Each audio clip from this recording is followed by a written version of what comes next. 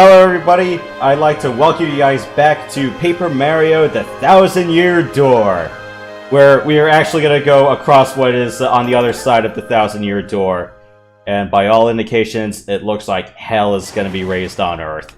So, last time I cleared the Pit of 100 Trials, I got the Strange Sack, I killed a big skeleton dragon, and hopefully from that side, well, welcome to hell.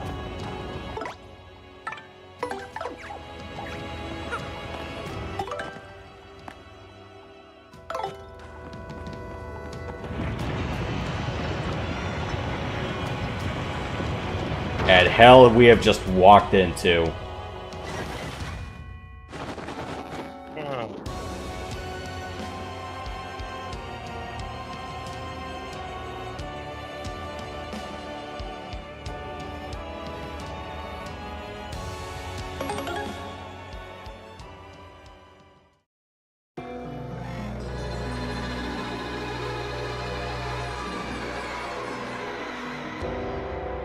Eerie.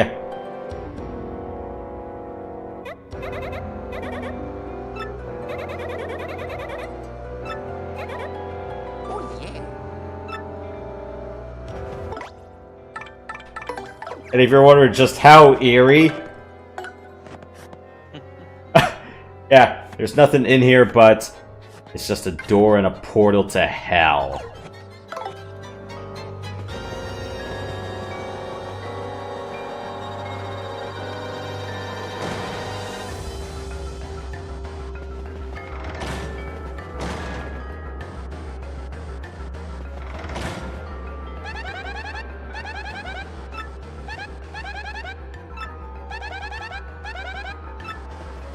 Oh, it's the final dungeon, Goombelly. You should be scared.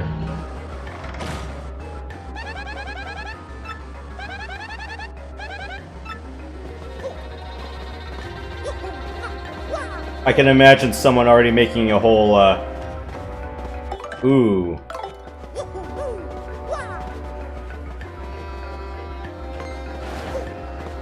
Hey, get over here.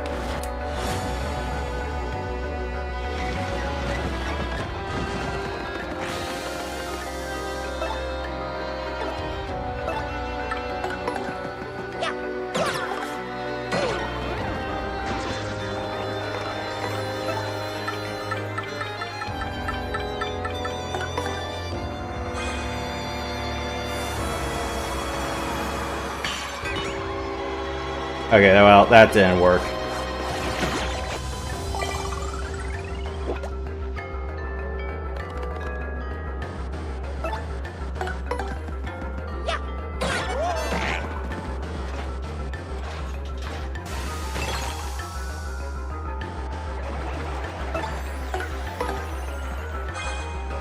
What? Oh yeah, I forgot this game saves last cursor position.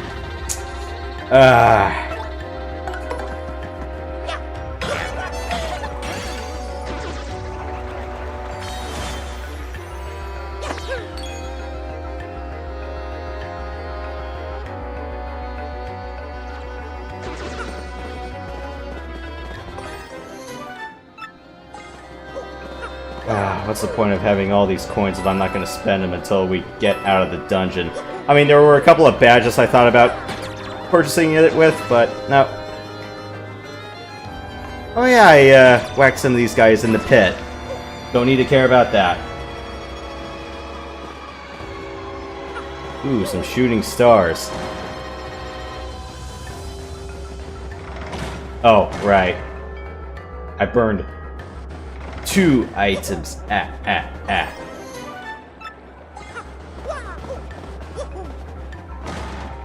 What are some other dungeons or places from other games that were turn-based RPGs that had this kind of dungeon music or the like playing? The only one I can really name so far was maybe a handful of Final Fantasy installments. Zelda. But of course, that's kind of a cliche answer. No. That doesn't count because that's a full action RPG, or at least one with live action going on in it. I'm talking turn-based. Oh, in that case, I can't. But Shining in Darkness, that was a thing. Was it a turn-based game where... I'm not talking something like strategy, because I know like some strategy games... No, it was turn-based. Okay. It was sort of like Phantasy. You know how you're going through the dungeon, you see like a 3D representation of it, but then when enemies attack you, Did the music stay the same, though? That's the question I'm asking. The only place I can really... The only other game that really I've seen that happen with is... Well, Final Fantasy. I can't vouch for the PS1 installments. I know the PS2 installments, they did for sure. Because I know 10 had some of the music playing, or at least the same exploration music playing during combat for certain encounters.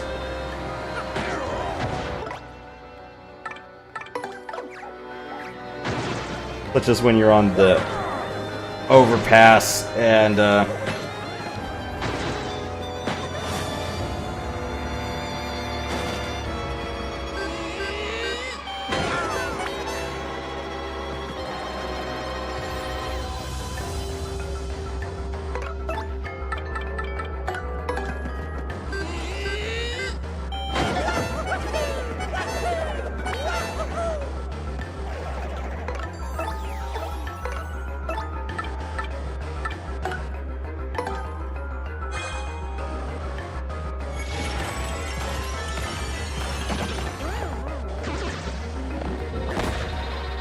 I am not in love with shooting stars.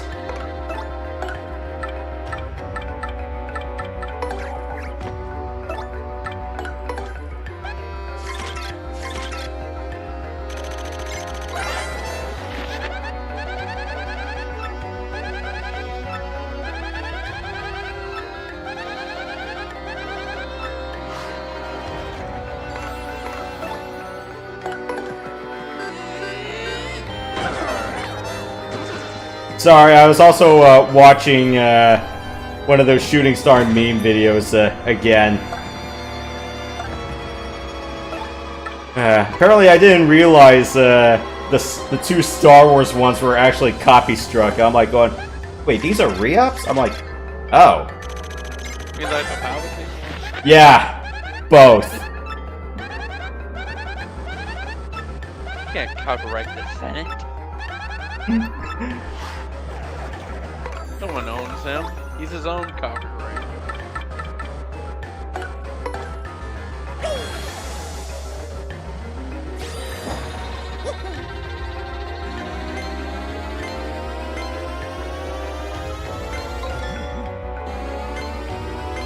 Also, let me know if the music of the game is too loud. I'll turn down the capture card volume relative to our voices. Yeah, I always had the video. Me too. That was kind of Yeah, I'm not listening.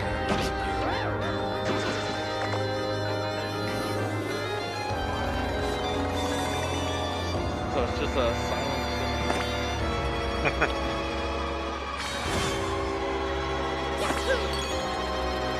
Alright, I might have to turn this down a bit. Yeah, that's the one thing I'm not a big fan of when it comes to Nintendo first-party games, is the fact that there's no audio sliders. Well, they're thinking it's like, oh, you could just use the plus-minus buttons on the Switch. I'm like, no! Like, look at other third-party games. They have their own audio and video settings in the meantime. Alright, event, let me kick you up to... Let me kick you guys up to like 135 or so %. mean, I can hear these guys on my headset pretty fine, but, Test. Okay, you guys are in the reddish. Alright, you're fine. Let's see, how much, game can go. Yeah, because this venue's music is loud now that I think about it. Yeah, and this is the same thing that also pissed me off a lot about Metroid Dread, where I'm going, you guys did not bother to have separate audio and sound effect sliders. I'm like, really? Huh. That's bizarre.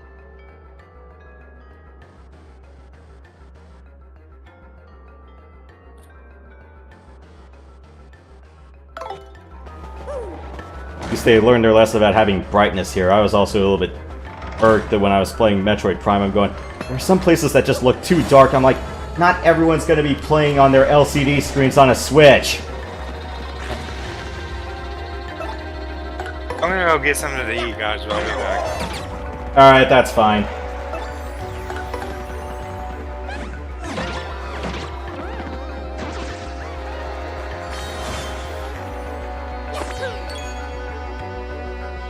And Proxa, I did order that new capture card recently. It'll be coming sometime in the middle of the week. I'll let you know what I'm gonna do with that. And oh shit.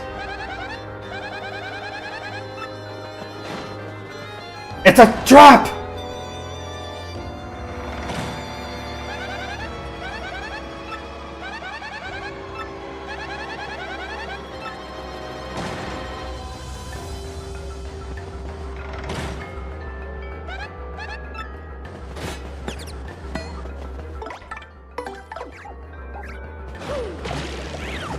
Uh, 109.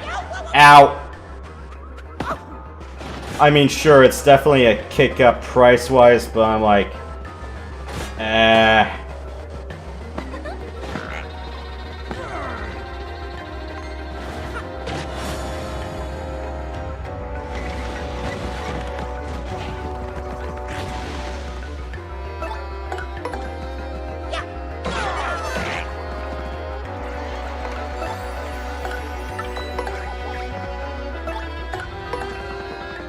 yeah, it's not the one with 5.1 support. That was like 205, but I'm like I said, I gotta get a soundproof place and a working home theater rig before I even go surround sound. Yeah, OG Paper Mario Thousand Year Door did have a surround sound support. And yeah, this is what I'm talking about. I don't know how I tolerated this for at least 3 years, but this is starting to become an annoyance.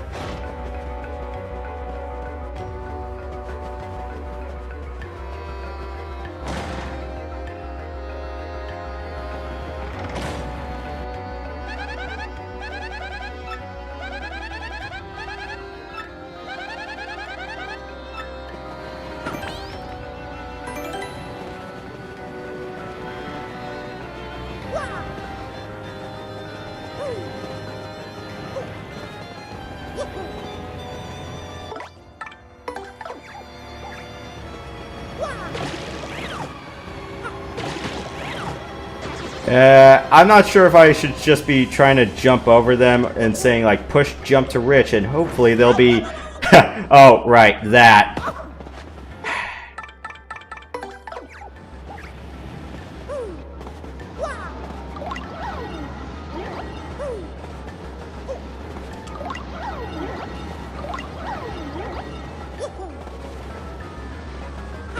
Gotta learn to push jump to Rich. Actually, no, I'm not sure if I can do that with these flame bars. This screams mid-boss room.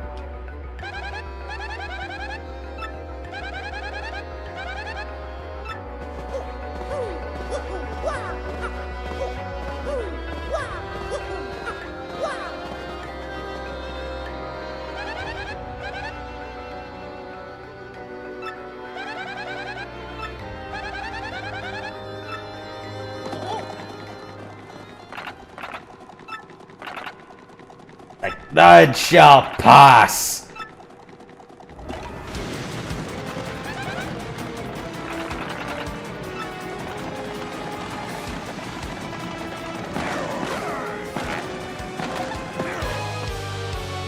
Alright, let's... Gandalf the Grey, is Gandalf the Grey your favorite Lord of the Rings character by chance? That was not what I was referencing. You shall not pass. The way I said none shall pass. None shall pass.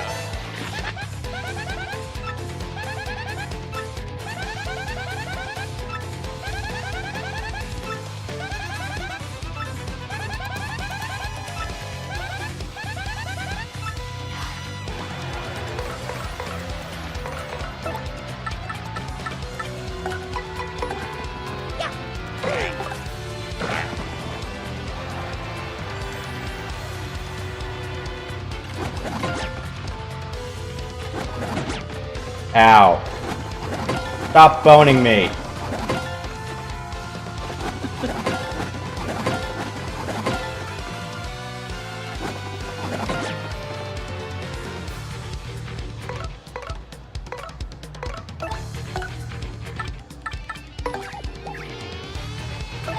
Okay, let's go roast all these fools.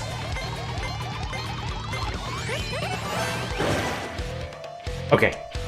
Do that, and let's go finish him off with this.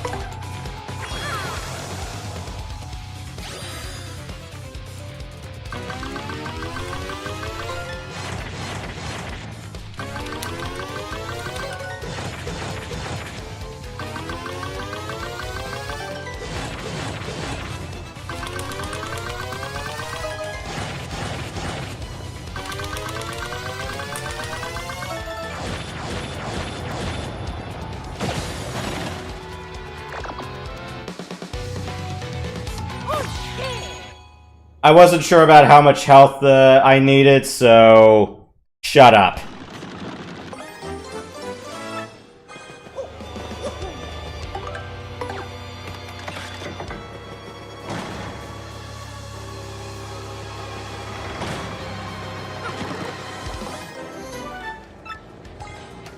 Okay.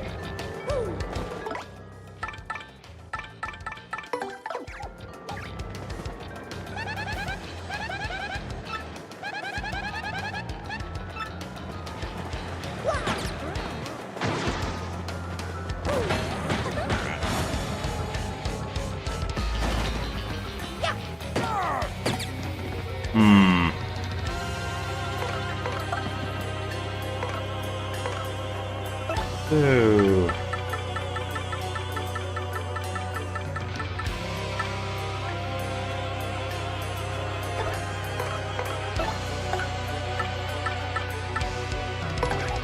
This will work.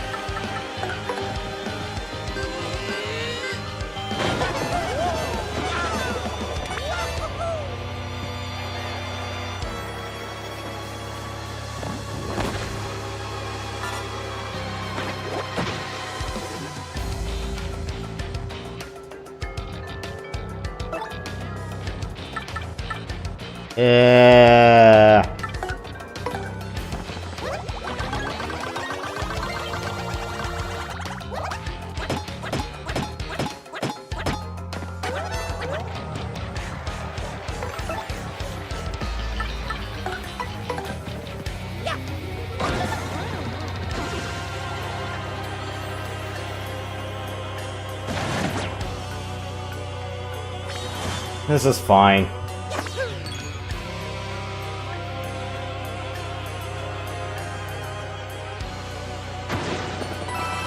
Got a crap ton of healing items anyway, so... And a lot of items still in this dungeon.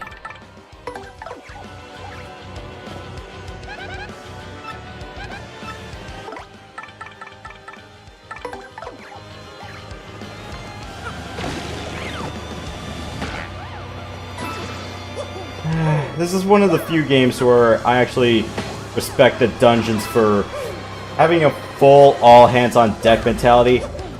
I've been through a handful of other RPGs or seen a bunch of my buddies go through games a bit too often thinking, oh, I don't need everybody. Surprise, surprise. You do.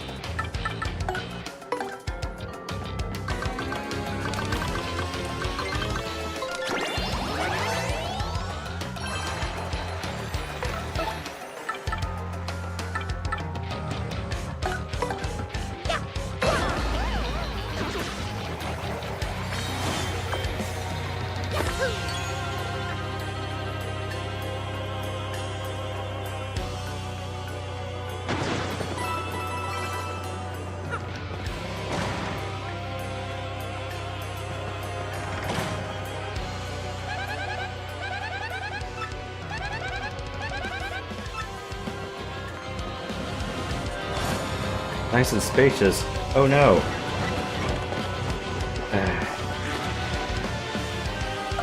Oh. Right.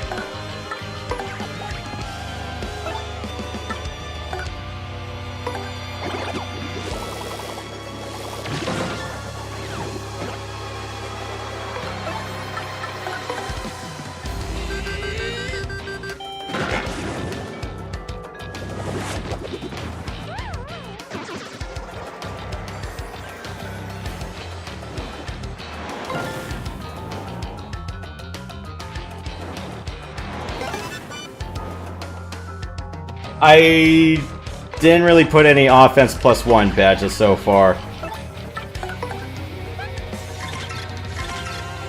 Also, I did not put on ice power for this.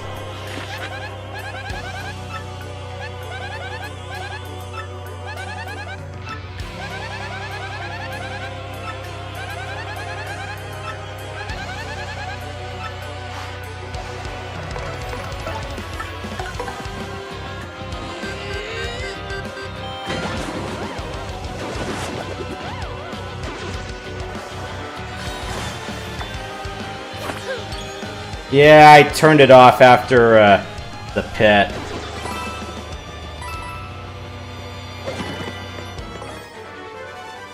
Power up D down. Of course there's Ice Storm. Of course. Punch down on this.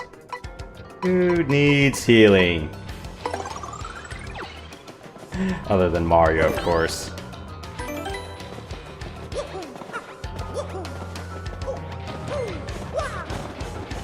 How much reason to put that there? Oh, right. This.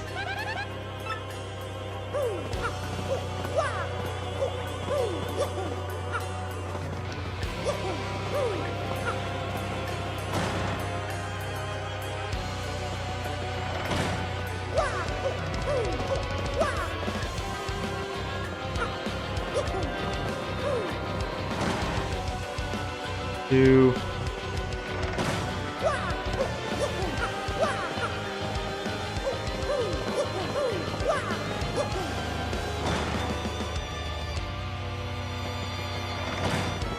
Three.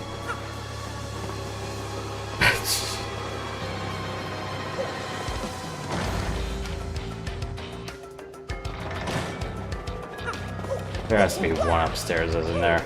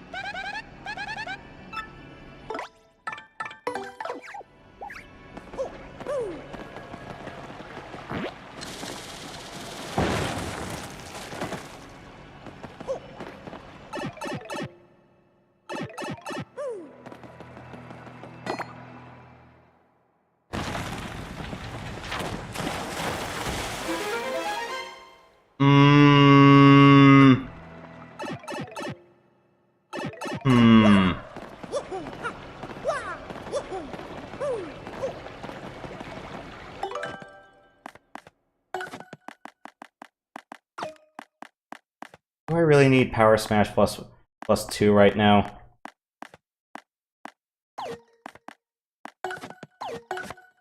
Types.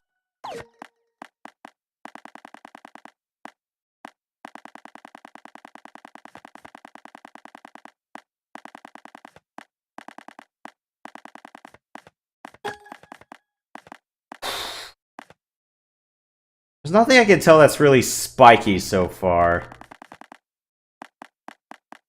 And no, if I have to go knock out Bowser, his horns don't count as spikes.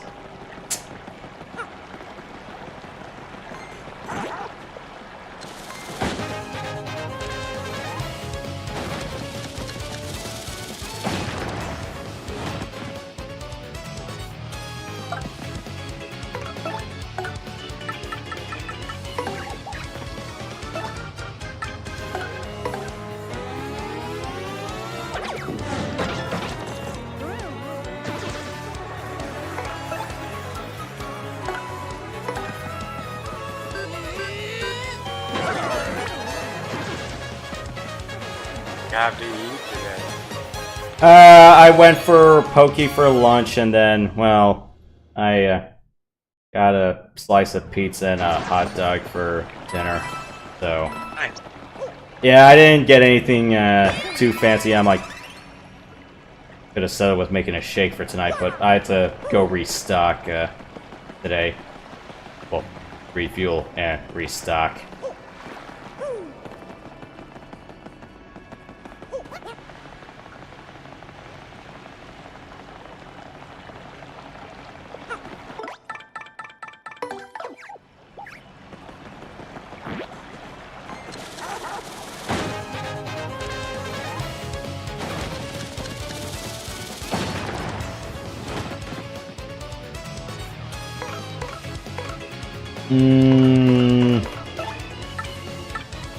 Got enough for this.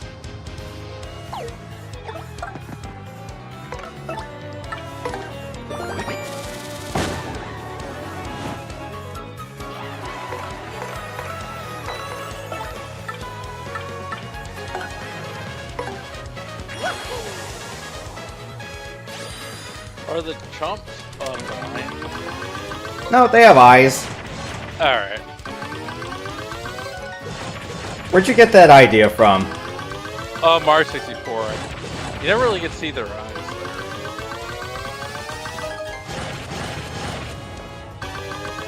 What about the giant chain chomp on Bob-omb Battlefield? Oh wait, no, I'm confusing that with the Viper plants. The piranha plants. Yeah.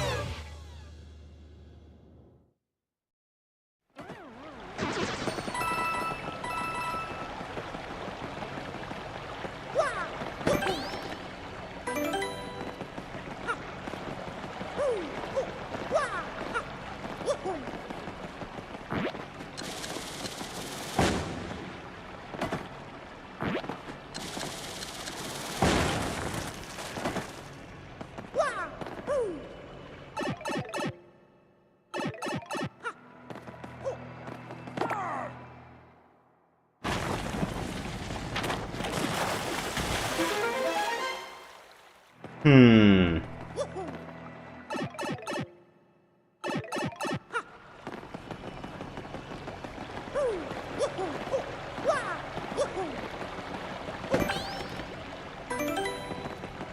Right.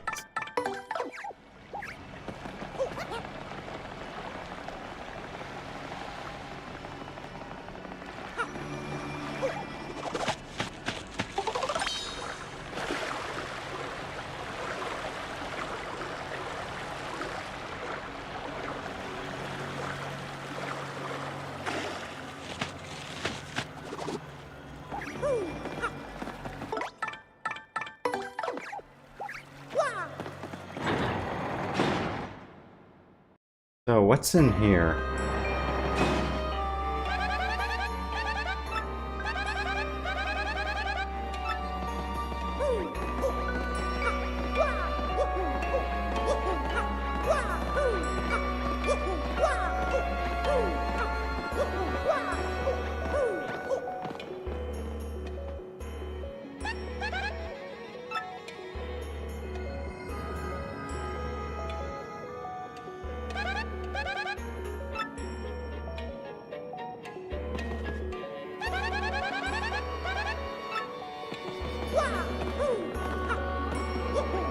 And this place does look like an observatory, so... How do you not know what the stars look like?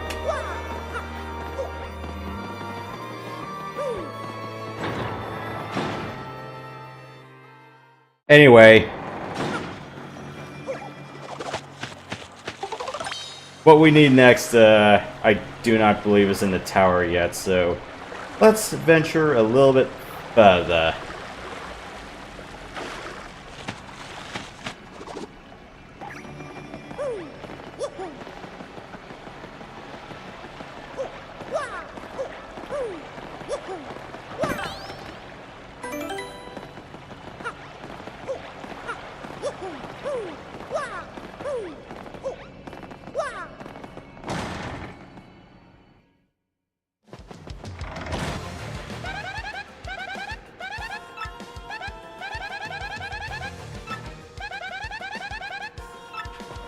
Yeah, rely on your partners. Yep, and rely on everybody.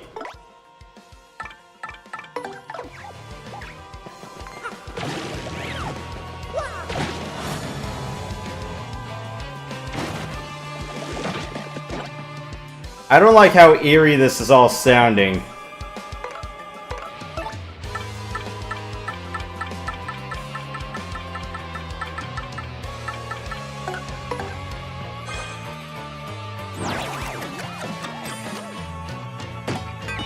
Yeah, like that was ever gonna frickin' work.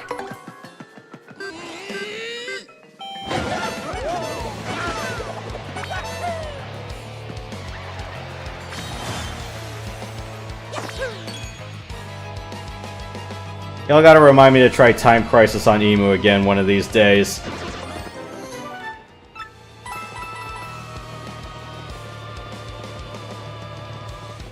Yeah. Should probably also try Time Splitters.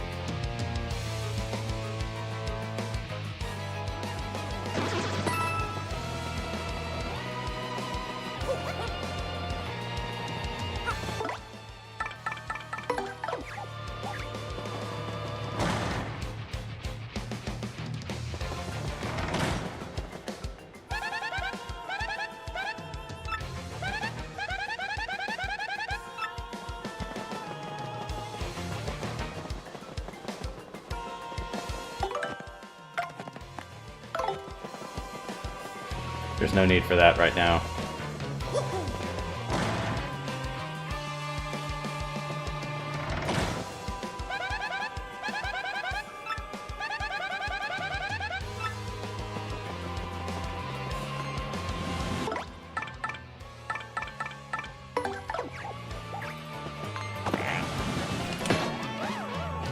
Sorry, Coops.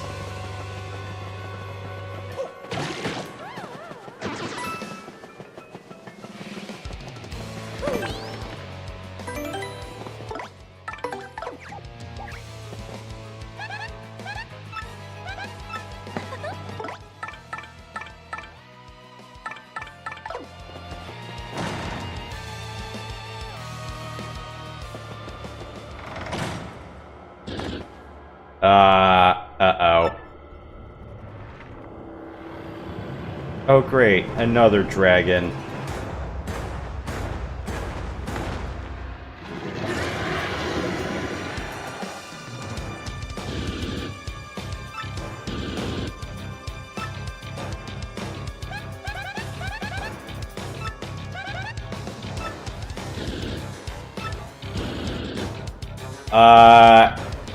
I would have said slain, but I wouldn't really say destroyed. Wait. How the hell do her letters come down here?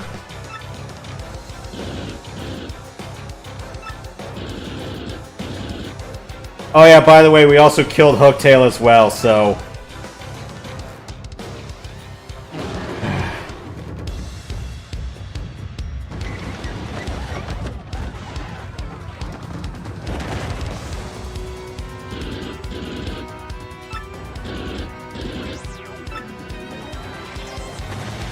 Yeah, you should have said something, Goombella, because it's like, oh yeah, by the way, I wasn't the one who killed your sister. I dressed as his brother.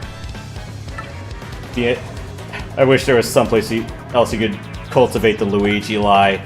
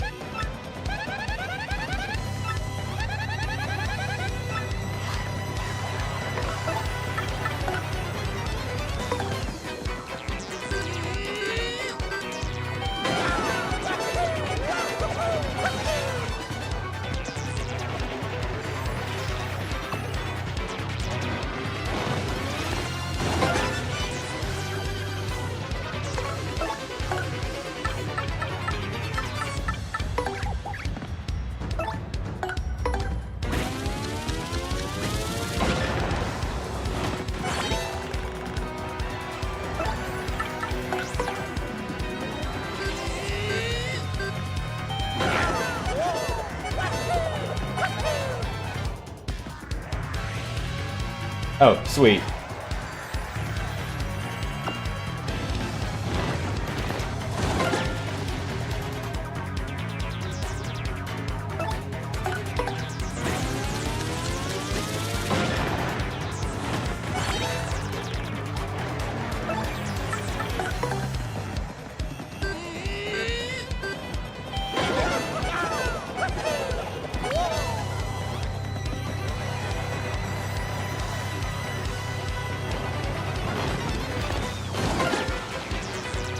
This is fine.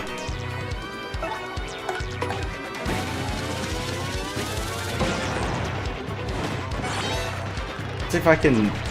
What can I do by dislodging it? No, I was hoping to dislodge the nozzles. Let's see.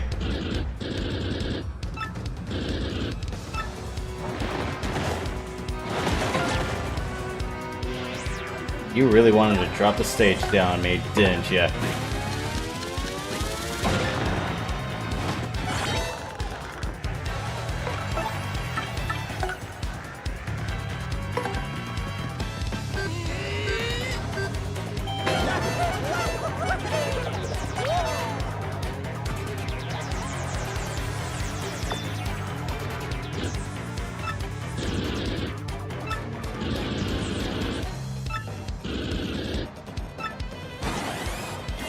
Oh no! He has the power! And the guys from the audience are screaming. Or they're like, oh shit!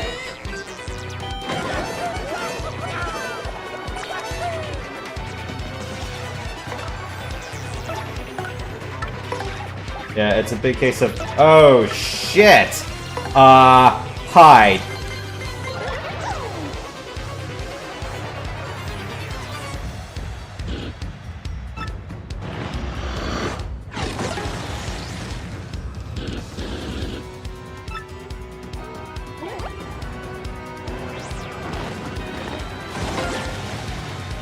We're fine.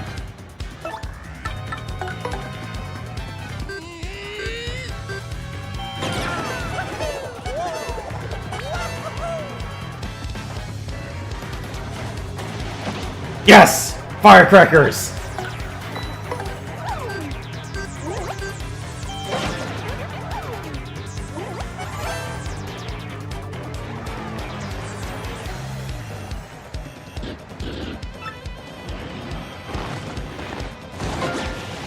Like, bested by mere mortals. Oh, thank you. I'll take it. Let's take the time to heal.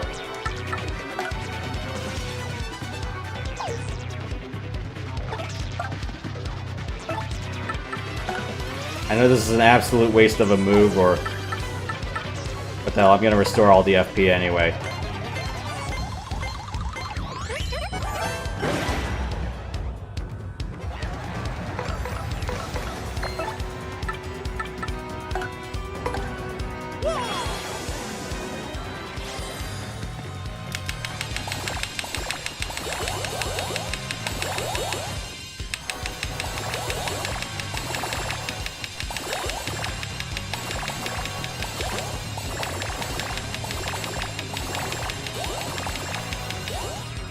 Cool.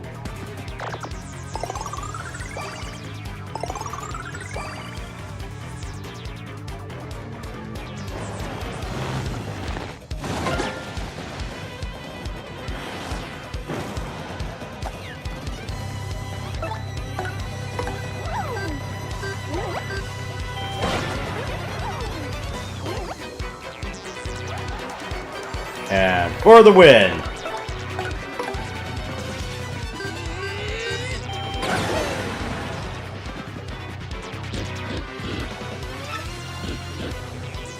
Yes, it is possible for 1,000-year-old entities to die. No tricks involved! Ooh! Yes!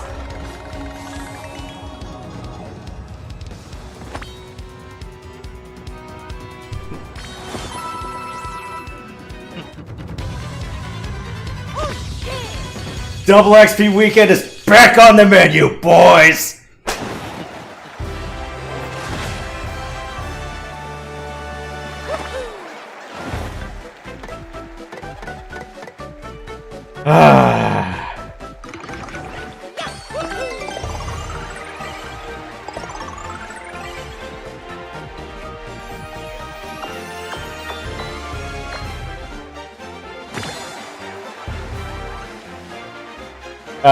Nobody, play, what was the...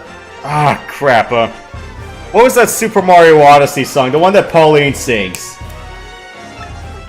Ah, crap, I forgot the first two words. I know the third one was Superstar, but I forgot the first two words, but... You are?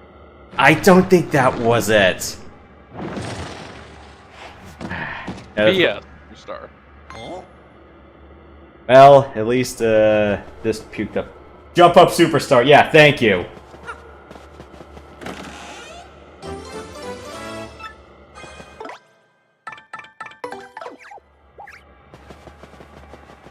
He is dead, right? Yeah, okay, he's dead.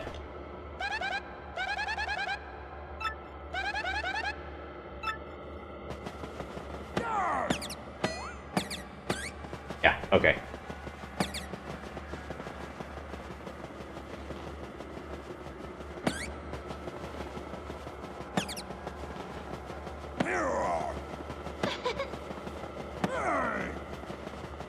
Yep, okay, he's dead. Now, let's get out of here before... Was it this one?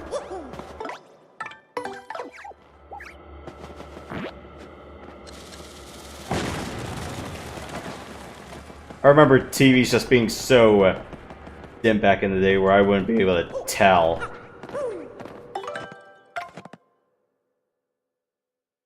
And...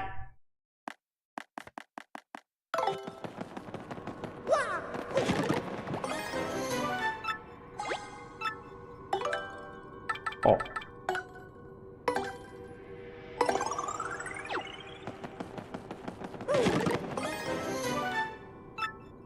Well, I am gonna need these, so...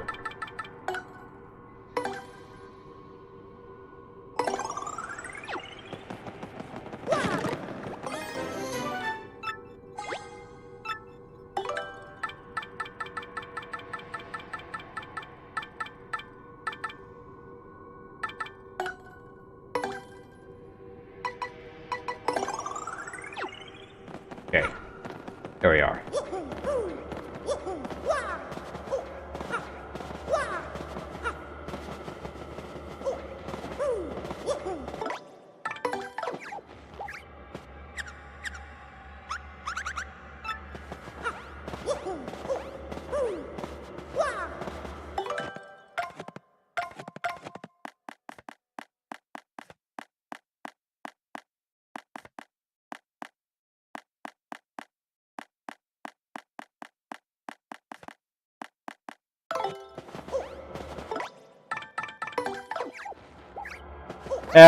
Don't worry about those. I had like 3 of them sitting in the bank.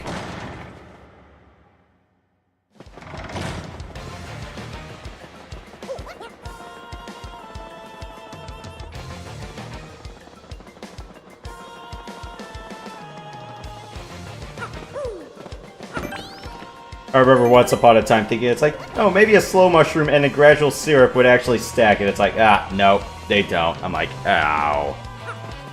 Ow. Ah!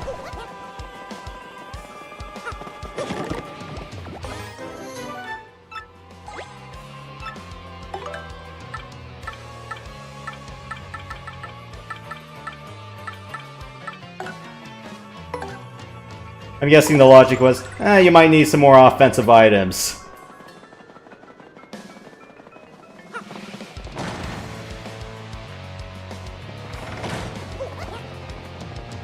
Unless they were just going, yeah, I guess like everybody nowadays is like just puts in a crack ton of points and badges and they just put it all in stat boosters. Speaking of that, yeah, what extra 3 points do I want?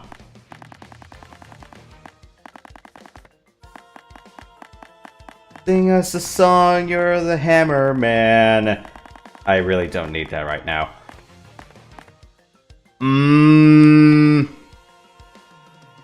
Zap Tap I picked for the lulz, but Maryland and Beldam. I keep saying Bedlam for some reason, or I keep thinking Bedlam.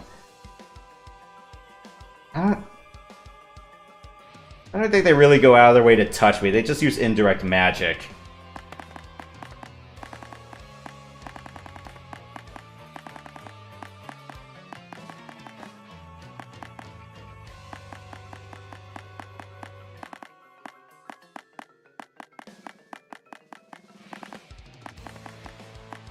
Oh, right, I had that on. Let's see.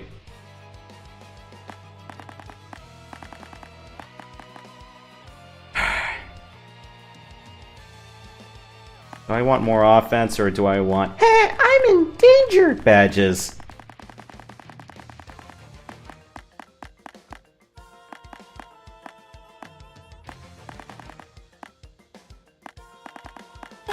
More offense.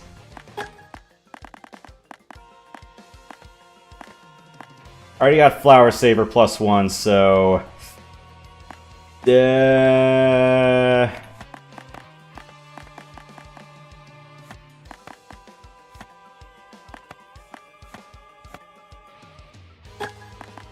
Let's pick some I'm in danger badges. I came a little bit close on that one.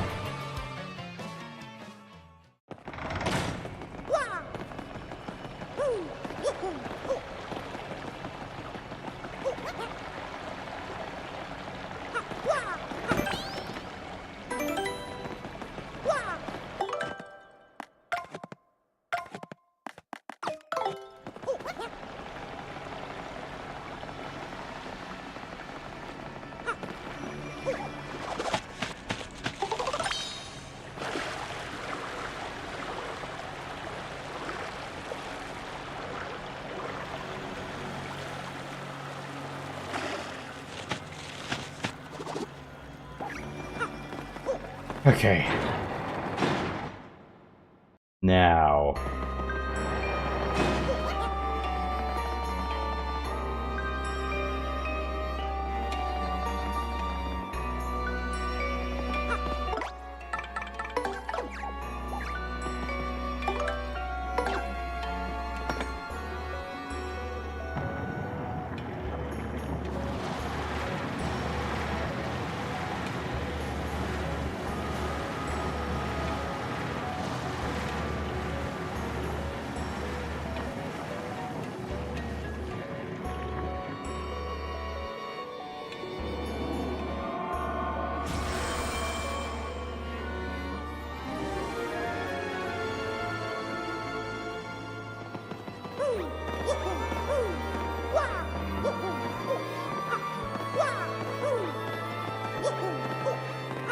Let's work our way from the bottom up.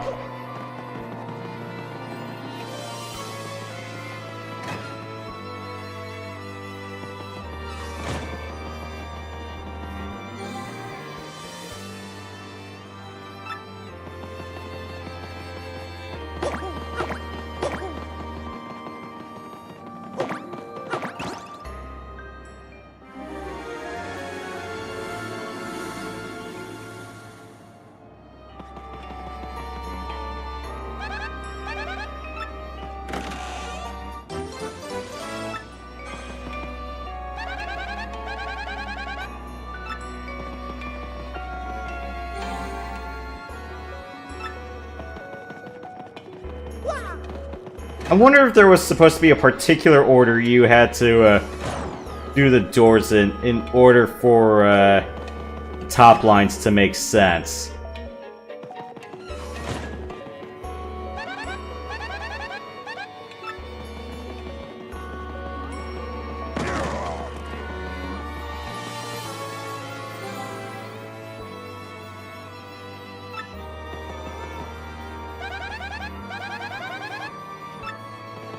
I wonder if she says this for every single room of the 8.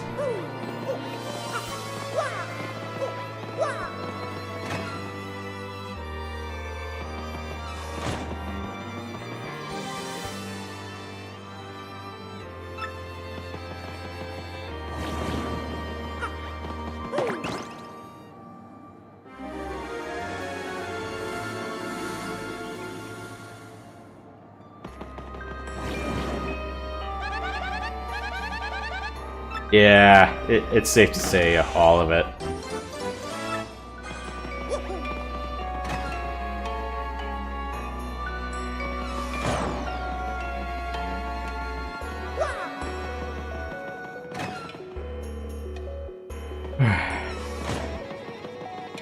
Like, imagine if a Zelda dungeon had this sort of gimmick.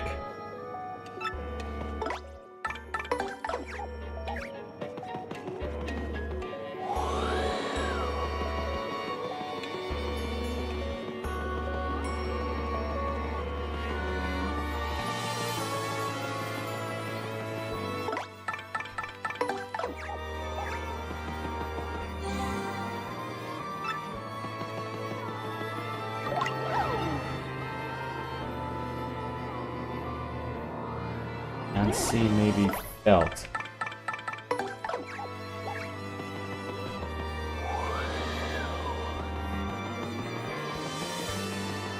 Use something invisible I have to touch.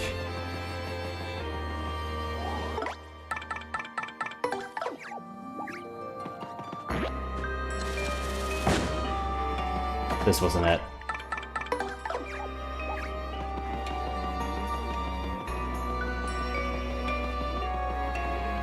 Ah, here it is.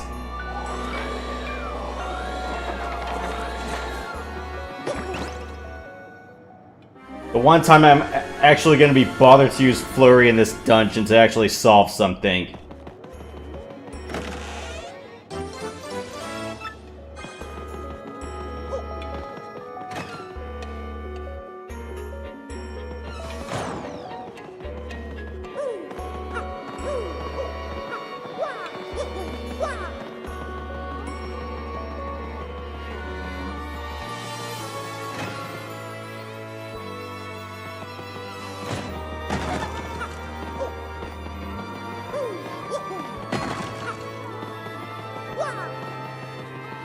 Let's just do these two while I'm here.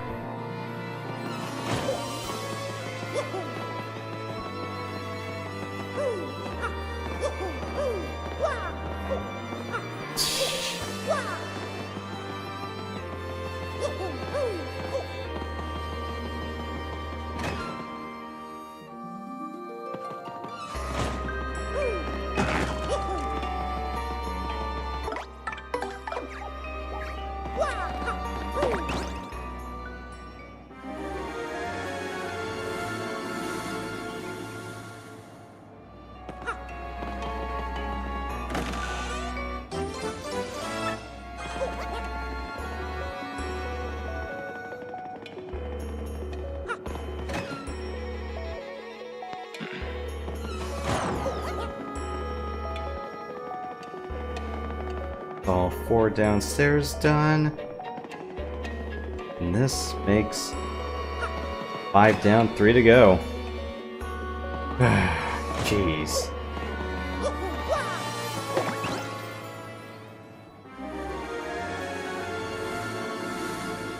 At least I don't have to worry about pushing blocks out of the way to solve a puzzle.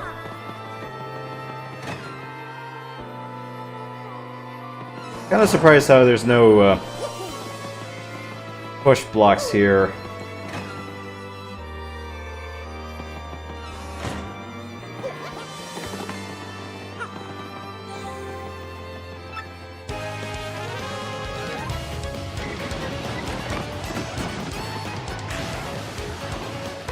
Wow!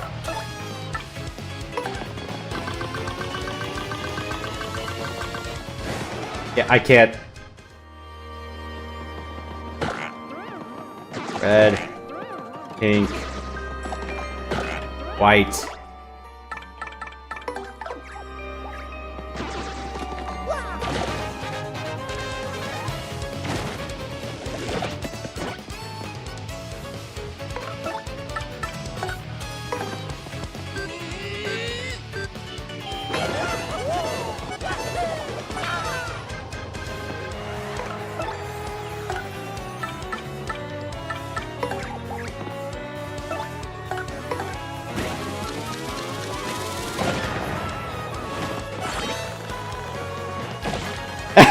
Stabbed by a fork.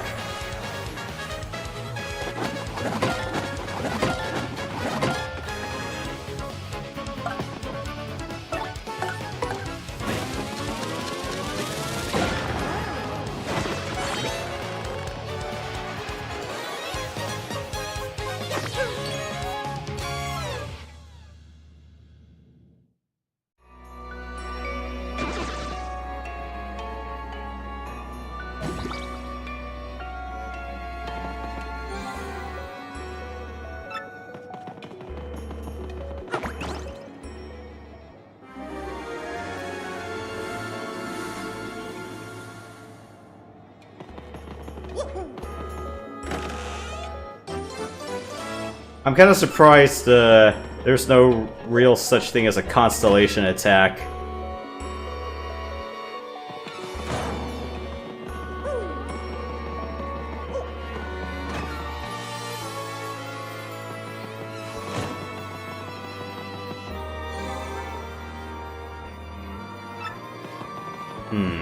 A shy one, huh?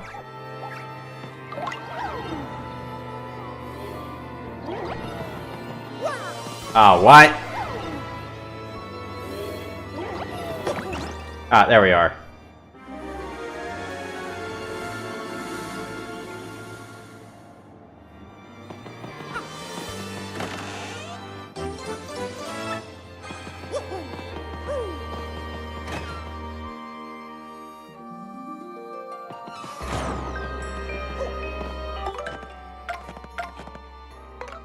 Hello.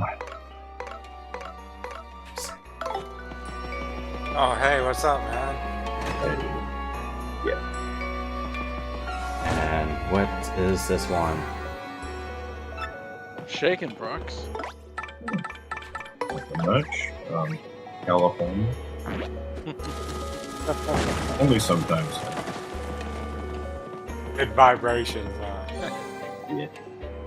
Sometimes we get 3s, sometimes we get 4s, you know. But usually it's 1s. Those are earthquake in North Georgia. Really? And one in Not Pennsylvania. in my area. What'd you say, Yoshi? And one near Pennsylvania. Well, more like New Jersey, but yeah, that was the one earlier this year. And, well, that's all 8 chests, and this one I got by not going second star to the right and straight on till morning. Second star to the right. Straight on till morning. Yeah, this one is just straight on, straight onward. I'm like, I'm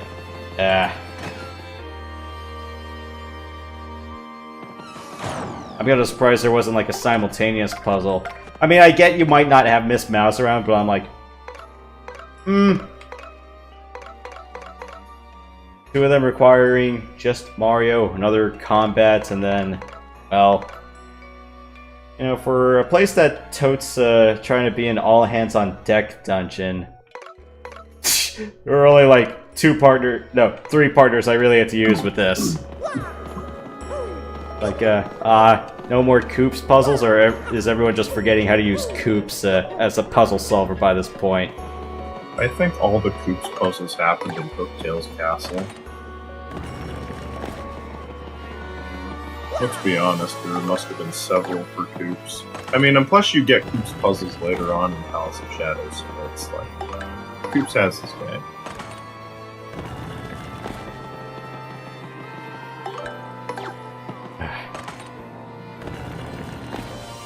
Where's a magical key when we need it? Oh wait, sorry, wrong Nintendo franchise.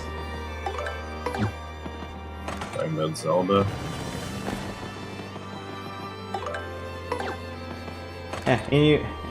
And there's no buying of keys in this one.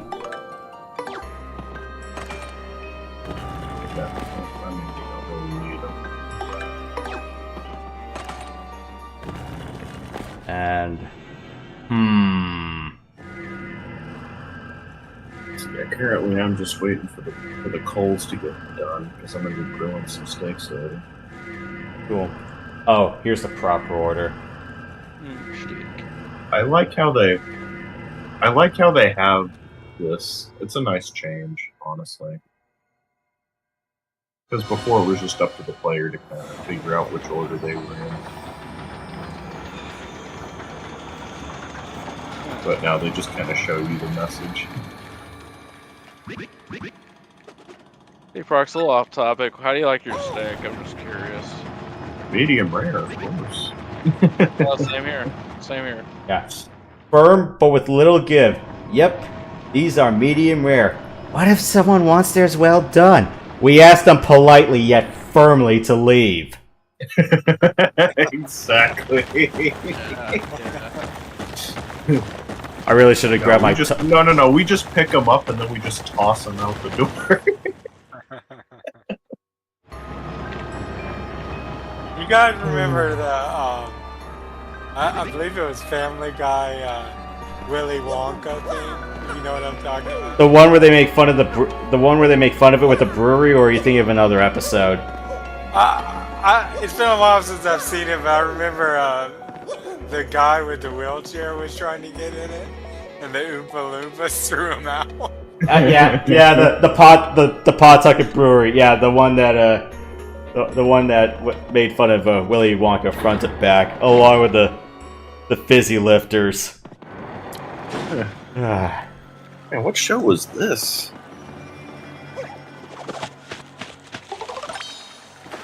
Family Guy. Oh, Family Guy. Okay, yeah. Yeah. Yeah, Yeah, that seems like something we would do. Honestly, I don't know which. Honestly, Family Guy has a lot of good moments, but I feel like the humor nowadays it's just kind of gotten more nonsensical, and it's like, okay, do we really need this? You know. Whereas King of the Hill has just wholesome humor just the entire way. Yeah. Family Guy has some gems in it.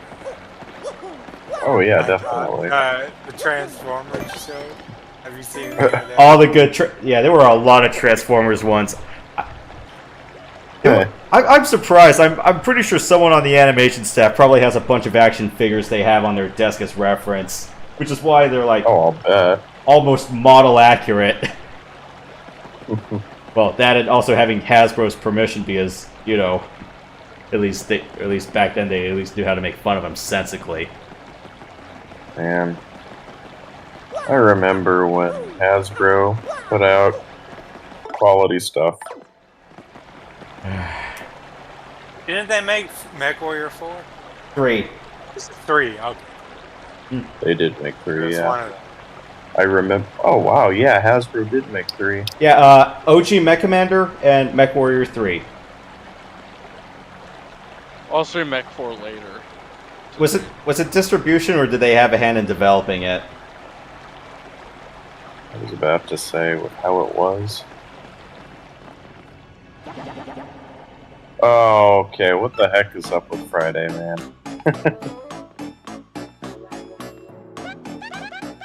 Do you know the guy, or? No, I don't. Yeah. I don't, he's probably a bot, or somebody just looking for trouble. I don't know.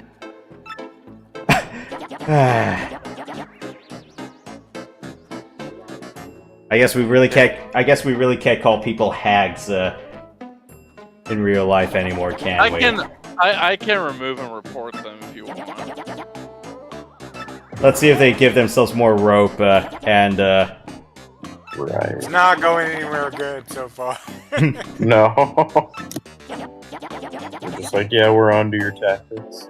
it's like why? It's like all I wear is pool shorts and a polo shirt. It's like I'm not that kind of streamer.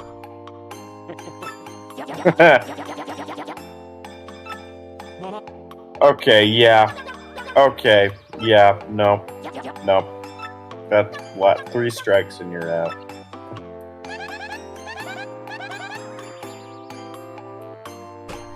There's enough rope. Okay, you know, cows report too. Yeah, you might want to. I don't think reporting will do much good because you know how YouTube is. But It's like, of course, the auto reviewers aren't going to do it. And anyway, we got the 3 Shadow Sisters, -1 again. Well, I just Shadow Sirens. I despise this, but all right. Okay. Still. I agree, but still. Okay. All the posts got deleted. Yeah. Who did that? Was that Matt that did that, or was that Matt and Event both have YouTube moderations. Okay, I didn't know if it was the original poster.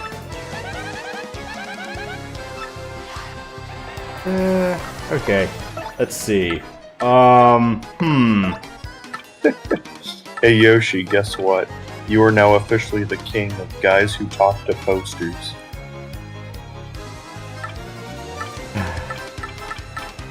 Let's see. Fox, did you ever see Screw it. Let's start with the What? Did you ever see Negatron on Family Guy skit. No, I didn't. Just give him that link. Just give him the link. Yeah, right. Technically, every streamer is a king or queen of people who talk to posters. They read chat constantly.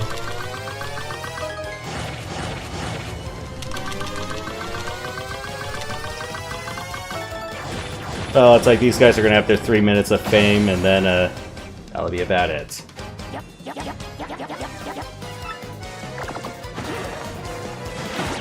Ow! Stupid bed sheets. Ow!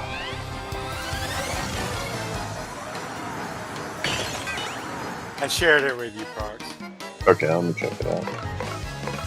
I'm watching you. Alright. Norwood shooting stars. Okay, let's not.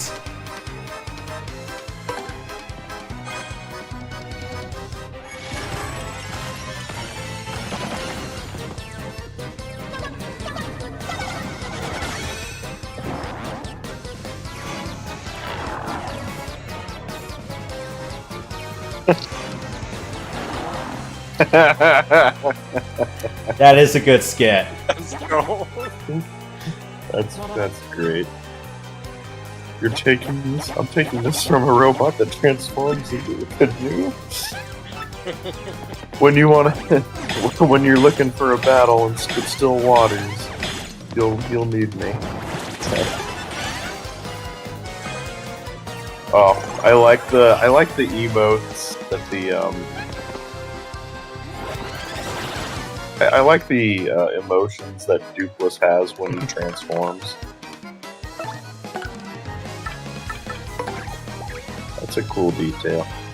Though if you have it's funny, if you have a custom emblem on, then Dupless will turn into you, but with those colors. Just a little fun fact. I wouldn't be surprised. Yeah, it's something. It's a nice detail that they added to the remake. I don't think you could do. I don't think that was a thing in the original.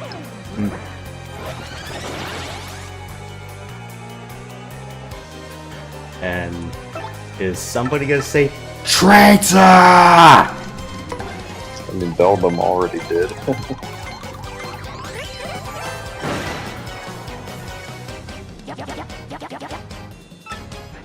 We don't talk about the sequel Star Wars trilogy. There.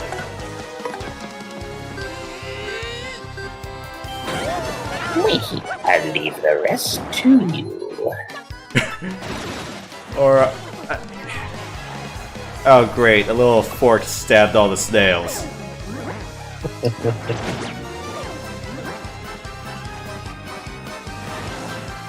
Yeah. I You know, think it's funny. that's script on that hat. If I eventually replay, if I do get the chance to play this game on my channel, I'm giving Beldum an Yzma voice, and I'm giving Vivian a Kronk voice.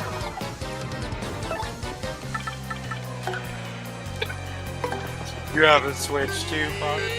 Yeah. I just How don't much have are a those? proper capture card. Like How much are those? 300. Awesome. Yeah, the capture sticks are about $50 on the cheap end if you're looking for an okay one like the one I have, or up to 100-ish. But like I said, it's like, as much as I'd like to get one with surround sound support, I'm like, not yet. It's like, I don't live in a soundproof place, and I'd rather buy my own house before I get a home theater rig. Yeah. Right. It's like, as much as I'd like to present Paper Mario in high definition in 5.1, even though GameCube Paper Mario did have Dolby Pro Logic 2 5.1 support. I will say, I mean, you know, what you have is currently working fine. You don't need ultra fancy schmancy. I mean, it's not like me playing Half-Life 2 at like 7 or 10.1. I'm like going, okay, stop. I am not, stop. I am going to trip over so many wires, it's not even funny, because I'm not going to be arsed to drill holes and run wires through the walls and through the ceiling. I'm like, no, just give me some bookshelf ones or some things with nice tower pedestal speakers, and I'll just align them nicely along the back of the desk. Man, I need to, I just hope that, you know, the capture card that you have, that you're getting actually works, because, you know, that's gonna really encourage me to get it, because after paying like 130 something on an Elgato and have it not work at all, In fact, it's just like, oh, USB 3.0 slot. That doesn't. We don't read it, even though it's right there and it's functioning perfectly.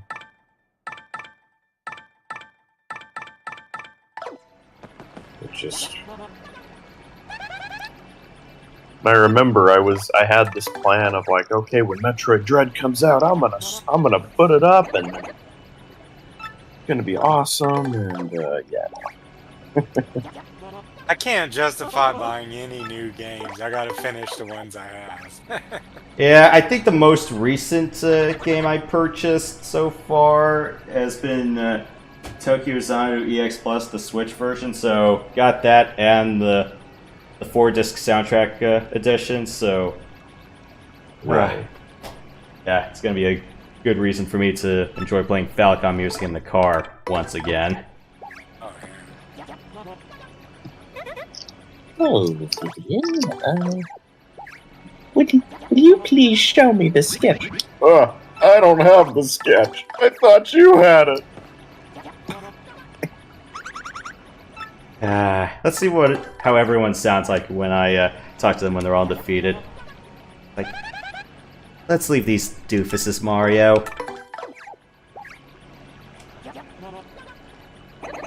Leave all those scrubs behind. Let's leave these wimps, Mario.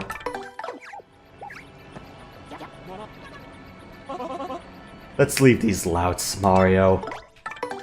Yeah, I like how Flurry puts it. Like, who says that word anymore? Let's leave these wusses, Gonzalez. I was about to say, did you not already cycle through it once? No, we were still talking. Oh. Like, I'm sorry, sis. You got nothing to be sorry for. Yeah, exactly. Like, let's leave these cods, Mario. These cads.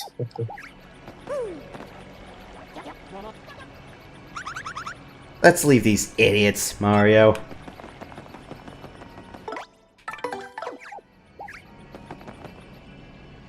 Is it just me, or do you see, like, Duplus's butt crack sticking out? Or, oh no, oh, That's the the dude. ribbon. That's The ribbon, dude. I thought it looked, for a second I thought I was like, oh crap. It's like, why does it look like, oh no, his ass is sticking out. Yes, because a sheep has a butt crack. All I have to say.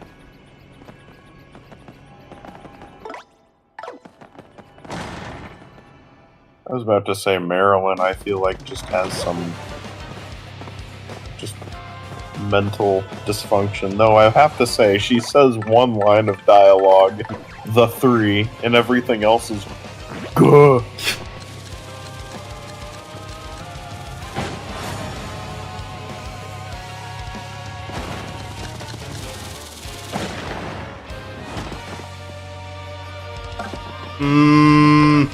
Can I steal that real quick before I try to just supernova everybody? Let's see. I apparently... Oh, wait, hang on. Let me kill this one first, and then let me try to steal it. Well. I'm gonna cross Maybe.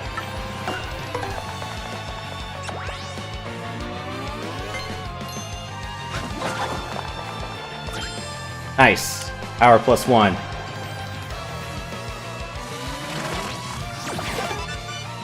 Oh. Oh no! He has unlimited power! Sorry, every time I see a lightning attack, I just think of that. Of course, there are many other Sith Lords who have done it better.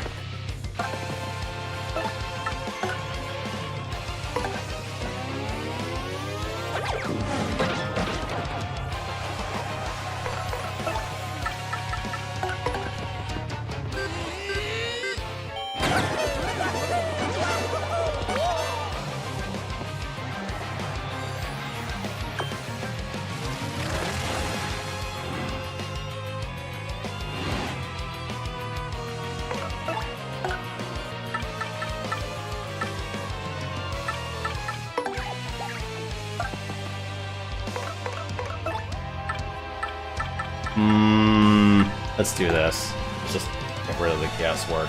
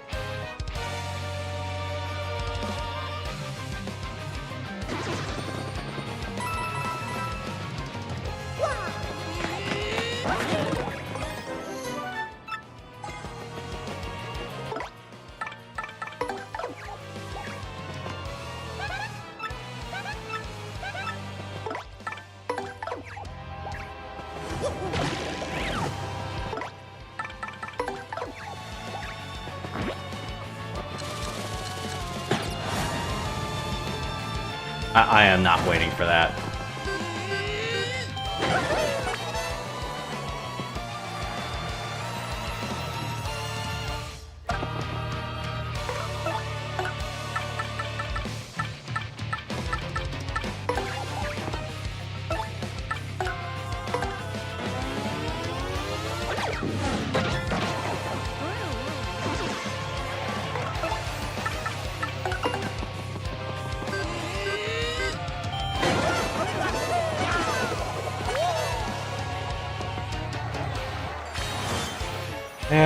There's only so much, I can just power smash everything, but I'm like,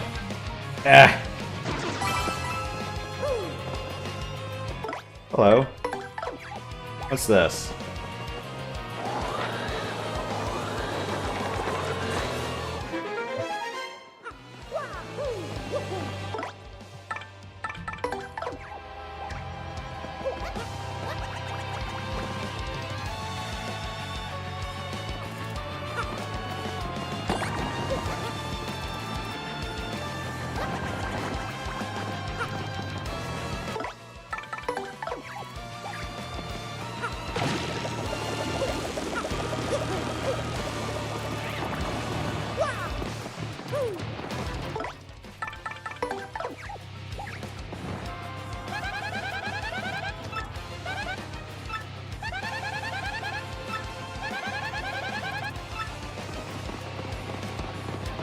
Oh, we're going through a planetarium.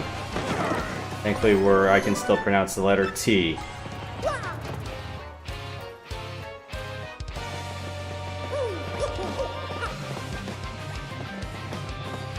And what was back here?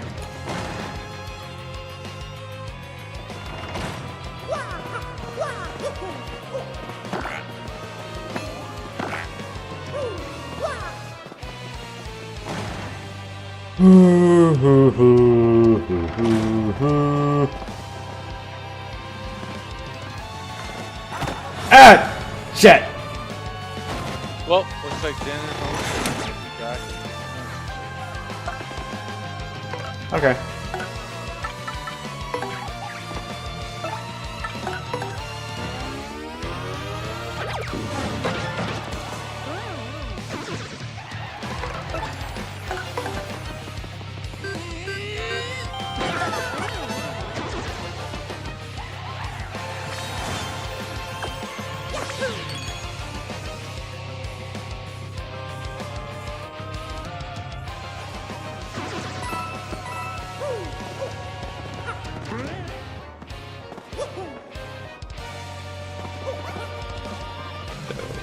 Yellow, green, red. What's down here? Nothing.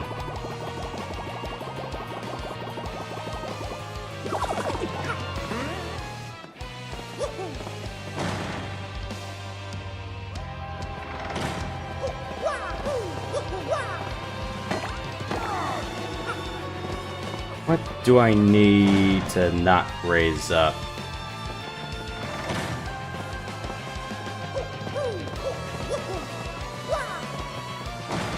Sliding down.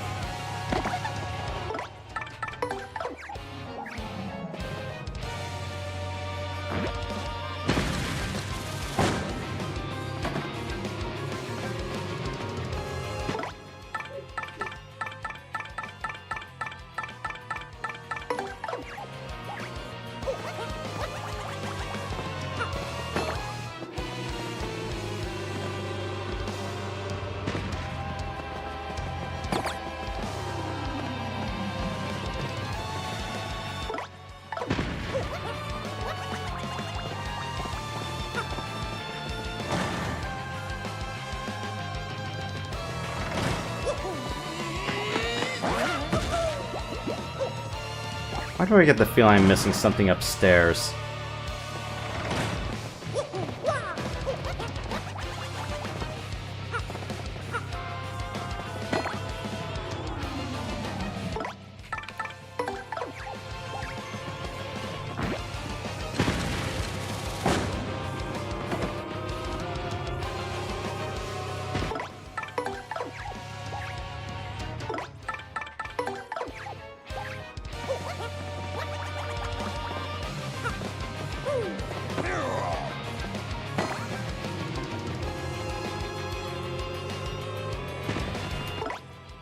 Okay, I'm not.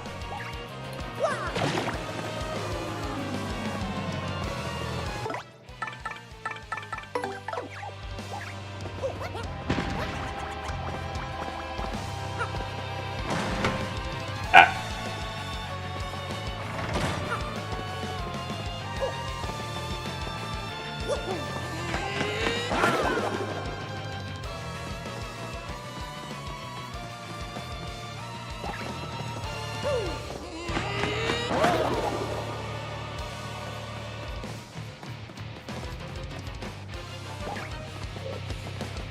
Hmm.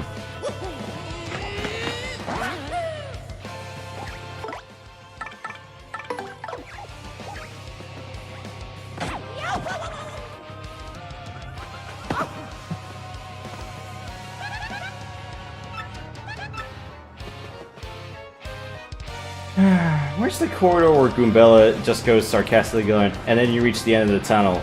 Yay. I don't think I remember hearing that in this version.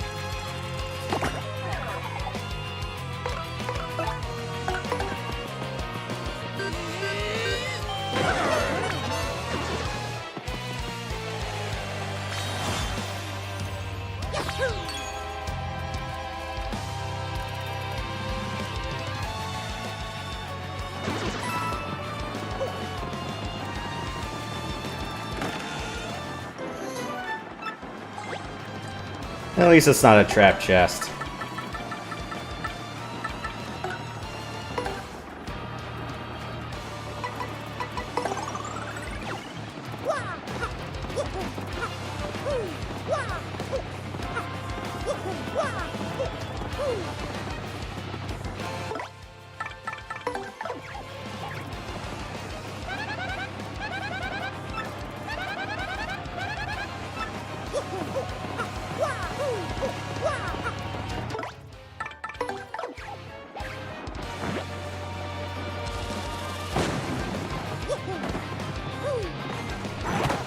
Ah!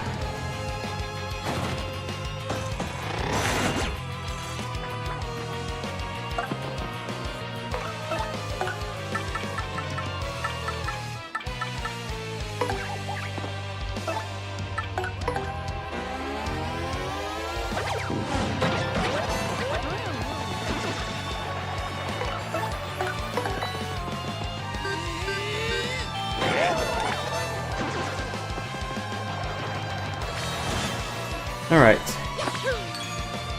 We're not dead yet, and we're not done yet.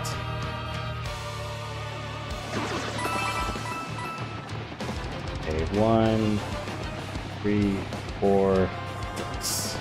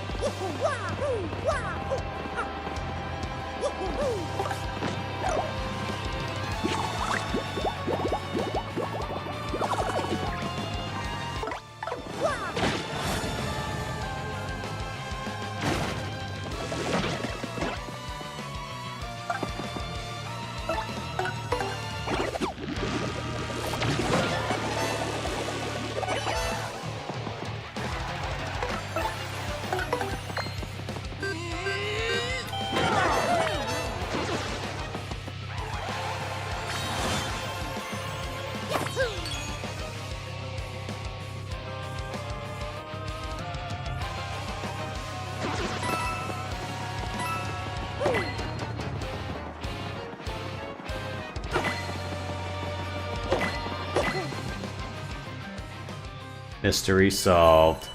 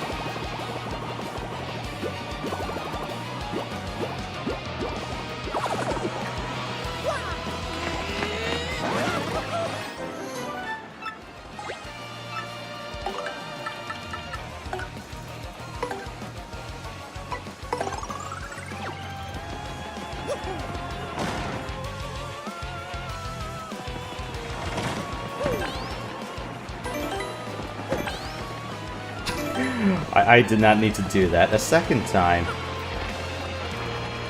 Why do I dare do that?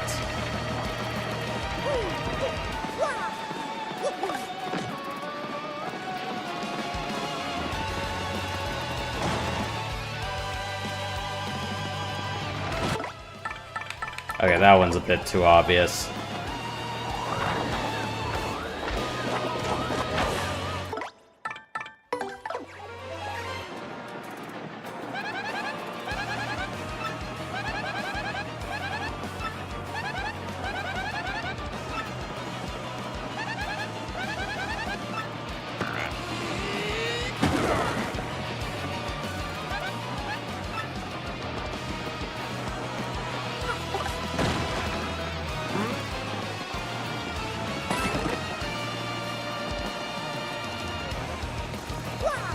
Big crock of nothing. Alright.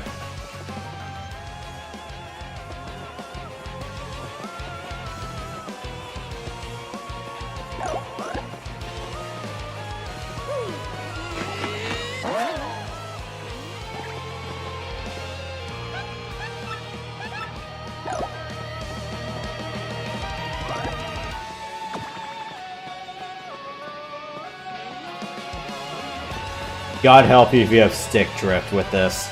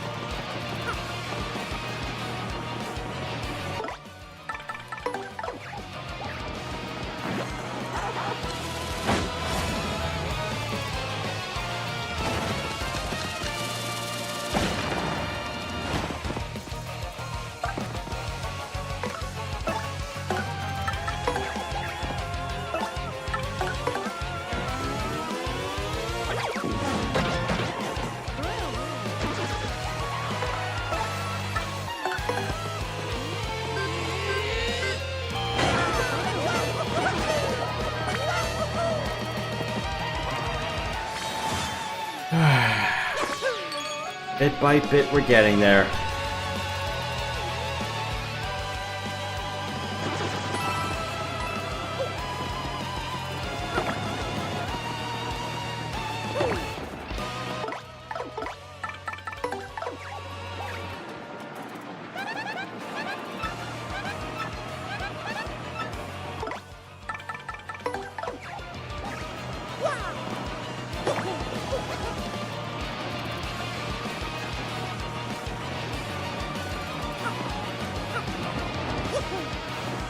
Ah! Okay. Oh, you're doing that closer.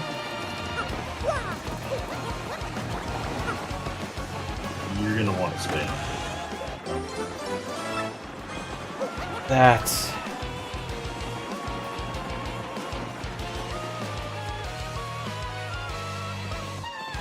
That's one of the videos.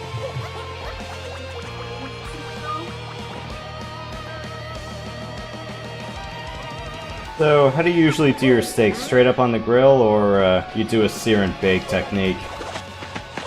It just straight up on the grill. Okay. I flip it several times, check the temperature with the thermometer, and that's it. Also season it on the grill. What kind of seasoning do you put on it? It depends. Sometimes we marinate it, sometimes we put season all on it.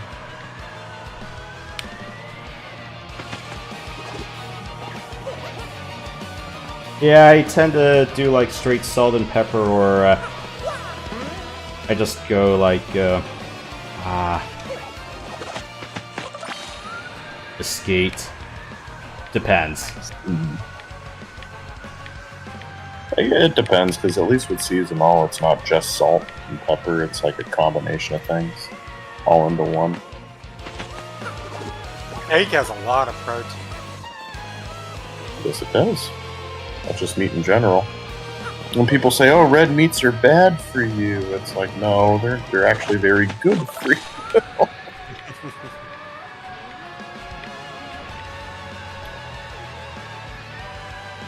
It's the same reason why people said, "Oh, cholesterol's bad for you." No, it's not. There's bad cholesterol. Well, I mean, yeah. Well, bad cholesterol is having too much of it.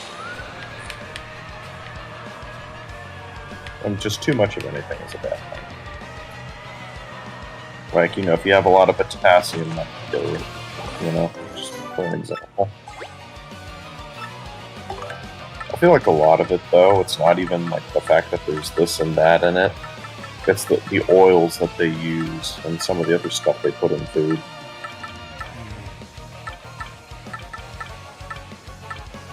Like, seed oil or canola oil. All that stuff.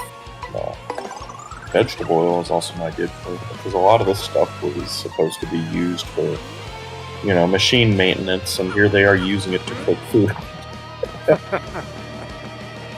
What is that one line in the Matrix? That one concoction Cypher made Neo drink. It was good for two things: degreasing engines and killing brain cells. Yeah, basically. I mean, you pretty much hit the nail on the head. That's what our foods essentially become. Okay, these are all healing items. Let me burn them on the next fight, and guess what happens? It's like, oh, it's silent music. You know what that means. Especially if you played a... Yeah. Also, there's different items, but I think you're fine as far as items.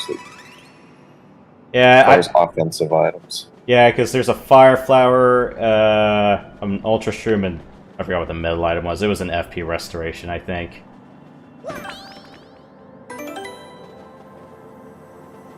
Alright, here we are. An eerie door with a bunch of generous items. Yeah, I got a good offense. I'm fine.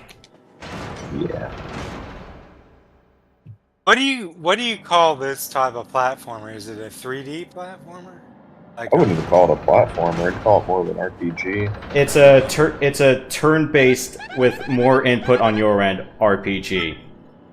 Right. Yeah, Yeah, there's some platforming, but it's not its strong suit. or at least, It is cool that it. at least exploration is through platforming. Yeah. Jeepers! I would have laughed if Goombella said Jinkies.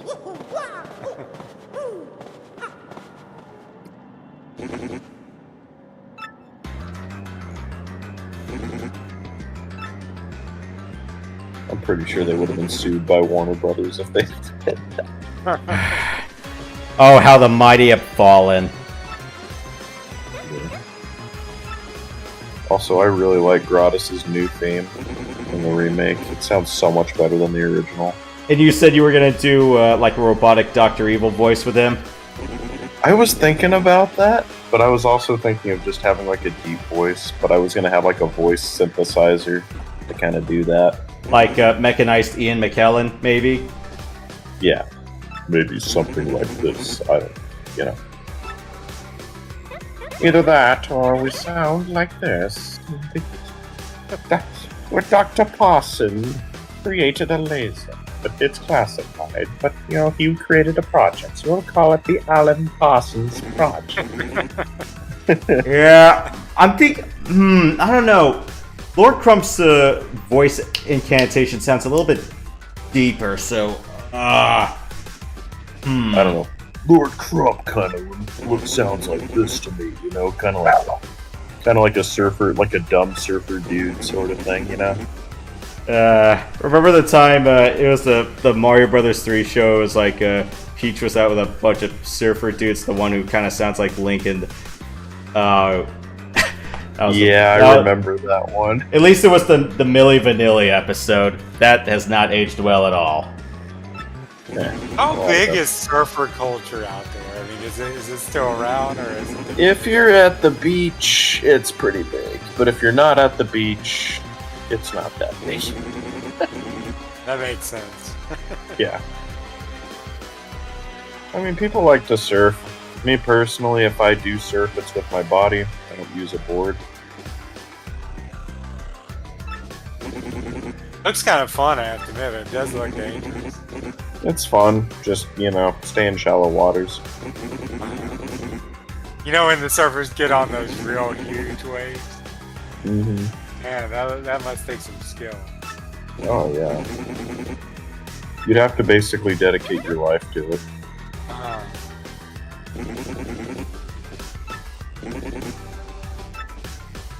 But, you know, it'd be cool to learn. I apologize for my dog. Alright, here we are. Let's go bash the circus off this dome head. How did you let the fishbowl get stuck on your head? Insolent human, you are no match for the power of Mysterio. Mysterio? I think I ordered a bowl of Mysterios for breakfast.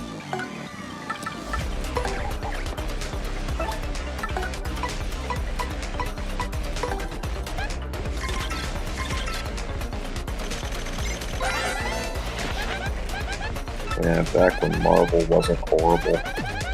Yeah, I know.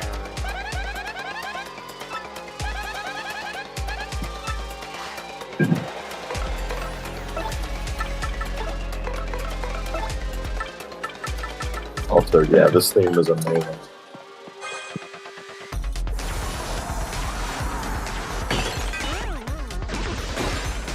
I just realized I don't have your stream on live, so I'm even more delayed than I thought. No, I also screwed up the latency settings, because I had them different for trails in here. Right. So what I'm doing now is I'm just kind of letting the steaks sit. Right, just under some aluminum foil.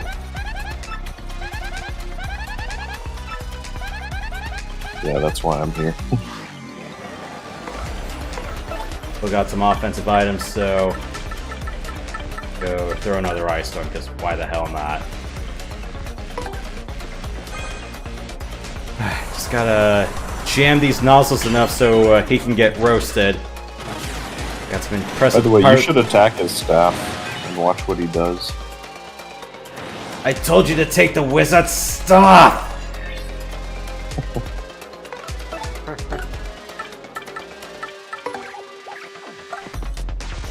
I remember I saw a meme, and it was like staff only.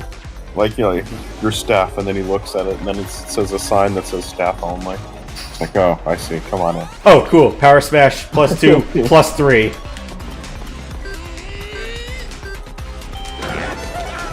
Nice. When Merly is actually useful. Wow, where did that come from?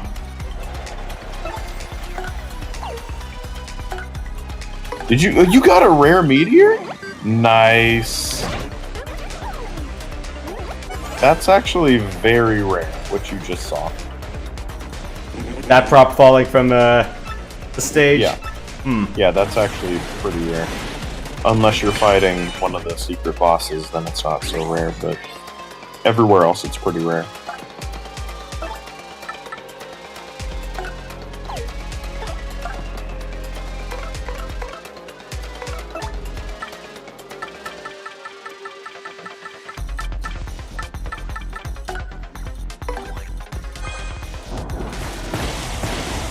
Okay, that's 3 items burnt. Alright, I have enough room. Oh yeah, it should be 4, but who's counting?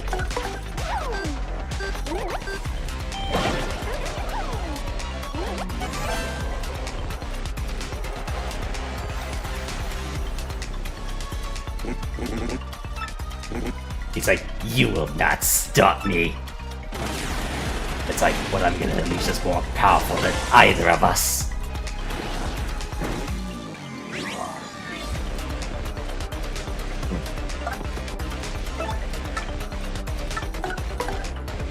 Oh, okay, even in the remake.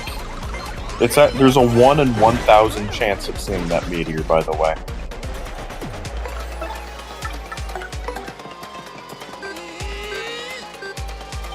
So yeah, it's that rare. So I got 2 rare things. I got the money badge from one of the dark boosts, and I got the meteor crash. Right. Oh yeah, I remember that when you got the money badge. I'm like, what? That's an extremely rare drop. Random number generators, right? Yeah. The only time I've seen the meteor is when I fought one of the secret bosses. I'm pretty sure Yoshi knows which one, but I don't want to say anything about it. Unless you guys don't care. Well, I'm probably not going to do either of the 2 for post-game. I'm just going to go through 1 round of the pit. Oh, I actually need this level up, so huzzah for that. Ah! I was about to say, if you're going into the pit again, you might as well, you know, go to Keel Hall Key and just kind of, unless you already did that. I'm mad now. The charm wore off. I mean, to be fair, with Shadow Queen, you only get 1 star point. So, Well, I got unless you wanted 2 star points. Well, it's more or less just having that one odd chance. I'm going, okay, please give me +3 to attack or +3 to defense. That's true.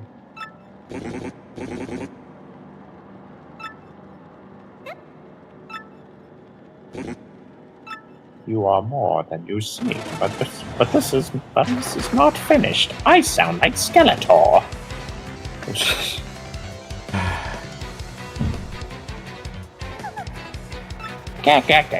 I could see a robotic Skeletor voice working too.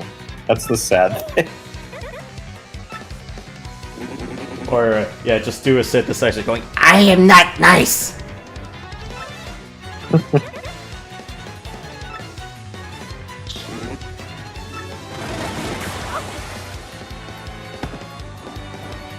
The original voice for Skeletor is iconic, but I have to say the 2002 voice for Skeletor is amazing. I guess Emperor... I think not. I guess for this case, Emperor Palpatine wouldn't work, because all we're... Yes, it's just reaching for straws, just spamming lightning. Or... that one part where Count Dooku, it was like the CGI Clone Wars where Count Dooku just spams Force Lightning. He was on a 2-on-1, and I gotta show you that one if you haven't seen that one. I've seen it. Yeah,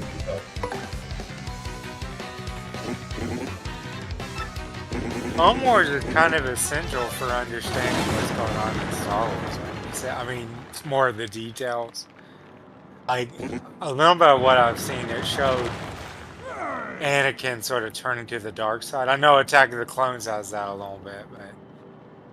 And then he, like I remember, I don't know which one, I think it was in the later Clone Wars, they played the Darth Vader theme.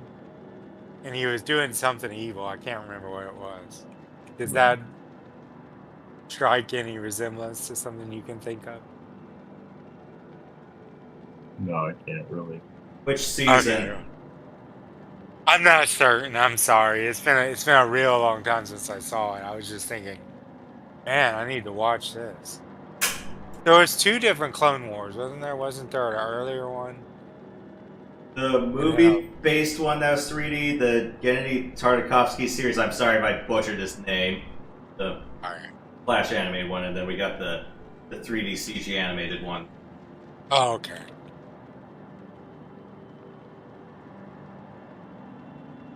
Well, here's a surprise. I always thought Revenge of the Sith was a little bit too rushed. Like, I mean, in the beginning of the movie, Anakin's a loving, kind person, and towards the end, he's choking Padme and everything. But, I mean, they only had 2 hours, so.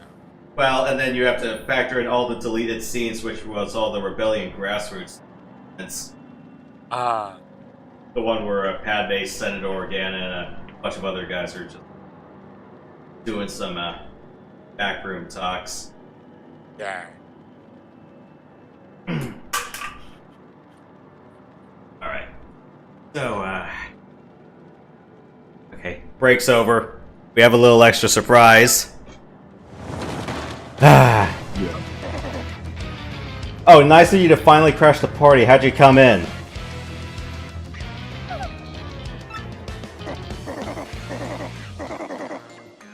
Haha.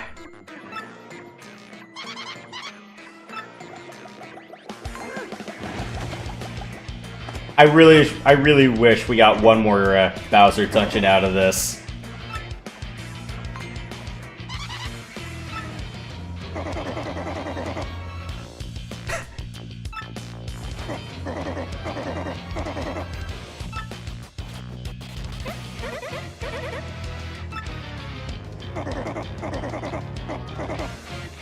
Hey, I just leveled up. Cut me some slack. That's probably the best time to level up. Well, that and getting the Gloomtail ×2. Right. That was pretty nice. I will also say, like, my second time playing TTYD, I didn't increase my HP at all. I just did pure BP and FP. Actually, it was mainly BP because I used FP plus badges. I got like 3 health plus badges on me right now. Yeah, honestly, you probably don't. I've always found HP badges to be kind of a waste, especially if you have danger badges on too. Or close calls. Like I know for my 100%, like for my 100% file, I have so many power rush badges. I have 5 HP. I have the danger. I basically have the danger strat where you can do like 99 damage per hit, and I also have a bunch of close calls and like damage dodges and whatnot. So I'm essentially invincible while doing a lot of damage for post game.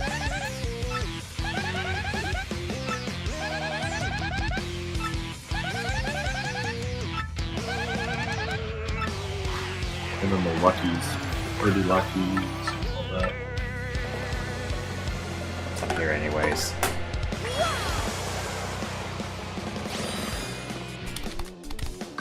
And if you do all of the quests, for like Pianta Parlor, you could probably get a lot of Power Rush badges early on and just completely wreck Shadow.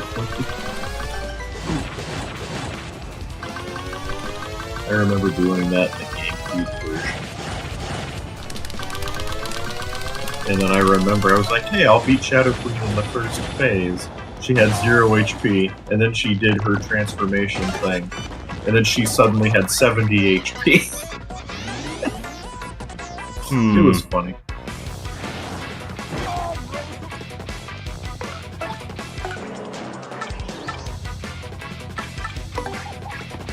Let's see if this works.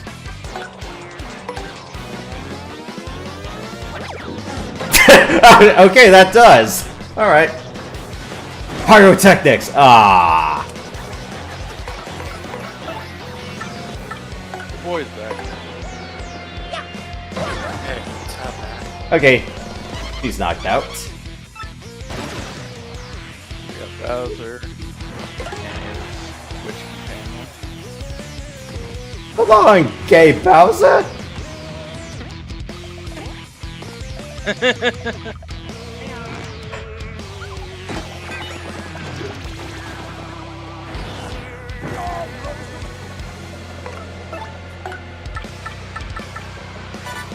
Oh, okay, that's just FP. That's fine. That's completely fine. Thank you.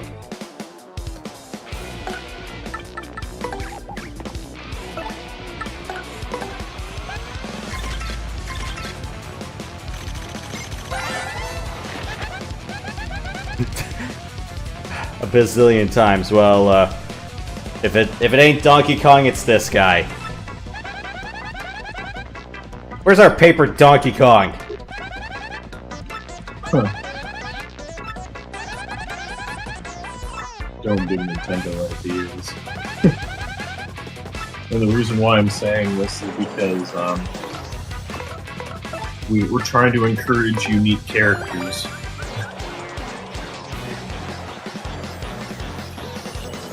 It's like, see, this is what happens when you do things right, Nintendo. Now go I hear back and make the next Paper Mario game like this. Isn't Nintendo very anti-piracy? Like, aren't they particularly strict? Oh yeah, they are. Yeah, because they've shut down a lot of sites, and others have shuttered down in fear.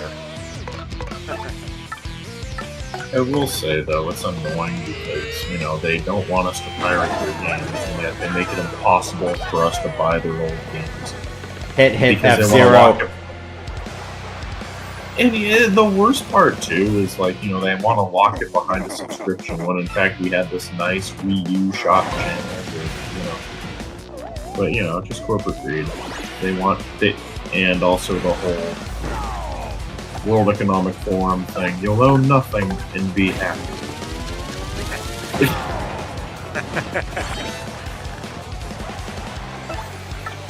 Yeah. Ownership. What the hell is it? Exactly. Remember when people used to say, "You're crazy, they would never do that," and then come like 5 to 6 years later, guess what's happening? Or it's like Event, Yeah. or like Event, you'll learn this playing Phantasy Star too. It's like what happens when the network goes ape shit.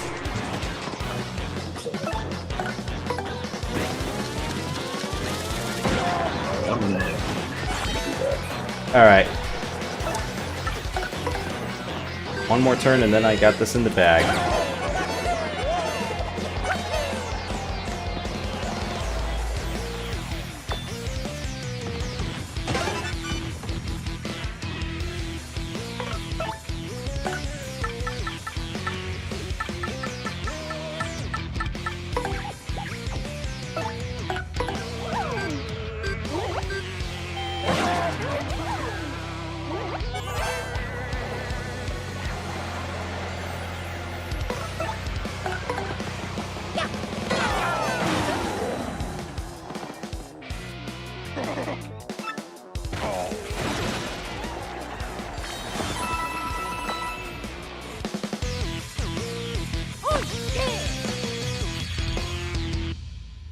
Okay, well, this whole thing was a big-ass distraction, and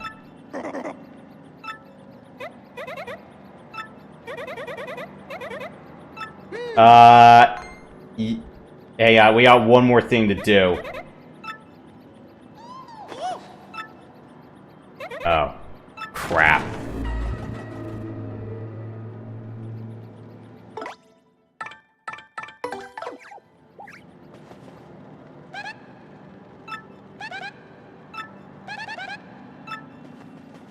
Because this throne is owned by someone... Well, okay. Yeah. Because something unholy sat on that throne.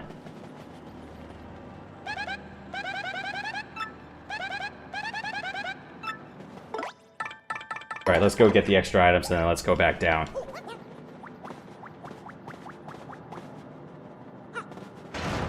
We'll be right back.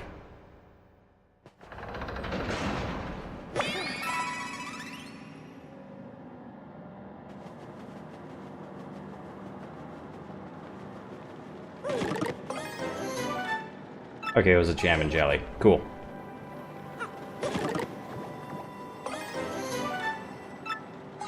Item number.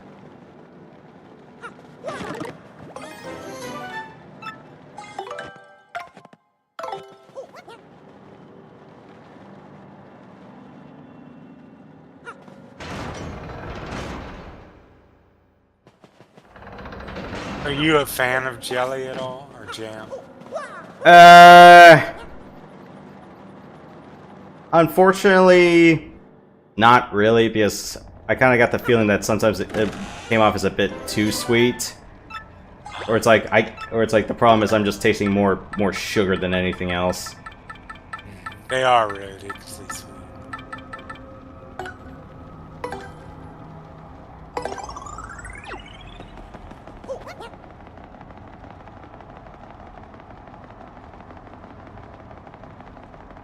They're real good on biscuits, though.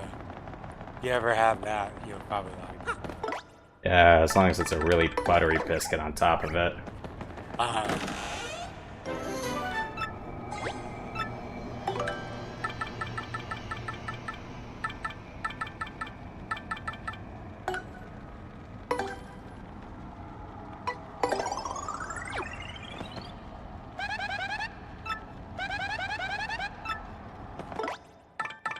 Seriously nasty vibes, huh? Well, L is behind that door. It's the final boss. You ready?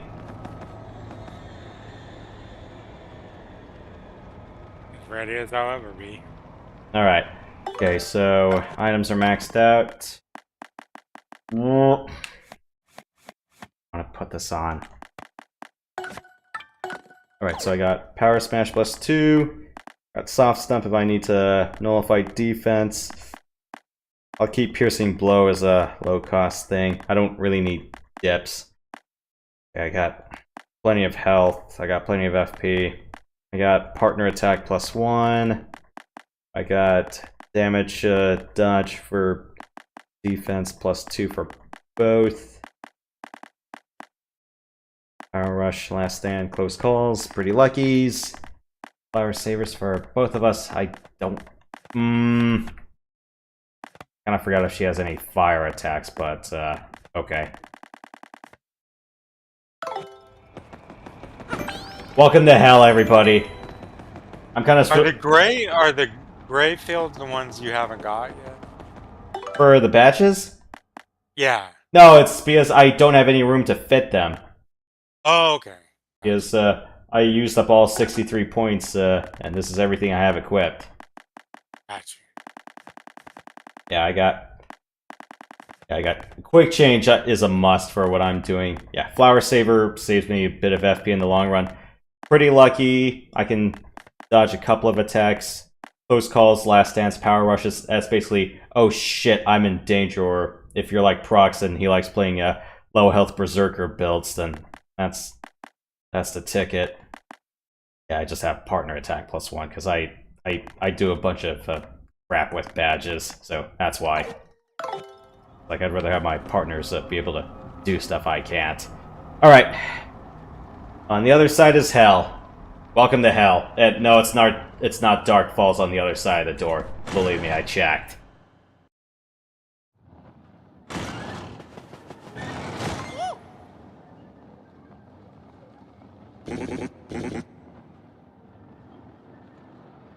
Too bad for you, Mario. You're too late.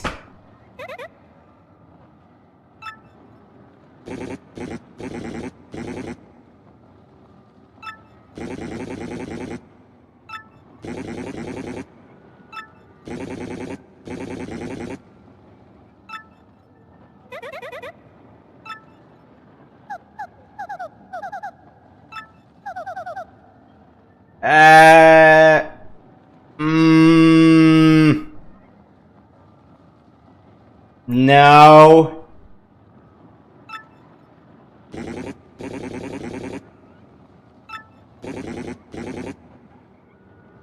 The world is mine! The world is mine, you little shit!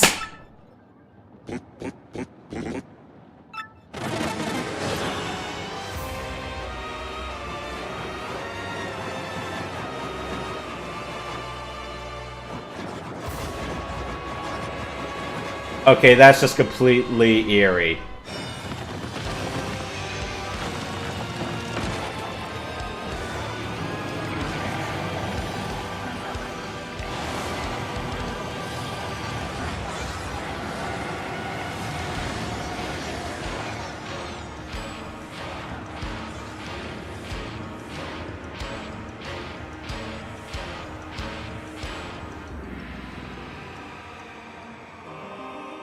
Ever see the movie Ghost?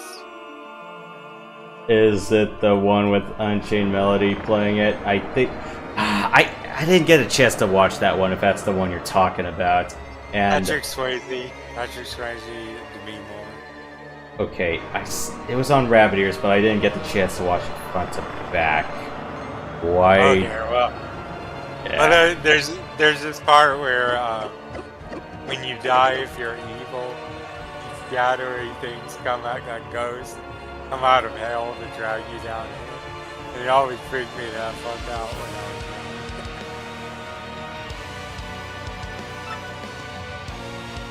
Well,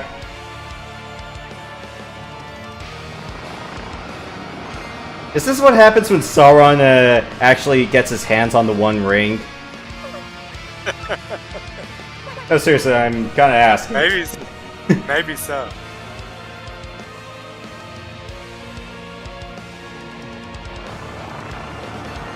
You know, there's a whole extra part in Lord of the Rings where the Shire gets attacked by orcs.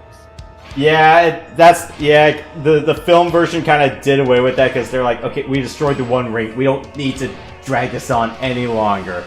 And that's why in the extended version, you know, it's like Saruman got shot and then fell down the tower, and that was the end of it. I remember the Lord of the Rings RPG. It's like you actually have to bring Gandalf and company to the top of the tower, and yeah, Gandalf does attack Saruman. I forgot how it happened in the book. I think it's like he raised his staff and then broke Saruman's in the process. It's been a long time since I've read it. So. But like- Merry and Pippin took their battle skills back to the Shire, organized the hobbits, and defeat the orcs. Yeah, it was Sam, Merry, and Pippin all pitched it, and then Frodo just basically chillaxed because he's like, I can't do this. He was spent, man. Mm-hmm. Yeah. I burned out. He's like, I did a thing. You guys take it.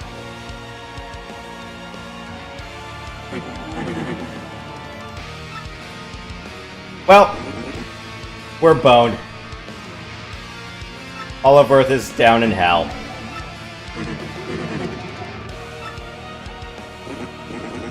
It's like this pure-hearted maiden.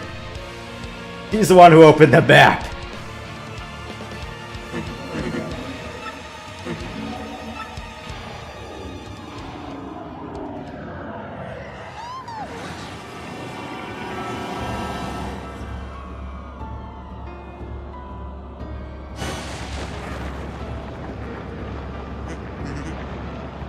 I was expecting more cracks to open in the ground and the hordes of hell to pop out, but I guess even by Nintendo standards, that would have been a little bit too bleak.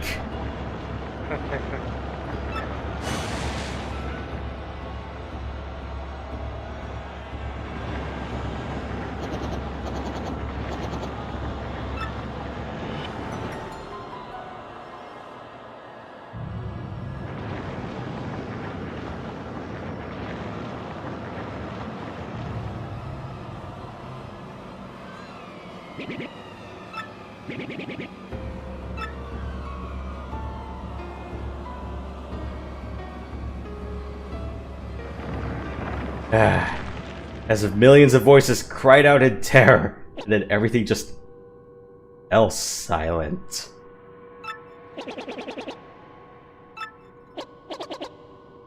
It's inconceivable!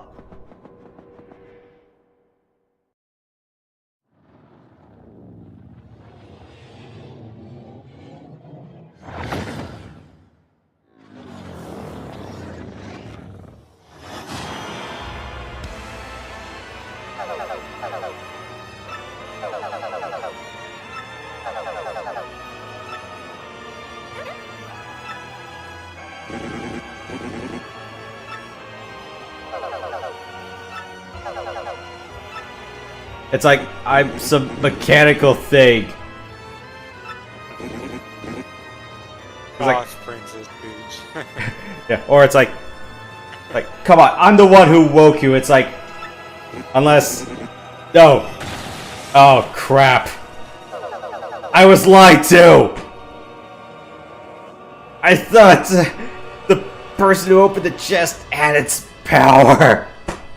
I mean, you're not exactly opening the Ark of the Covenant here. Oh, Jet.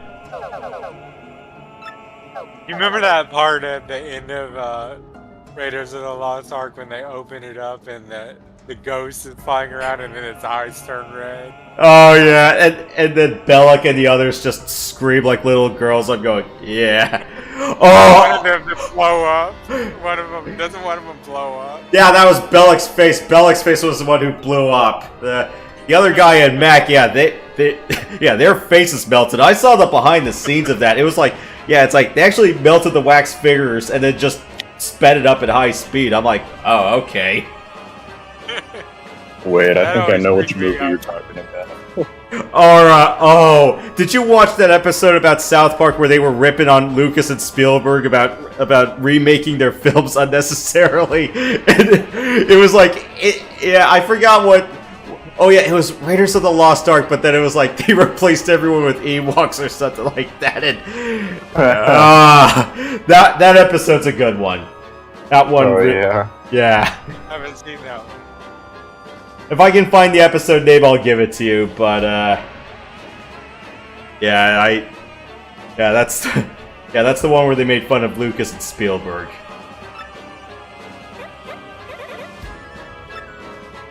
Now they're making fun of Disney over and over again. And that Kathleen Kennedy episode was just perfect. The South Park is still going. Yeah. Yeah, but it's not in a. I don't think it's a full season form anymore, is it? It's more like 3 specials a year or 3 every 2 years or something. I forgot, but it's like Paramount paid them like $9 billion over the length of the deal. And Trey and Matt, they actually flipped some of the money over. And if you watch the Casa Bonita episode, Trey and Matt actually legitimately own the place now and went around rehabbing its image. Do you remember the Hippie Music Festival episode? No. That's a good one. One of the hippies, they have different type of hippies. They have the educated hippie, and they're like, "Hey man, we need a place where people can come together and sell their products." And one of the South Park kids is like, "Oh, you mean like a town, right?" We've had plenty of banger animation episodes that were just like, they were just perfect for satire. Like half of the Boondocks, I was like, yep, that's true. Yep. Remind me, why is it called Boondocks? Or Boondocks? So it's like Huey and Riley were both urban youths, and then their grandpa. I forgot if it was their granddad on their. I think it was more like their mother's side. But, it's like he wanted to be out in the suburbs, and usually they call, the outer parts of the city the boonies. Oh, yeah. Hence the Boondocks. Nothing to do with the Boondock Saints. That movie's a good one, but Hey, did you see part 2? I did not. Part 1's better. Okay. Thanks for the warning. Yeah, because I know one of my IRL friends, like, he's a huge fan of the first movie, and he said, don't watch the second.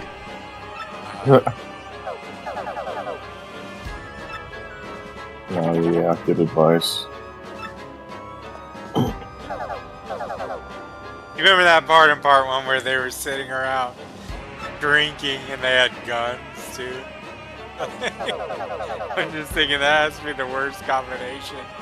A lot of alcohol and guns. Didn't they shoot a dog or something? You know what I'm talking about? It's been like at least 5 years since I watched the Boondock Saints front to back. I gotta do that again. They shoot someone accidentally. I can't remember who it was. Or something. And then there's William Dafoe's in there, right? Yeah, he's the guy who plays that investigator. Yeah. That's a good one. Well, at least we don't have to fight the Three Shadows again. Like, we just have to fight their master. Or their mistress. Yeah. That Mistress, yeah. It's like, go back with your master and into the abyss! You shall not. Oh, fall into the nothingness that awaits you and your master. Yeah, that's the line. Yeah. Ooh, firecrackers! Someone's watched the extended edition. Like a real fan. Maybe next time if I see the Blu-rays for the extended editions, I'll get them. Extended editions are just so much better. I don't. When people say, "Oh, I'm a theatrical release purist," and I'm like, "Why?" There's so many unanswered questions in the theatrical release. And there's me always talking about the special edition of Aliens. I will always talk to that version. Right.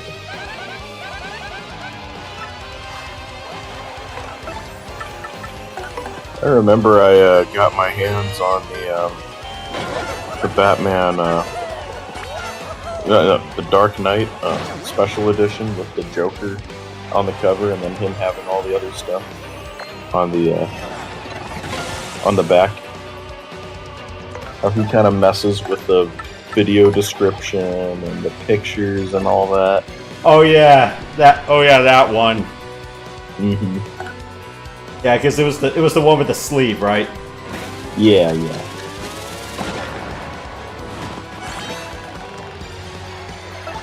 Wonder how much that would go for now. It's weird because if you look on eBay, some people will undercut you and sell things for real cheap. Some people are offering it for like an expensive price. I'm just saying, why would someone buy the expensive? Maybe the cheaper one is not a good of condition. This other one, I don't know. It's like, I like how they say, "Oh, it's a rare Joker cover," but if they're selling it for $1.49. In Well, I which case, guess that on Amazon. okay. And I'm like, well, I guess that answers my question. What about this one? Oh.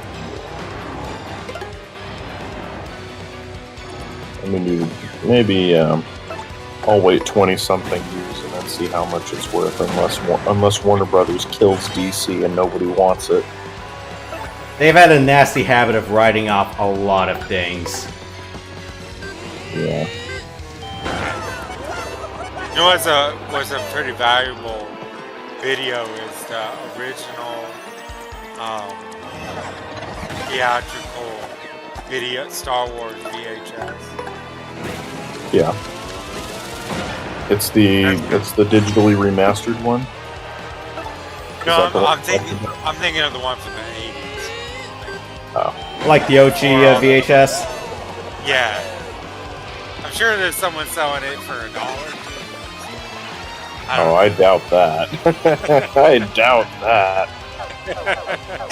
Actually, though, nowadays, with how Disney's handled Star Wars, They've sunk the cost.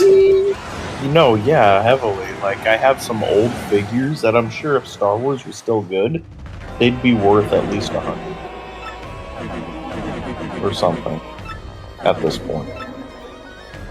But no, now, yeah.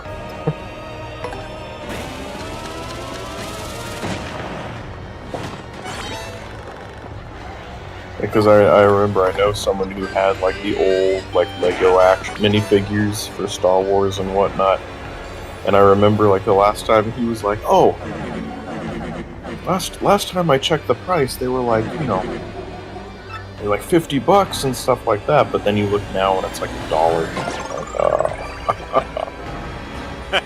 I had some old Shadowrun not fan fiction, novels like based off the role playing game. And I was thinking, I wonder if these are worth anything. And I looked on eBay and they were selling for 50 cents. I was like, okay, guess not. But they're good books anyway. Right. Value is such a hard thing. I have thought I've thought of buying certain Blu-rays, like if I could find Blu-rays for a limited edition. They're like newer now, and just buying them and keeping them in the package. You can say, you know, do they still make limited edition Blu-rays and such, or do they usually reprint? Or you know how like if you have a comic, there's like the original version of Spider-Man, which is probably worth a lot. And then Right. Marvel will make these reprints just so you can read them. They're not worth anything. I wonder if Blue. Yeah. No, like I'm looking at some of the stuff that I have. Like, man, this Darth Vader minifigure that I'm seeing right now is actually being sold on Amazon for $47. Oh no! Yeah, this is... this is where I miss having the audience scream in panic. I know, right? It just it doesn't have the same emotion as it did. Or it doesn't have that sort of, oh shit! Inducing factor where you're going, oh crap. It's like, you know, it's like when Hooktail eats the audience and then now it's like, oh shit. Exactly. I wish they kept those. But no, they had to make them sound like, you know, themselves. And they had to make it sound so quiet. Yeah, that's my biggest problem with remasters and sound design, is I'm going, it's like, is it just me or is Metroid Prime Remastered the only one that actually did it right? They didn't change anything, yeah. Though I will say I did like, you know, the musical direction and Super Mario RPG remake, by the way. That was phenomenal. They did really good with that. And even in this game, and the fact that they added like different variants to to areas for the battle themes. Like they even gave Crump 3 different themes. They gave Bowser 2 themes, which was cool. You depressed Coops.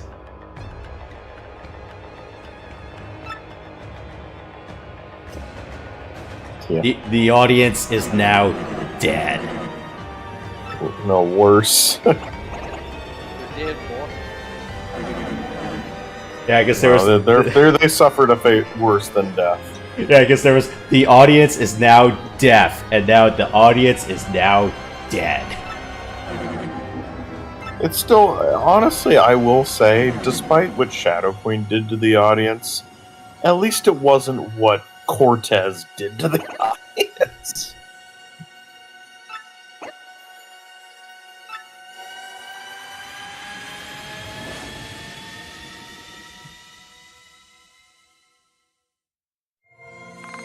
Actually, no, Shadow Queen is still worse because, you know, with them, like, she literally dragged him into what's essentially hell.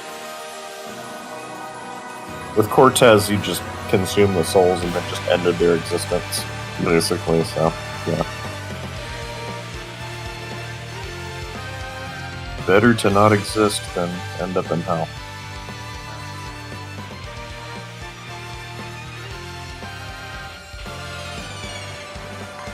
Hey, guess what? All hope is not lost. I like the rendition of this thing in the remake. A lot of people say that it's not as good, and I'm like, nah, it's amazing.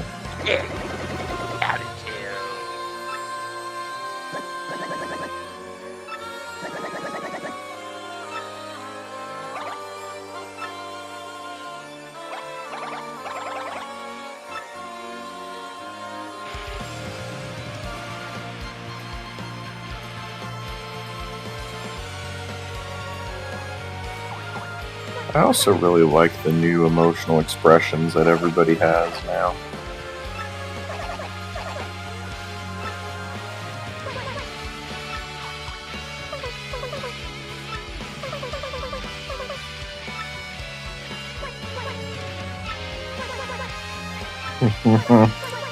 The Elder's going senile. In the face of all annihilation. Like, oh yes, that the mystery.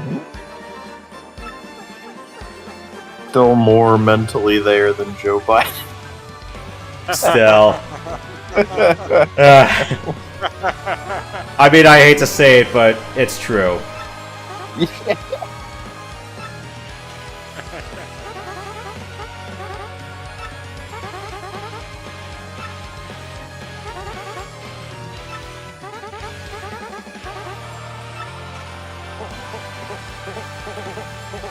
At least the puny elder can finish your sentences.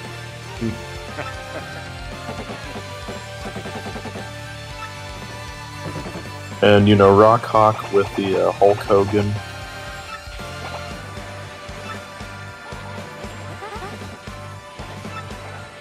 Yeah! Right on! I don't know. I'd have to practice that one. I sound a lot more like a Hercule from Dragon Ball Z. I saw some Dragon Ball Z episodes when I lived in Japan in Japanese. Yeah. And maybe it was just because I was a kid, it seemed to go so slow. They were on planet V, and like there would be some fighting and then there'd be talking. And I rewatched some of it. When you can understand what they're saying, it seems to flow It's so fine. much better. Oh, yeah. Yeah. That's awesome. And also the voices are better. Like, I know a lot of people are saying, like, oh, yes, I like the original Japanese. And I'm like, yeah, and to be fair, yeah, she does a great job. But when I hear Goku, I don't expect the squeaky voice. I just expect a bit more of like a goofy, manly voice, like what Sean Schemmel does. I used to know someone who was from Japan, and even he said he liked the American voices. Oh, yeah. It's iconic. Just a shame, Akira Toriyama passed, and now Japan is basically, companies are just going at the bit, like just scrambling, like, oh, how are we going to buy? We're gonna try and buy it from you now. We're gonna try to take control of it. And I'm like, oh no, it's gonna die. It's dead. How long until the next biggest company gets busted for tax evasion? Huh. No, but it's just like so many of them are going to be clamoring at the bit, just trying to get their hands on it. And it's like, oh, yeah, but you only care about, at least with Japanese companies are not as, crazy with their identity politics as, say, here. But even so, it's like, I don't know. It's not looking too good for Dragon Ball. Didn't they make a new version? Well, they made Super. Okay. I mean, maybe it's not new now, but after the original, right? It's like different. It's like computer animation now, isn't it? You're at a 10 Yeah. for the city, no pink ball. I'm sorry. Also, rip Daw. No more Daw. Yeah, it's like, come on, it's like at least preserve the stereotypes. I mean, they were clearly Russian. Come on. And you're gonna. And here's the thing: with Cortez, you're gonna give them more Spanish words, but you're not. But you're gonna get rid of "da." I don't know. That doesn't make any sense to me.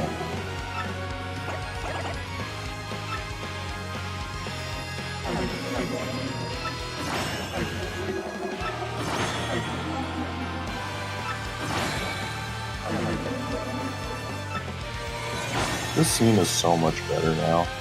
Just so much more intense.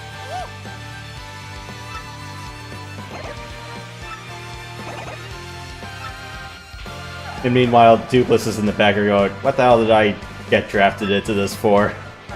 Exactly. I would say I feel sorry for him, but after what he put us through in Chapter 4,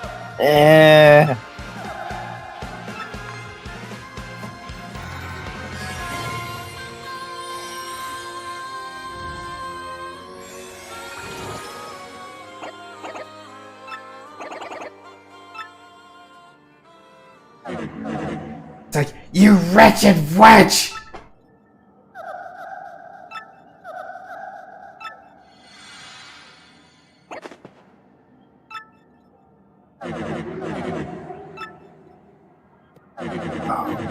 baby, God. What kind of voices would fit her? I was thinking like Maleficent, like from OG Sleeping Beauty, but... Kind of, yeah. I guess we'll think. Except with the more of like a distorted voice, you know.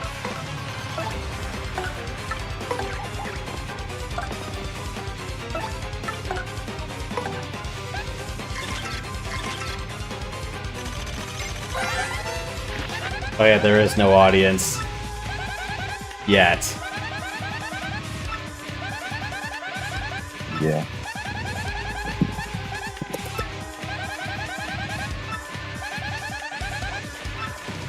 Oh boy, avoid the hands.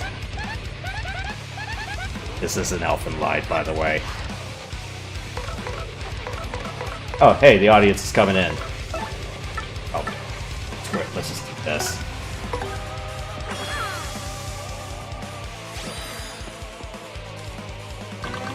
Alright, well, this is kind of a bad time to leave, but I'll keep watching, but I gotta go. Alright. See you guys.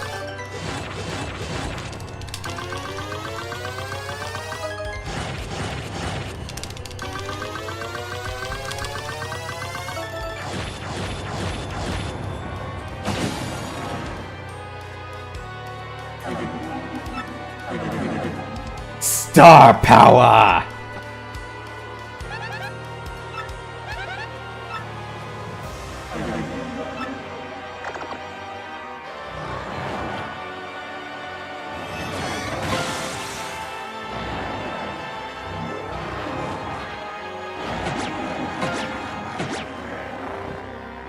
You're okay.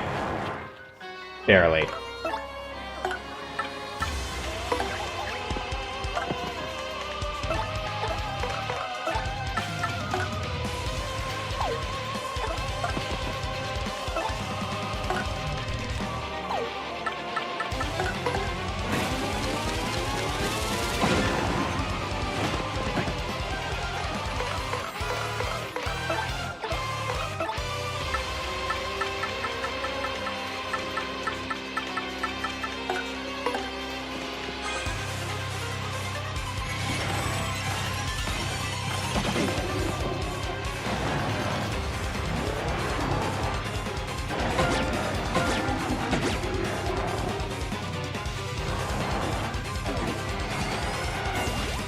Oh, shit!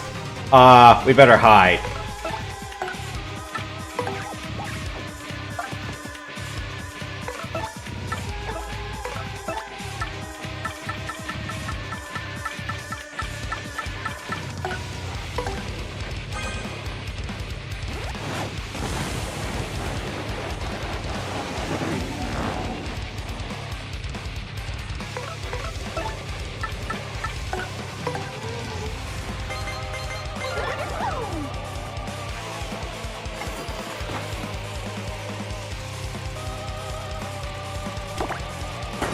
Oh, yeah, of course, that's guaranteed.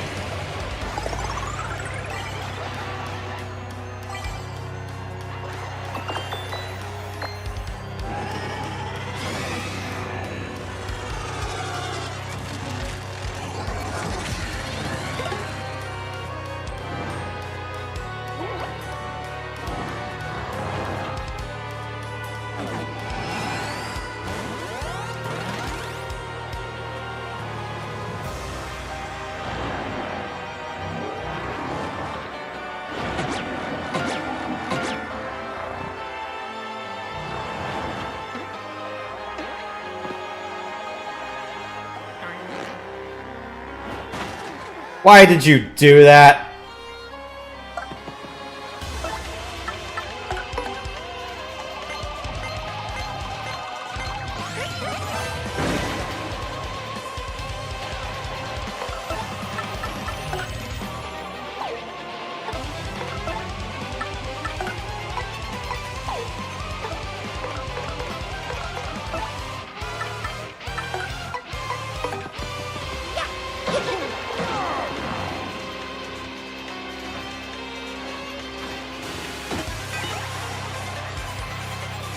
Of course, it's not the firecracker launchers.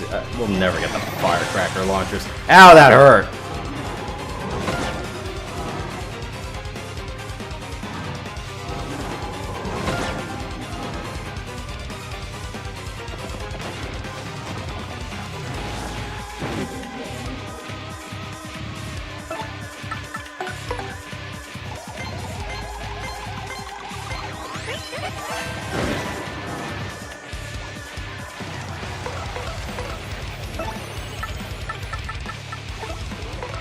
Not in any danger for that, so hold on.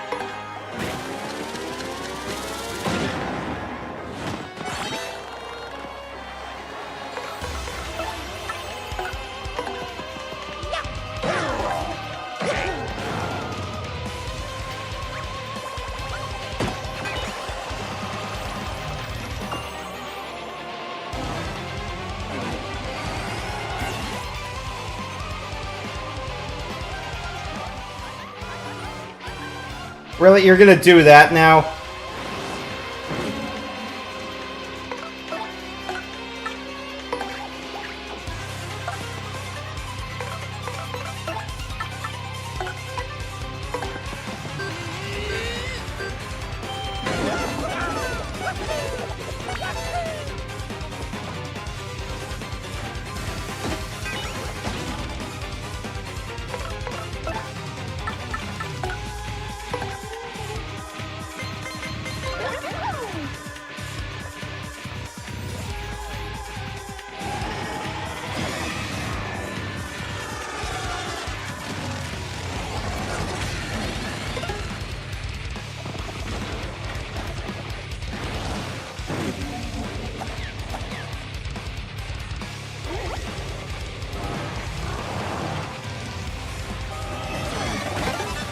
Oh, cool.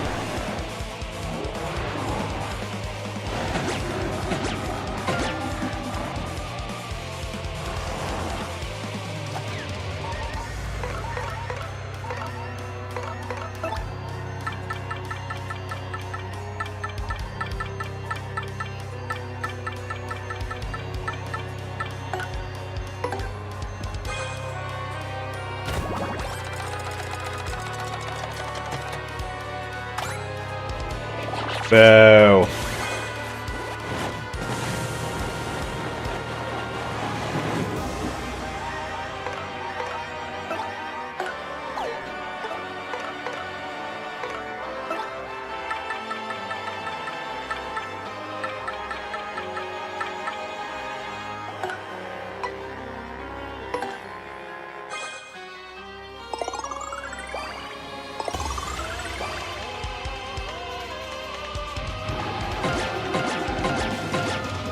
Okay.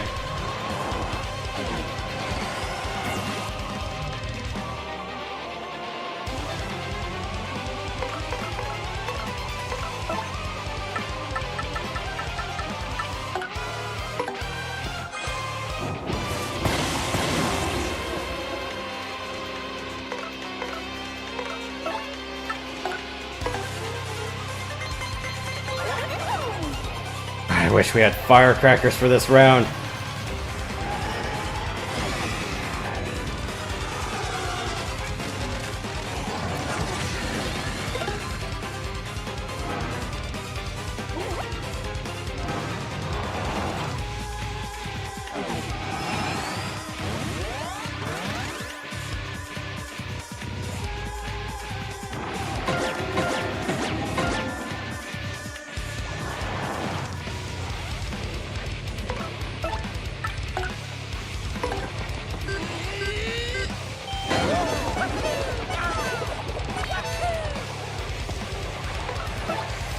If I have that much FP, what the hell am I doing with it?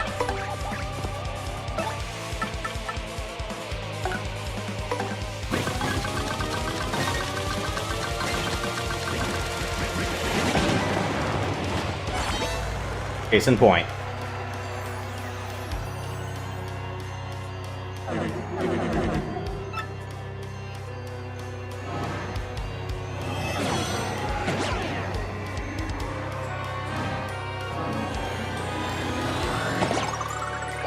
Oh no.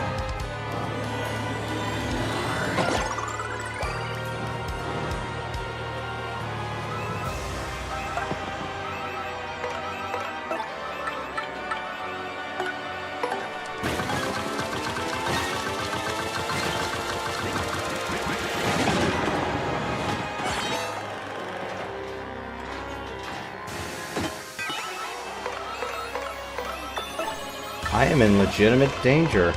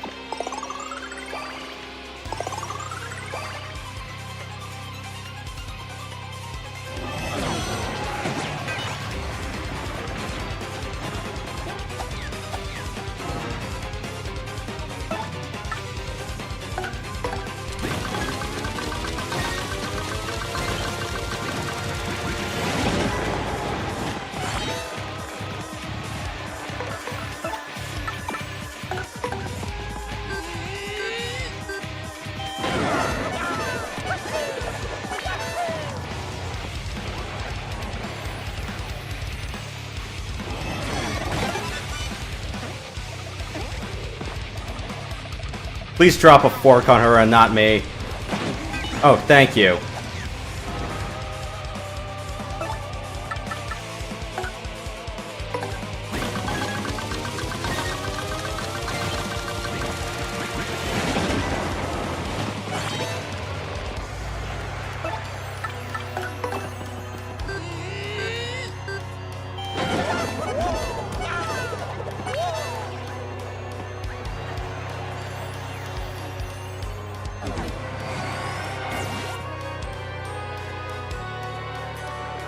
I had a couple, but that's not something I'm willing to leave to chance. Had a pair of close calls. I didn't have a Mega Rush on. I had a... What the hell else did I have on Mario?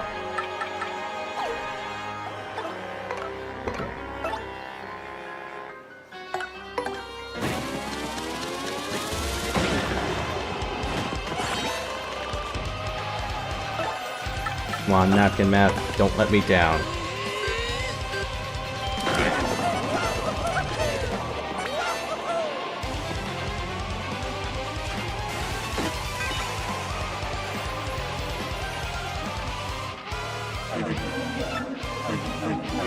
Matt, you gonna be streaming anything anytime soon? I'll probably stream back 4 shortly after. Okay. I'm not dead yet. Is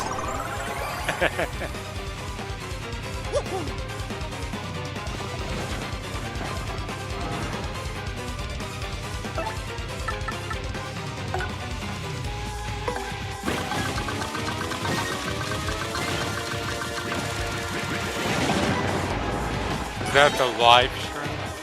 Yes, it was. Okay.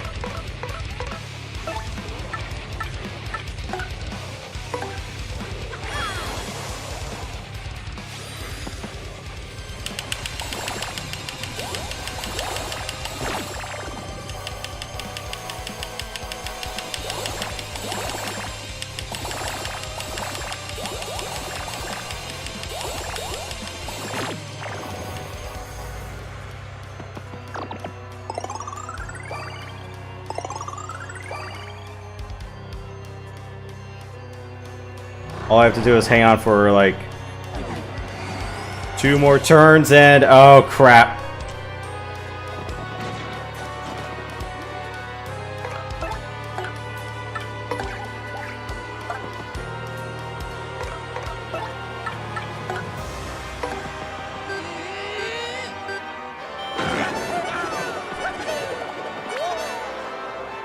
If I ever had the soundboard, I would always have the "Hey, I'm in danger" lines as one of them.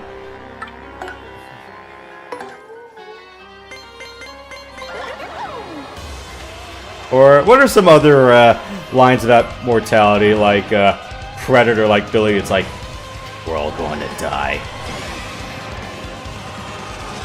Or, well, the part where I say, oh shit!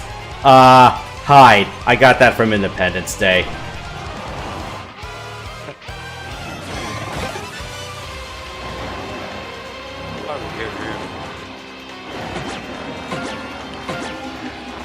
Had Will Smith in it, right? Yeah. Will Smith, who else? Who was the president? I can't remember. His name was Bill Pullman. Okay. Yeah. What else has he been in? Oh yeah, he was in Spaceballs and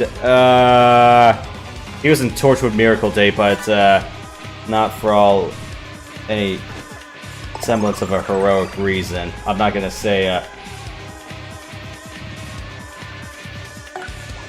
what was that one?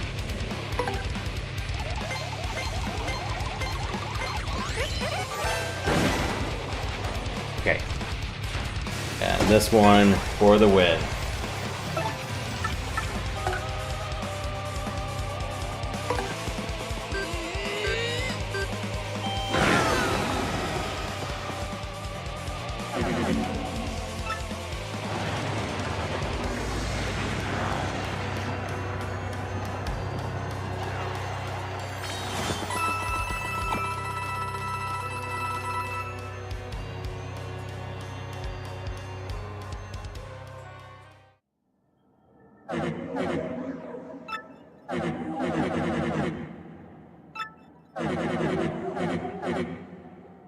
Hey, it took us like more than 1,000 seconds to beat this boss. Rather than 1,000 minutes. 1,000 days. Or, okay, 1,000 hours I skipped. Well, at least, at least not for another 1,000 years.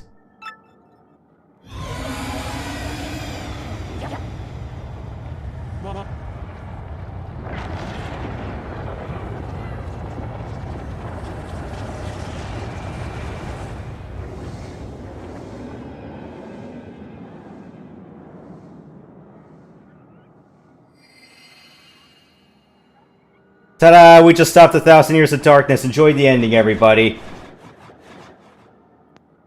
ready.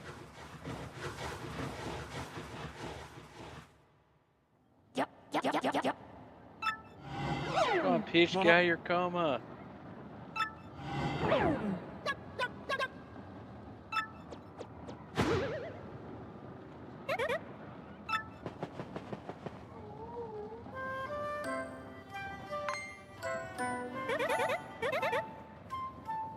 Yeah, don't worry, she's not legally dead.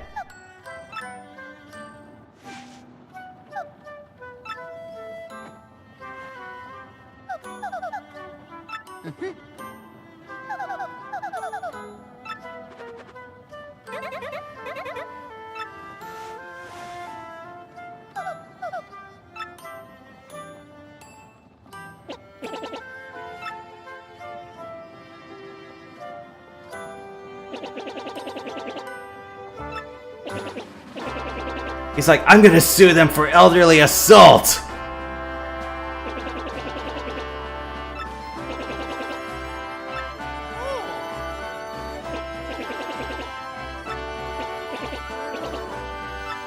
Like, guess what? I actually found the treasure!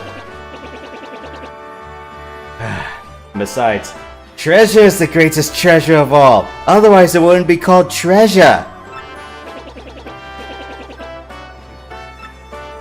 You guys know where I got that from, right? 2017 version of DuckTales. Oh, okay. Didn't see that one. I saw the old one. Yeah, my folks have the box sets of the old version, and they also got the box sets of Darkwing Duck. Yeah, the Costco near where I grew up on, yeah, they were cool for that. They had like box sets of like the nice 90s Disney series and the like. I'm going, sweet. Yeah, it is. I kind of frankly missed a chance to pull the trigger on Chip and Dale. I'm like, damn it. So does Costco have a whole electronics section? Okay, depends on the store. The one I go to nowadays don't really have a rack for home video anymore. Yeah. I used to get the bargain bin ones in Walmart, the DVDs.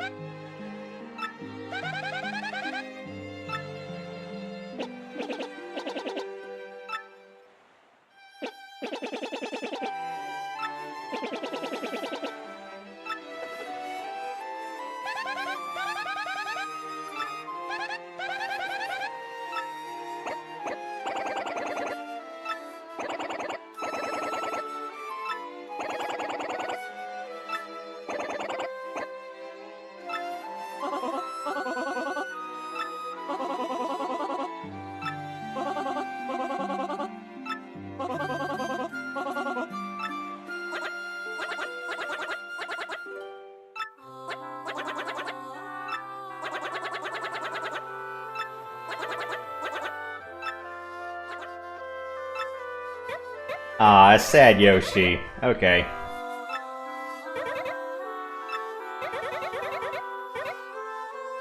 Hey, don't... Okay, I don't have any words to say about that.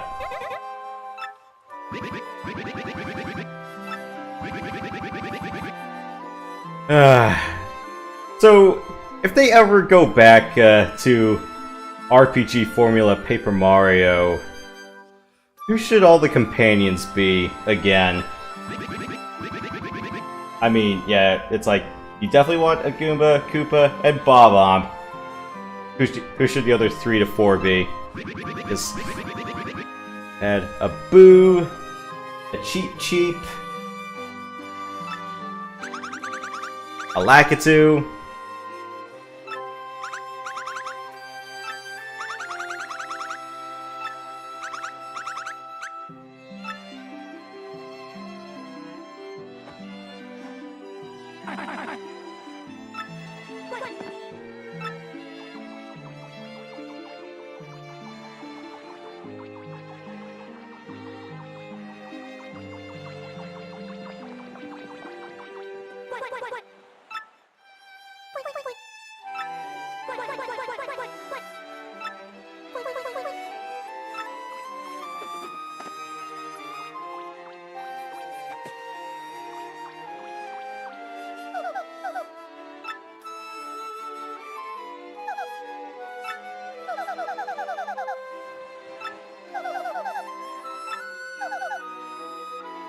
Yeah, there's another thing you can do to save this world from darkness. Daylight savings time. Actually, no.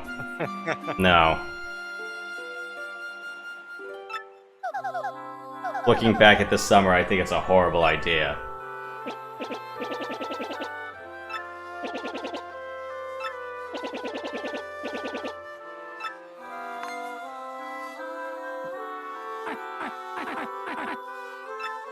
Oh yeah.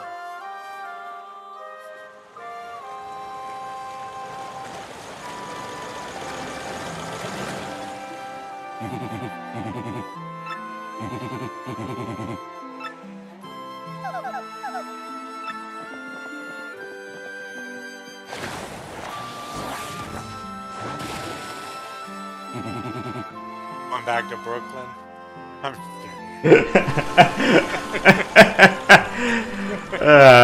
No, you have to take a pipe to go to Brooklyn. Got you.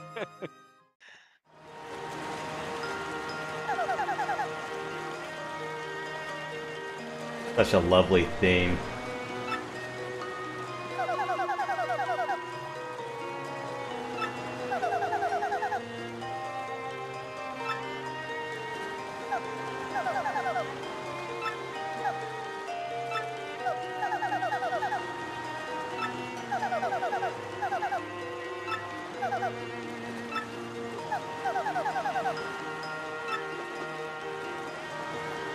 Or next time, bring Mario and Luigi on an adventure with you. Just don't let it involve a hot air balloon.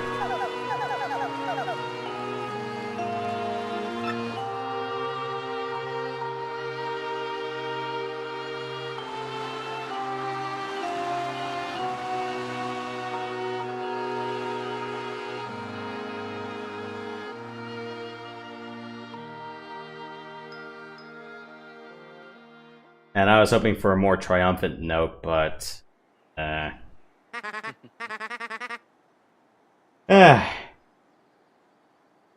So, a new portrait. Yeah, one with all the classic crew of Paper Mario 64 and... another portrait full of friends.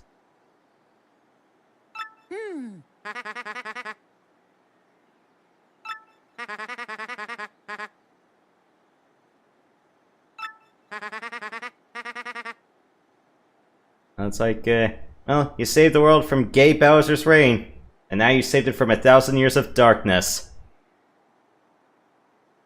Oh yes. Oh.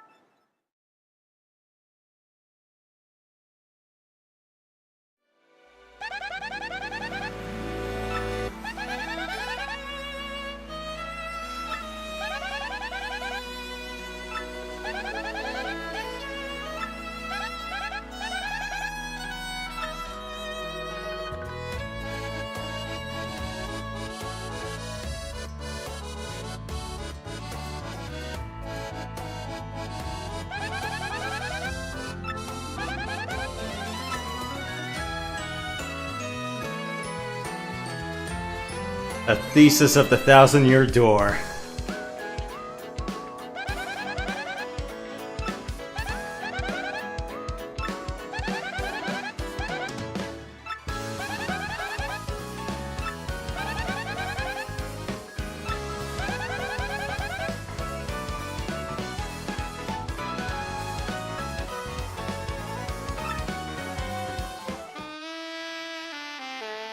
For a second I thought that said mayor of Pittsburgh.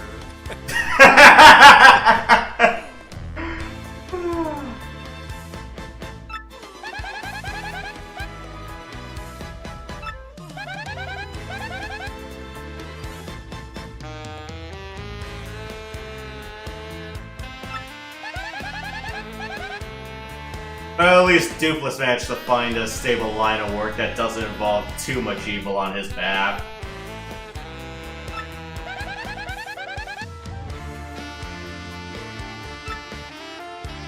Who gets to be the guy who plays Dupless, another Duplighost?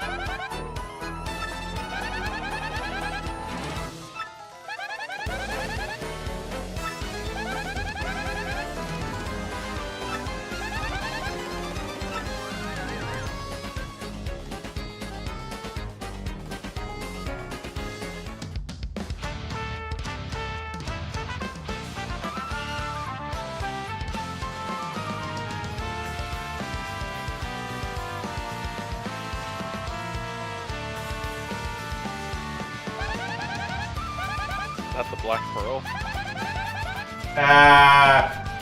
No.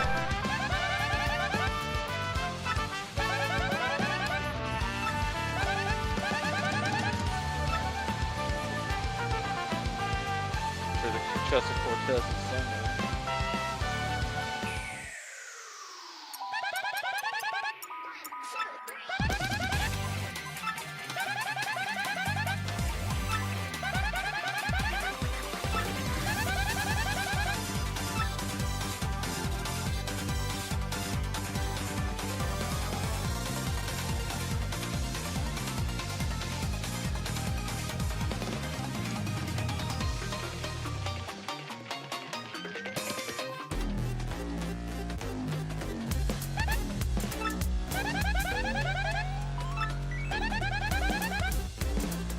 Well, especially when Lord Crump got blown out to the dark side of the moon and beyond.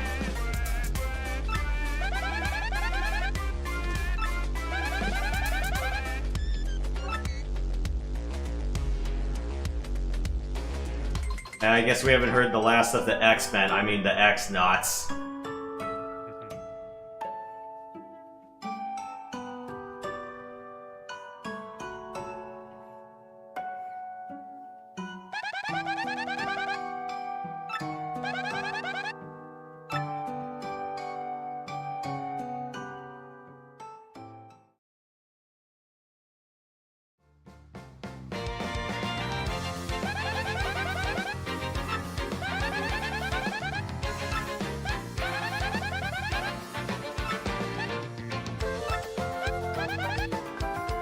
What are you gonna do, confess? Come on, fess up.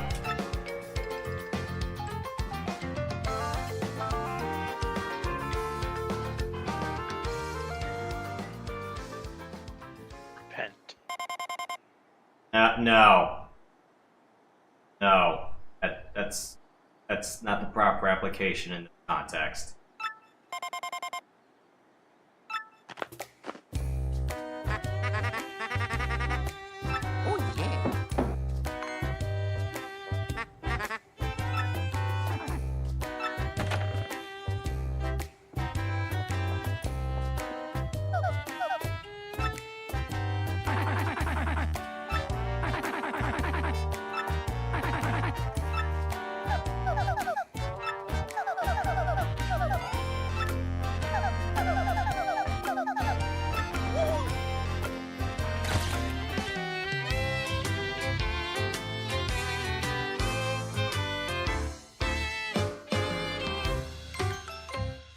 And so ends Paper Mario: The 1000-Year Door. We'll see y'all for post game and some other stuff next Friday. Okay. And then after that, I'm done.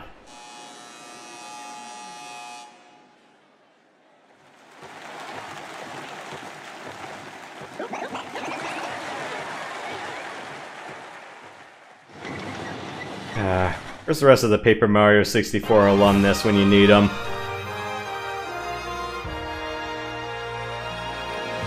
What exactly does post game consist of? Like just getting extra credit? A couple of extra requests on the docket. Places you can revisit. Some bonus bosses, which I really don't feel like covering because I'm like,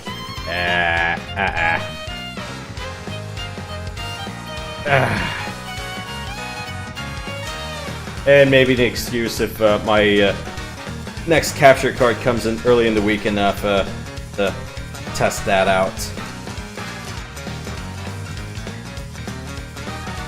But yeah, so far, yeah.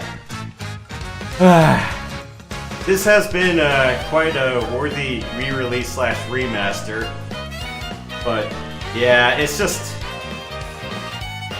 It's when you play the games enough, like back then, it's like when you know like how intimate you are, how intimately familiar you are with some of the sound designs back then. You're like going, oh, it's like, why? Just why? So it's like, yeah, definitely visually and musically, I would say it's a step up, but it's just that. There's just a few sound decisions I did not agree with. But otherwise, it's like, it hasn't stopped me from enjoying this game too much, but, you know, it's always just going to be one thing that's just going to be on the back of your mind.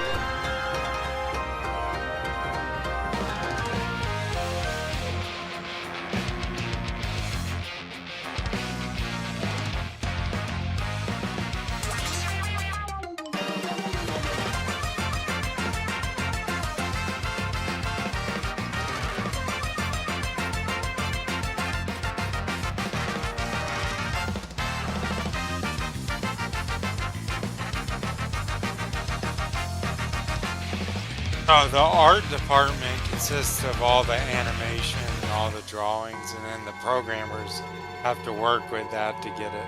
I always wondered how that works. You know, like if you have an art object that has the animation of a sword hitting out, you have to make it in the program where the sword hits something. You know what I'm talking about? Yeah, the sprite work, or at least the rendering animations. Then Must be a headache.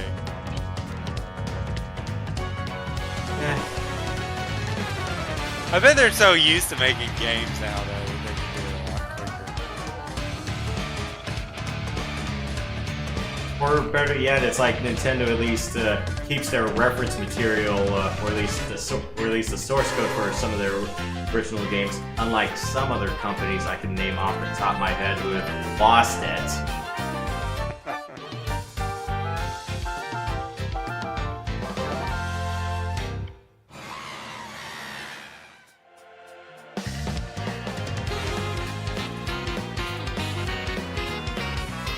I wonder how much money they spent on this.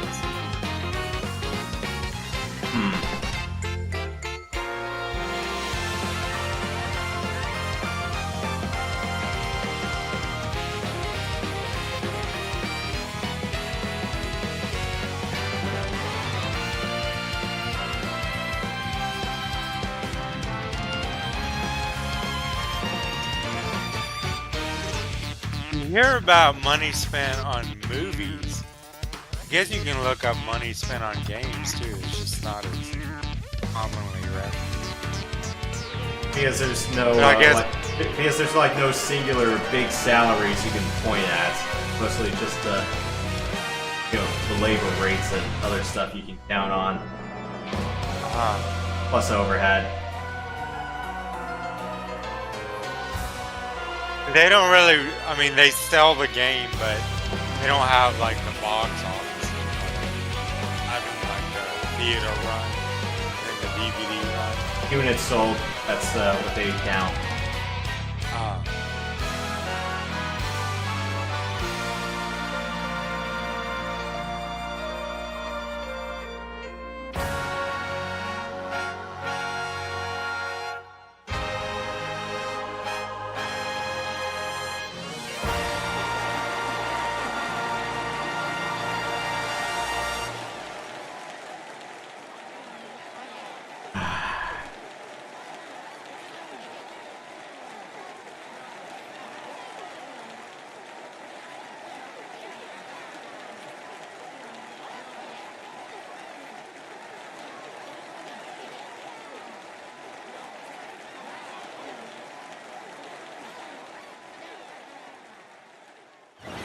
And that is that for Paper Mario: The Thousand-Year Door. Cool. Seems fun. Yep. If you have a GameCube and you don't have it, go get it. Yeah, I would say... Ooh, what are RPGs from the GameCube era I'd recommend? I can't give you an opinion on... Ah, crap, I can't pronounce his name. Wasn't Final Fantasy port to the GameCube? No, not a mainline installment, because all the mainline Final Fantasies during that generation were on the PS2. Yeah. Yeah, So, PlayStation.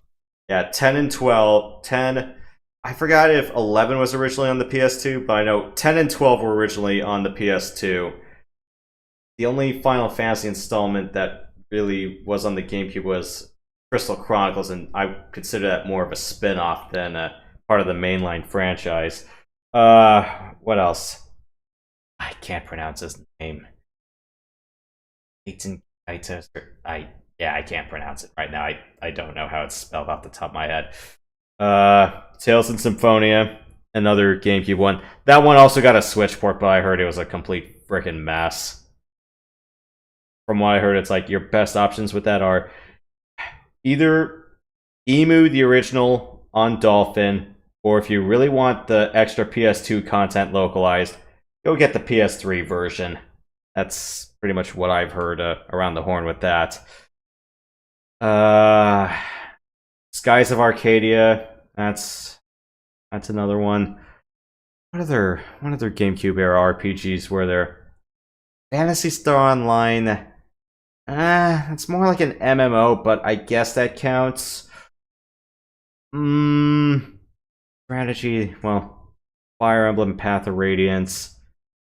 What other ones can I think about at the top of my head? Legend of Zelda: The Wind Waker and the OG version of Twilight Princess. I guess those count.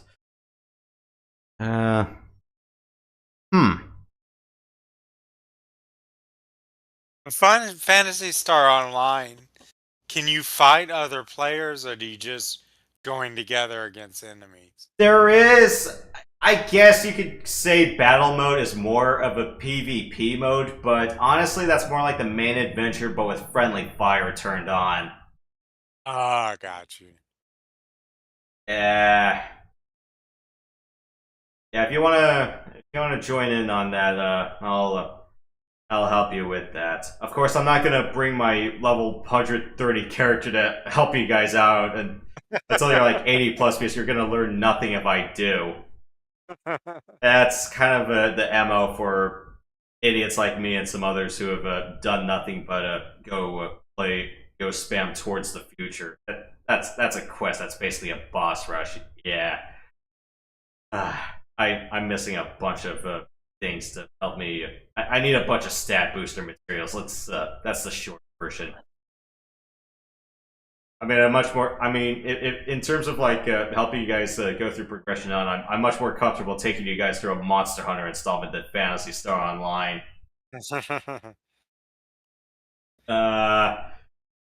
Okay. What other games am I gonna do? Yeah, so we'll do Paper Mario: Thousand-Year Door post game next Friday. I'm not doing any Paper Mario this weekend. After that, I'll definitely do the original Phantasy Star again, and we'll do Metroid Prime. I'll do remastered normal mode, and then I'm gonna emu the OG version for a stupid petty particular reason. If they actually implemented what I hoped they would on remastered, then it would have been a non-question. What else? On air. Have you ever considered I've asked you this before. Symphony of the Night. Maybe. That'd be a fun one to watch. I mean, I've played through it many times, but it'd be cool to watch. There's some hard parts on it, though. There's one, but there's extra bosses, like, you don't have to beat them to beat the game, but to get a special power. And and when you go to the library and look up how much hit points, for that boss, it just says question, question, question. Usually for some games, if they give you like 4 question marks or the like, it's basically they're not ours to tell you. It's like, okay, it's more than 10,000. We're just not going to tell you how much more. Yeah, I know. Riviera: The Promised Land was pretty notorious for that. Whereas like the last 2 or so bosses, I think they were north of 10K. Forgot how much Hector and Seth Roth were for that one. I want to say it was like 12,015, maybe. Well, I have to say, Dracula's pretty easy. I mean, it could be a lot harder, but there's some other bosses that are a little bit difficult. Like Death is pretty difficult.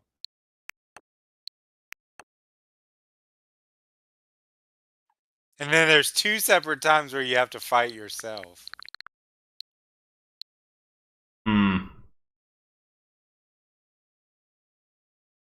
Or, a cloned evil spirit of yourself or whatever. Yeah, I get the gist. That happened on this game, didn't it? When you became a shadow and I had to fight off Dupless. yeah.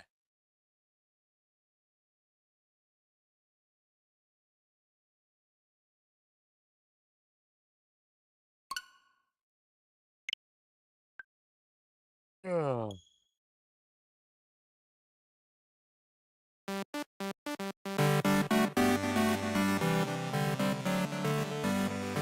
Let's just do some bonus coverage of Retro Bowl, and then I'm gonna go call it a night. Let's see if I can go through one more Falcons postseason without breaking your heart. Last time, after River City Girls 2, I did it on air, and then, well, Kansas City kind of shredded my defense left and right. I'm going, crap. The game-winning touchdown pass was a yard short. I'm like, So wasn't happy with that. All right, divisional rounds. Well, Matt's not going to be happy about this. I'm playing the Seahawks again.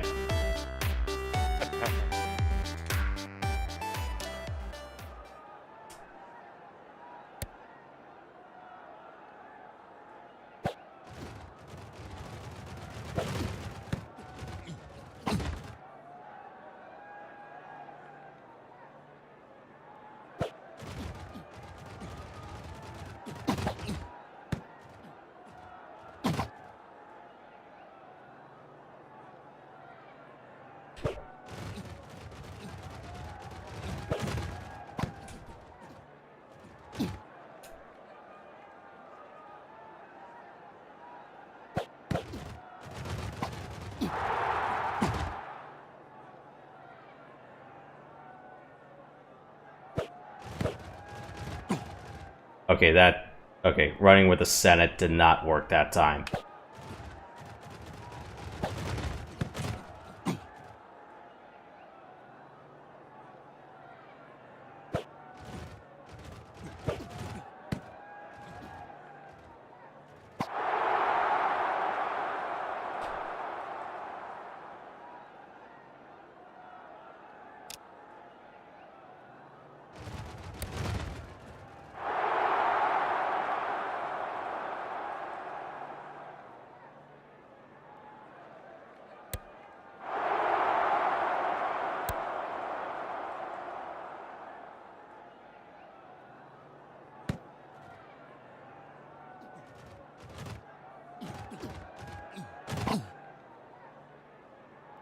Yeah, my current kick returner, I'm gonna let him walk at the end of the season.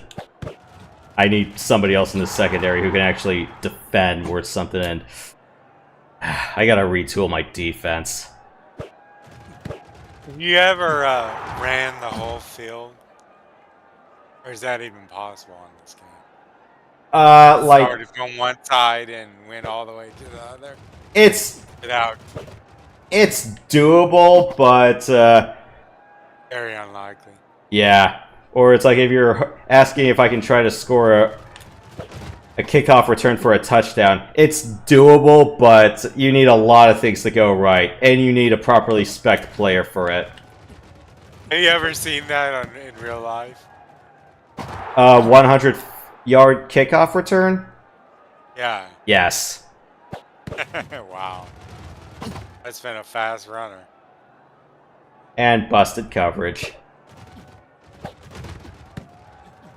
I think I remember that happening sometime a few years back. Yeah, because There was one game where they went into overtime and that happened, but then the other team did that too. So they had to keep. I don't. Isn't overtime like both teams get a chance? so what they did in the NFL is it's a modified sudden death format. So Okay. So in regular season, it's basically first to score a touchdown wins. But if the first team kicks a field goal, second team has a chance to reply. This iteration, though, with postseason, it's both teams get a chance to score a touchdown, and then you also have to kick the extra point or go for two after that. So highest result after that wins. It's the second quarter already. Oh crap! I gotta kick a field goal. I wasn't paying attention to the clock. You ever play touch football back in the day? Not so much. It was just more like just pitch and catch. I was never really that good. I can catch and throw okay, but actually playing the game, it's fun though. Mm-hmm. Especially if you. Never really. Oh, I'm sorry. Especially if you find someone that's particularly useful, or you find like mechanics that actually are sound. I was never really that good with sports. There wasn't a single sport. I mean, I played baseball. I played basketball. I sucked at. I can shoot baskets pretty well, but actually playing the game, actually like surviving the defense and everything. Baseball, I was okay. I think the most I ever made in baseball was one run batted in. 2 singles. Yeah. Okay, that's not that bad. It's hard, man. When you first start playing to figure out how to hit the ball. Depends on what type of pitcher you're going against too. I guess a lot of the kids didn't know how to do curveballs.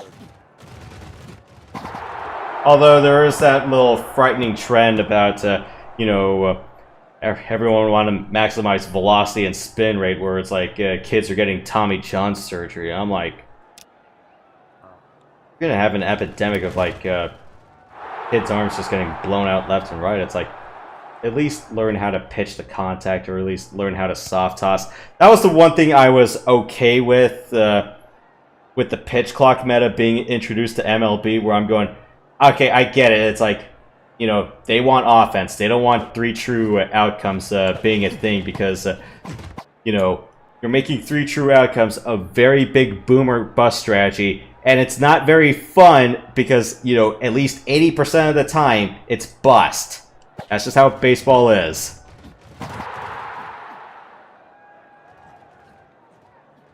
Am I wrong? Isn't there actually a limit on how many fouls you can make? I mean, I know it's really high, but I just thought I remembered seeing a game back in the day where a guy got to a certain point and they considered it a strike. Maybe I'm wrong. It depends on whether it's considered a foul tip, as in you still make contact with it, but it still ends up in the catcher's glove, or or you foul on a bunt attempt on 2 strikes. Okay. That's probably what was up. You don't see that much bunting when you think about it. Yeah, because unfortunately, and I remember watching bits of the World Baseball Classic, and this is how Japan beat the U.S. in the finals. It's like, yeah, the problem is though, it's like us in Yankee Land. It's like, I think we're still way too hardwired into the homer or bust mentality. It's like, guys, learn how to bunt, please. And that was the one other thing I was a little bit irked about with the rule changes, where it's like they tried to ban the overshift, where it's like, so basically the rule is you have to have 2 people on the opposite side of the second base diamond, or at least the second base plate on the infield. I'm going, if y'all learned how to bunt, you wouldn't have to make that rule change in the first place.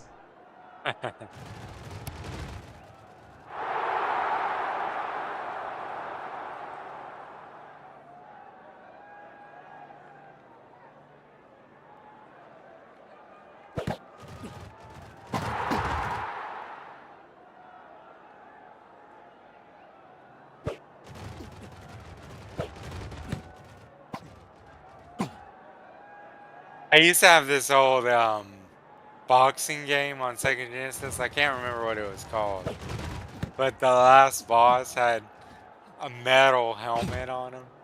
Oh, that would hurt. So he had like a whole bunch of health. You had to just like keep punching him. Was it knockoff Mike Tyson wearing the helmet, or I don't know who it was supposed to be.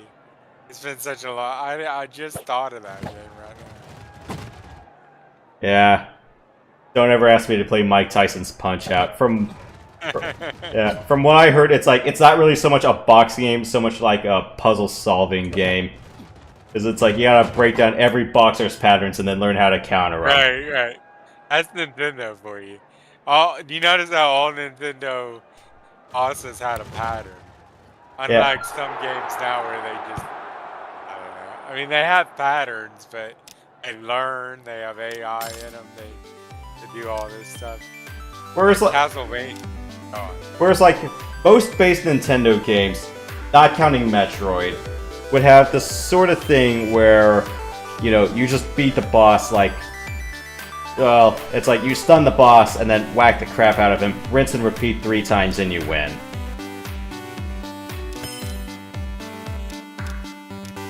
Just learning the pattern is the hard part for some bosses, especially when you're new to the game. I found some of the bosses on Mario 2 really hard.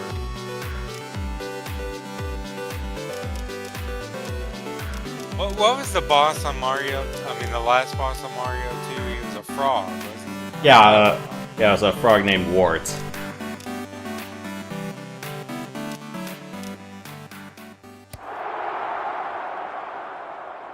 Although it's like, yeah, it's just avoid the bubbles and then just throw the vegetables back into his mouth and he'll eat it eventually. I was so proud when I first beat that game. When I first beat that game, I was so proud of myself.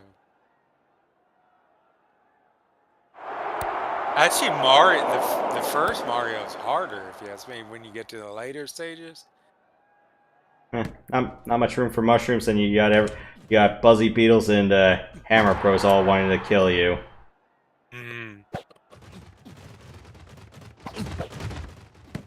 I mean, 2 gets challenging, but you don't have all those pits and everything. I mean, you do have pits, but man, I don't know. I when I was still getting ROMs, Everyone will tell you at least it's not the lost levels.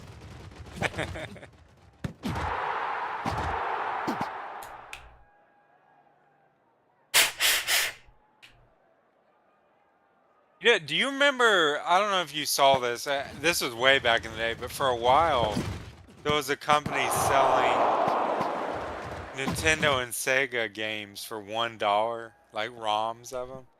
And then it like went down or something. I guess if they were like, no, the companies were like, nah, that's not going to happen.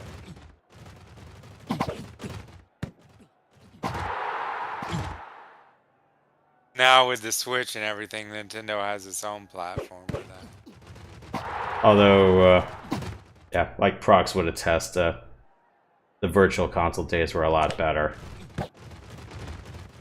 It was just a one-time purchase, and you keep it as long as the system lasts.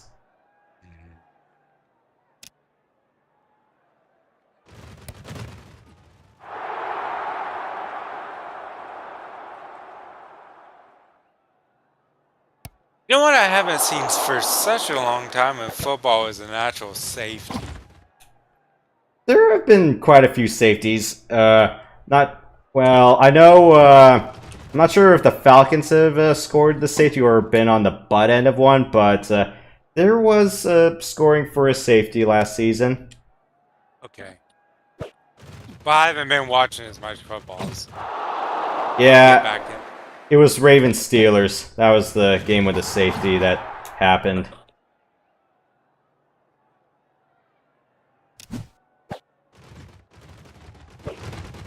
You know something's wrong with your offense when you get a safety. Yeah, I remember. Something needs to change quickly. That was the San Francisco 49ers with Jimmy Garoppolo when he had 2 safeties in the same season. 2. Oh wow. The Bronx, yeah, it's like anyone with, yeah, it's like yeah, there were 2, yeah, 2. The Broncos game on Sunday night, I'm going, oh shit, and then the Chiefs game. It's like I didn't have any hope of the Niners beating the Chiefs that season, but I was like, oh, for fuck's sake.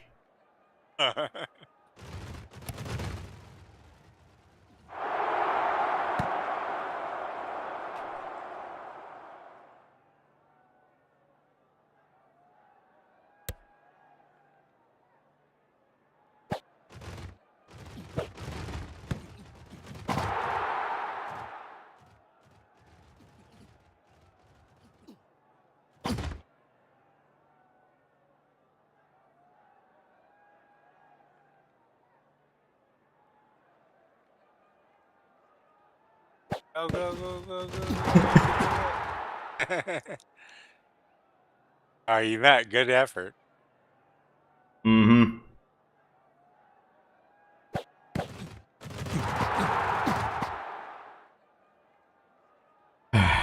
All right. Let's see.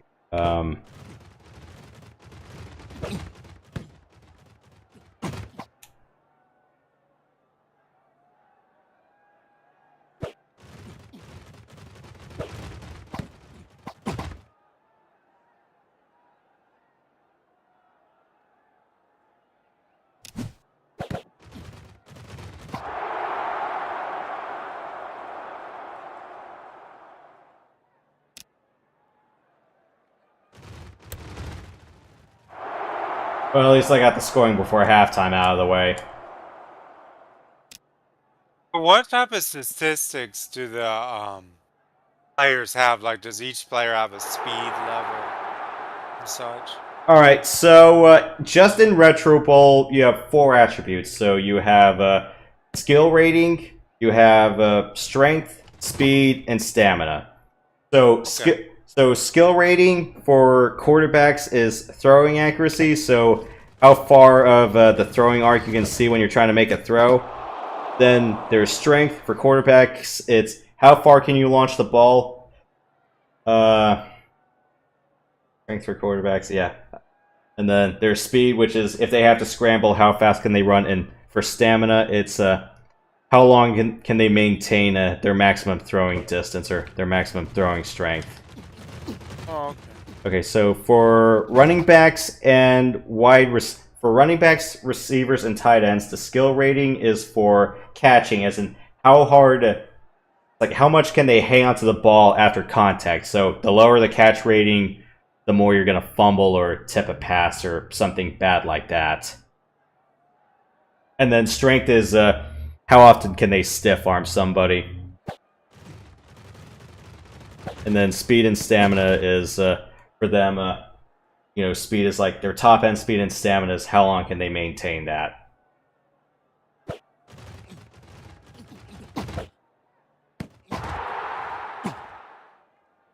For offensive linemen, their skill is blocking. So if you have a star O lineman, it's basically how much is he not going to get pancaked?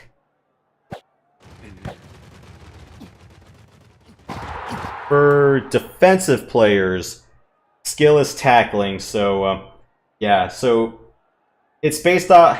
Defense is usually based off a random number generator, so it's going to be, they're going to pick your defense as a whole, or they're going to pick a particular player, and then which one of tackling, strength, or speed are they going to go against. So, tackling is going to be, making a tackle, so if they have to make a third down stop or the like, and then, or in the case of defensive backs, it's going to be how often can they catch and actually make an interception? Strength is their ability to force a fumble. So I'd say solid tackling kind of beats most of the other stats, unless you're really looking for something ball hockey. The defense is automatic on this game, isn't it? Unfortunately, yes. Unlike a Tecmo Bowl or Tecmo Super Bowl, where you can actually call the defense. Yeah, because Tecmo Bowl and Tecmo Super Bowl, so offense is basically, here's four plays, and then, you just press the button in D-pad direction about which play you want to call. And then on defense, it's basically, okay, which play do you want to set your guys to counter? That would have been fun. We had Joe Montana's football on Sega. That was fun. But it had a whole different view than this. Like, instead of going side to side, It was like a over the shoulder. Up and down, yeah. Yeah, over the shoulder, like Sega Madden.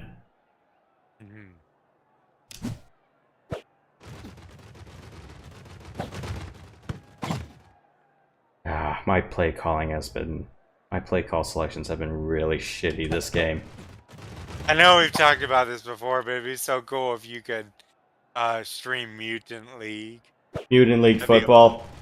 Yeah. I never played that. I always wanted to play it.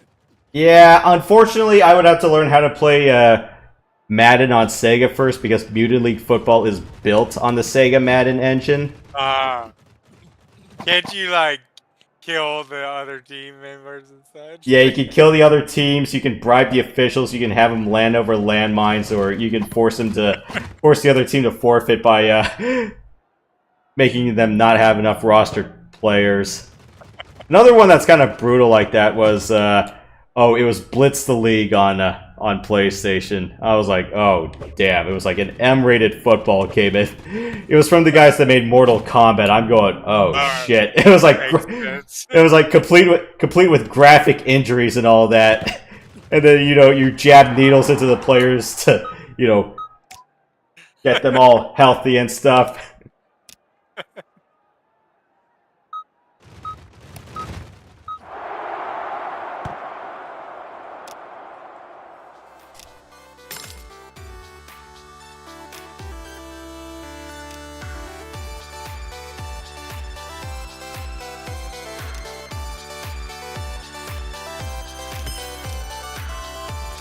Yeah, so out of this roster, well, I'm thinking Chris Salas, and he's a damn good wide receiver, but I think he's going to be pricing himself out.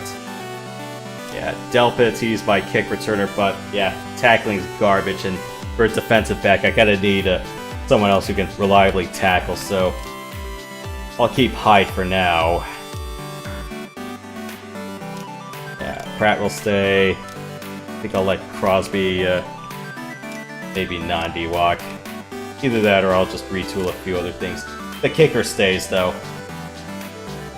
So, are these based off of real players, or are they just randomly generated? The portraits are based off of real players, but the names are randomly generated. So, yeah, I could show you like some of my other teams for the moment. Yeah, these are all randomly generated.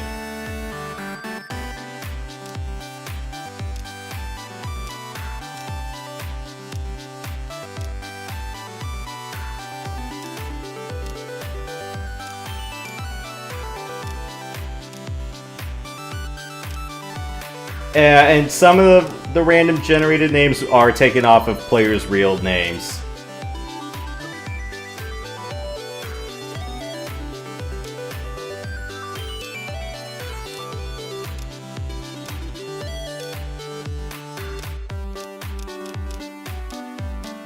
Whereas, you know, some of the more official licensed games actually have rights with the Players Association, so they get to use real names if they want to. Yeah. Of Have course, sports games actually got better, or are they just better graphics? I would arguably say better graphics because I think the pool of innovation has been really stale or stifled. Everyone, because I remember it's like some of the coworkers I talked to when they got a EA's College Football 25, it's more like a shot in the arm for Madden, or at least some reason for the guys behind Madden to get their shit together.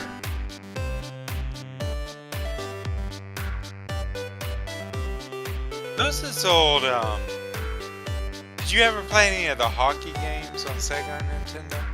Those were fun. I can't remember exact names of them. Yeah, because there's Nintendo's Ice Hockey for the NES, and then there's Konami's Blades of Steel. Blades of Steel is a good one. I wish I got good at that game, but it is a fun one, and you can actually fight other players.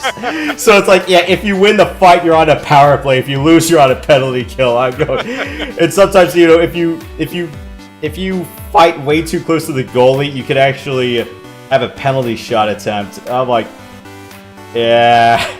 It's like, if only Metal Gear Solid's mandated fighting seats were all Blades of Steel, I would be having a laugh out of that. I wouldn't want to be around a bunch of drunk hockey players. That could be bad. I'm not saying they're all bad people. I'm just saying they like to fight, it seems. Why do they get so angry? Is it just they're competing so hard and or it's like you get or they just get really chippy behind the scenes. It must be cold for one day. Have you ever been in an ice hockey game? I mean, not been in the game, but watched. Like, been in one live? No, not yet. I really hope to see one. It's just, I just hope, you know, it's like, I get to be in one where I can tell the Ducks are not going to be dead on arrival. Because I remember my first year at work, you know, it's like my coworkers were all trying to get me to go watch the Ducks Flyers game. But I told them, it's like, I am not burning $50 and 5 hours of my time to see my team watch my team lose 7-2. Well, and then the game happened. The game happened. We all watched it separately, and I told them, it's like, yeah, what did you expect? And they were like, okay, yeah, you were right. They lost 6-2. Chad Johnson was the starting goalie for the Ducks, and he fucking sucked. 6-2, wow.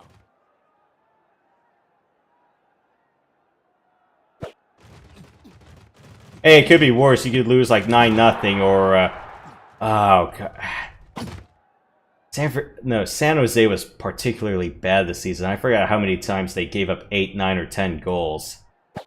I know the Ducks gave up like 8 goals a couple of times, but I don't remember like coughing up 10. Oh, yeah, really.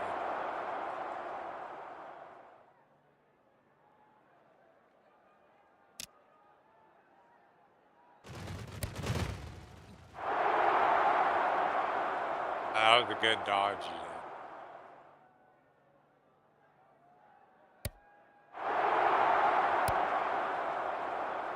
Now this has been a very itchy postseason for me. Well, other than the Seattle game.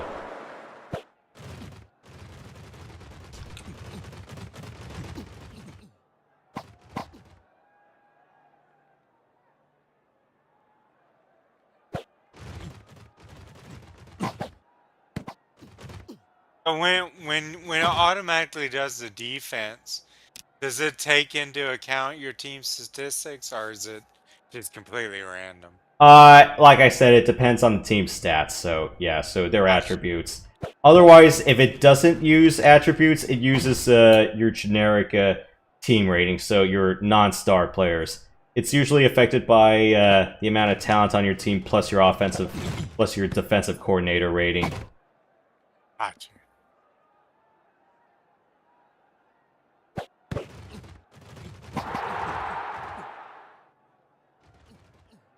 You remember back on old Nintendo games when it was supposed to be a cheer and it sounded just like it was just like a white noise generator, if you know what I'm talking about?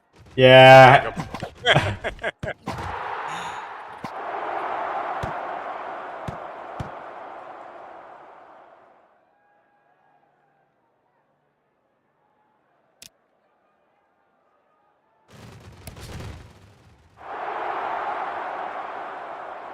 Good going.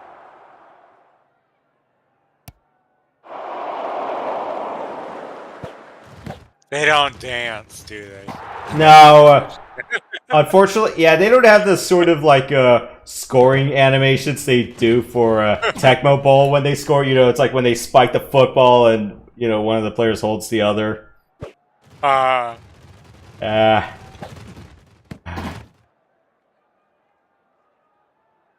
What other good NES sports games were there? Because I know there were a handful of decent golf games.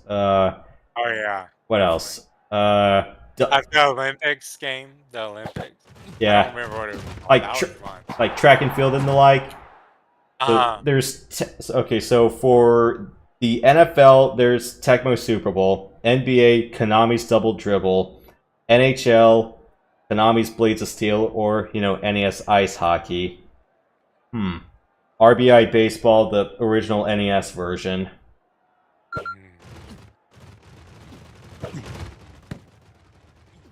Though I'm kind of forgetting what was the.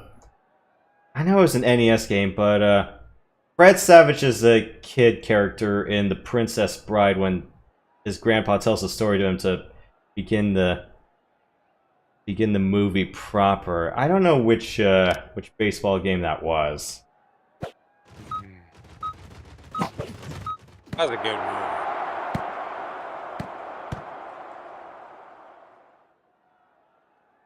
I'm surprised they haven't remade that movie or something, messed it up.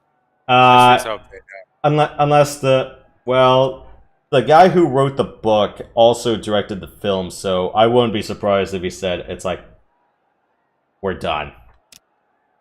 That's good. I wanted to stay that way. I don't want a sucky remake. That's all Hollywood does now. I mean, not literally, but they've sort of dropped the ball. I don't think they're the source of the best. Well, I won't say that. When they do make good movies, they make it really well. It's just seems like Amazon originals and all that have got a lot of the steam.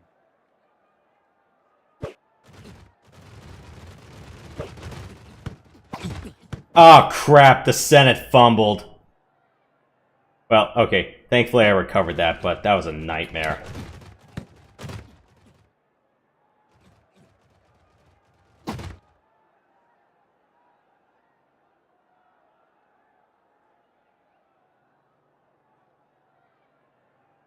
Okay. A few more chunk plays. No. Oh, there and scramble. There was a soccer game that had characters like the ones out of River City Ransom, if you know what I'm talking about.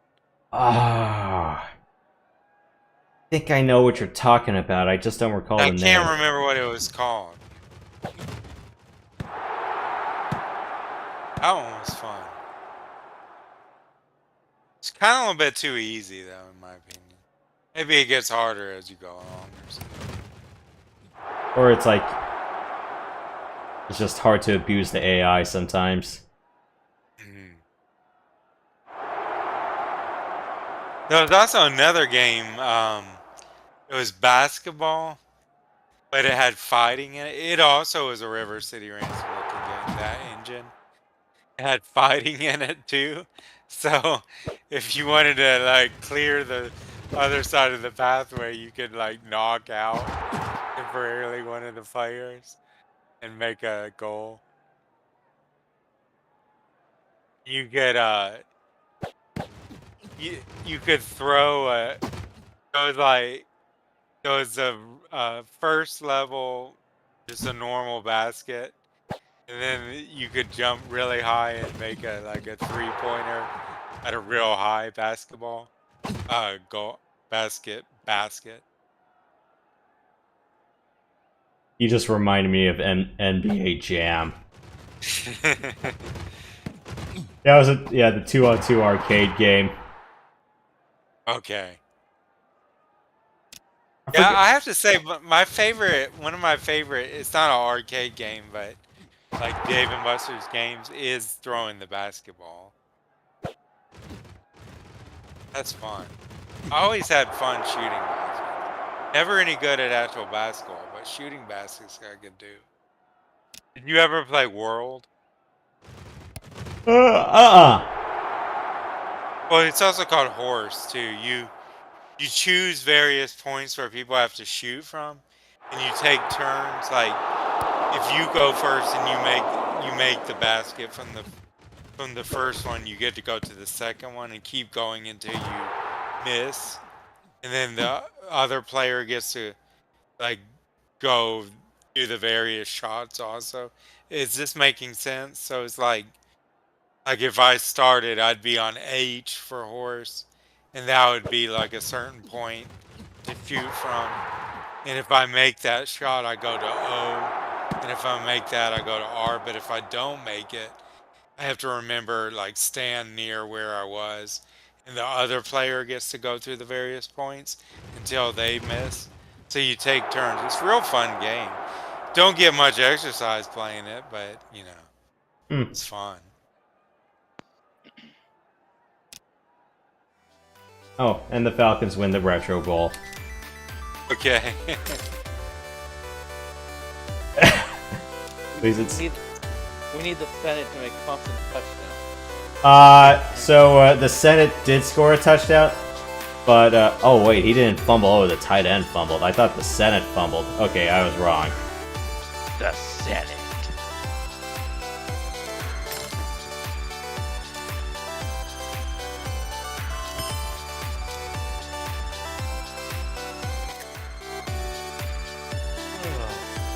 Yep.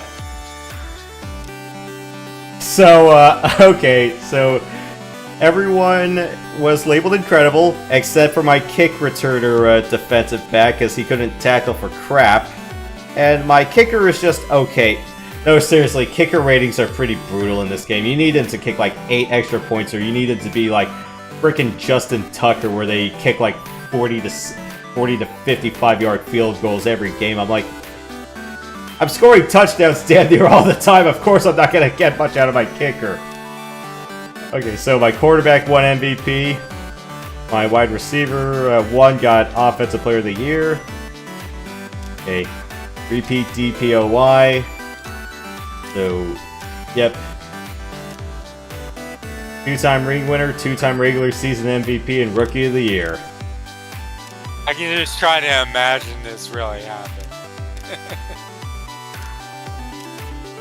Oh, okay. He got tight end, got Retro Bowl MVP, and 3-time ring winner, 1-time MVP because he was my only wide receiver and I kept force feeding him the ball. Offensive Player of the Year. Yeah, Offensive Player of the Year in this game is a little bit of a funny stat because sometimes you could have like one player who's like a touchdown vulture, and then other times where you're going, wait a minute, it's like this guy did not have the yardage, but unfortunately, he uses average yardage as the stat. I'm going, oh, come on. Yeah, because Tanner Sigler, he got 33 touchdowns compared to Chris Ollison's 26. The problem is, well, Chris had more yardage and a higher average. I'll give him that. Now,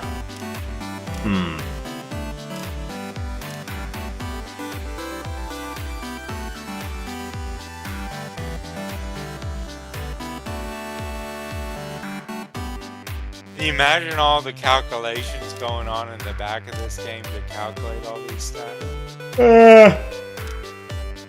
Well, it's kind of simple, really. So it's just, you know, a rolling average of what they do. Or the complete compilations together, so... Variables being declared.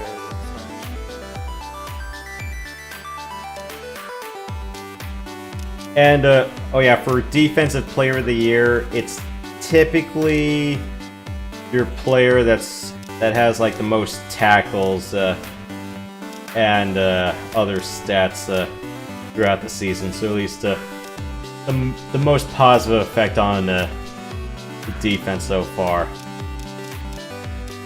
It's like, 187 and, wow.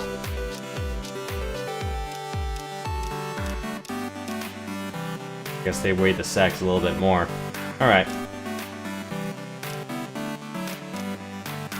You remember how on certain Nintendo games there'd be bugs in certain parts?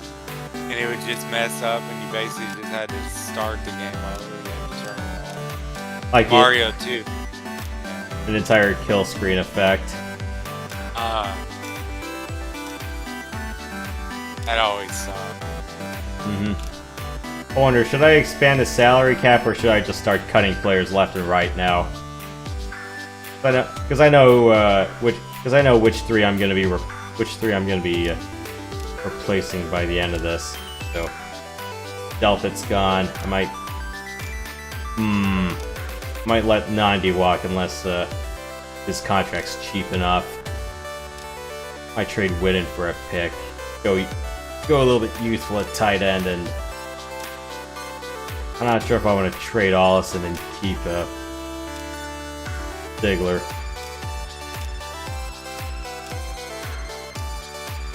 But yeah, this isn't really a very defensively dominant season by my standards. Usually, like, when you get further into the game, you'll get, like, something mad, like 600 point differentials. The highest I got was plus 690.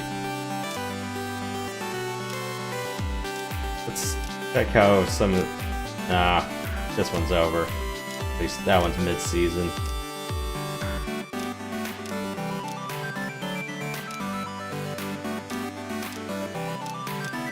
So you actually have money on this game that you spend on playing? The salary cap system, yeah. Alright, so... Can you run out of money? You can exceed the salary cap, you can also expand it a little. So the most money I believe you can stretch the salary cap to is $300 million. well, the real life NFL is being close to that, especially with the... Oh, really? I didn't notice that. Yeah. And then you have something ridiculous like quarterbacks being paid like $40 to $50 million AAV. You don't have to worry too much about like the contract dynamics in this game. You just know it's thankfully a flat number per year. So yeah, so you can have up to 12 key players as long as you don't exceed the salary cap. So doesn't it piss you off when players get a whole bunch of money and then they just spend it on cars and houses and stuff, and then they're almost out of it after a while? It's like, just put it in a savings account, man, and live off the interest. That's what I would do if I had millions. Or, I gotta watch that ESPN 30 for 30. It's called Broke. Oh, really? Yeah, so it chronicles a handful of players that have just, like, blown their money or just got burnt by bad financial advisors or just put it on bad investments, and you're going, it's like, how the hell did they lose, like, a $20 million contract? Or it's like, how the hell did you lose $200 million in career earnings? It's like, what the hell did you lose it all on? Alimony? Yeah.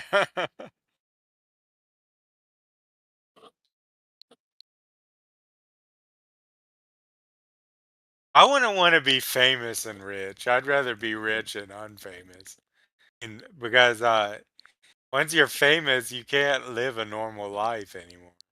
Like if you want to go to, out to eat, Well, I guess it depends on where you're at.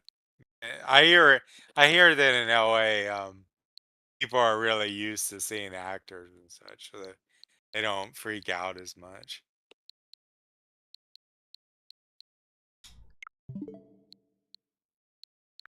Imagine trying to go out and eat and having like a crowd gather around you. That must be annoying as hell. Yep.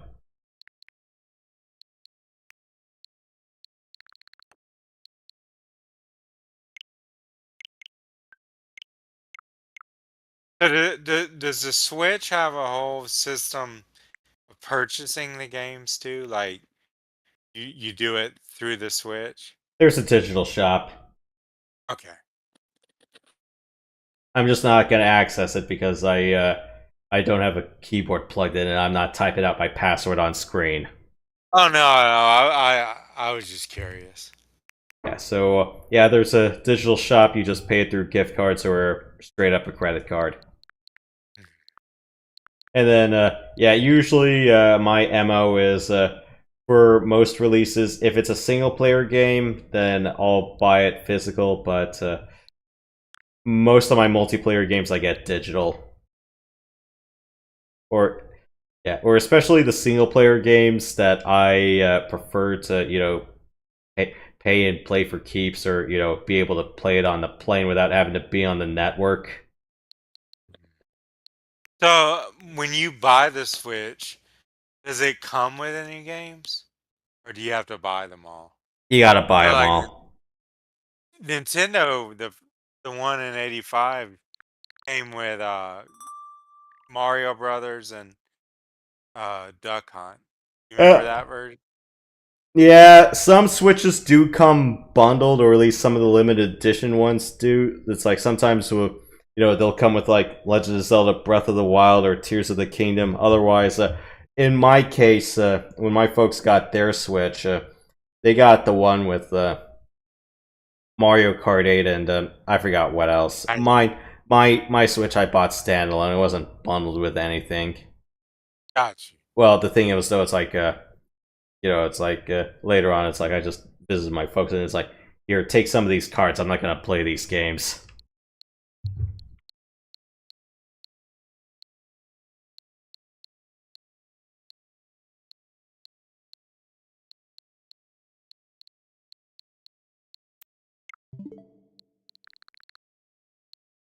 I haven't played my PlayStation for a while. I don't really have a place to hook it up to right now, since I have new speakers and a VR.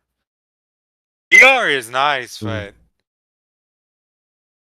it hasn't really developed as much as it probably will eventually. That's all I can say. What games do you have for it right now? Well, I have No Man's Sky. That's a fun one.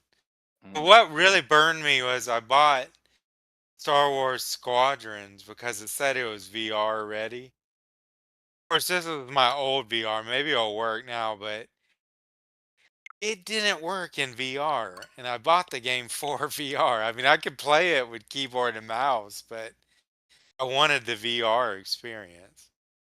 Maybe it'll work Mhm. on a new Quest 2. I haven't tried it yet. Yeah, because I was wondering, it's like if you were able to try like Boneworks or Half-Life Alyx with it.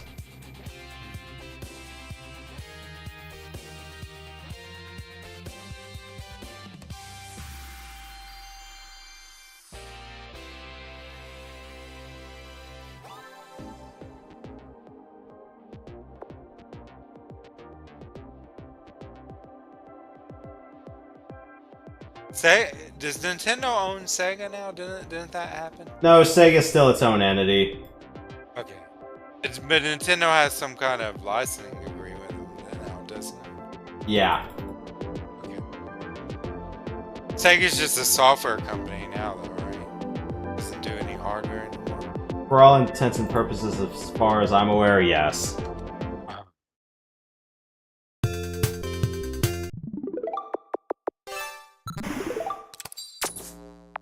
So if they did come out with that new, well, it's not new now, that newer throwback Sega, if you know what I'm talking about. The Mini.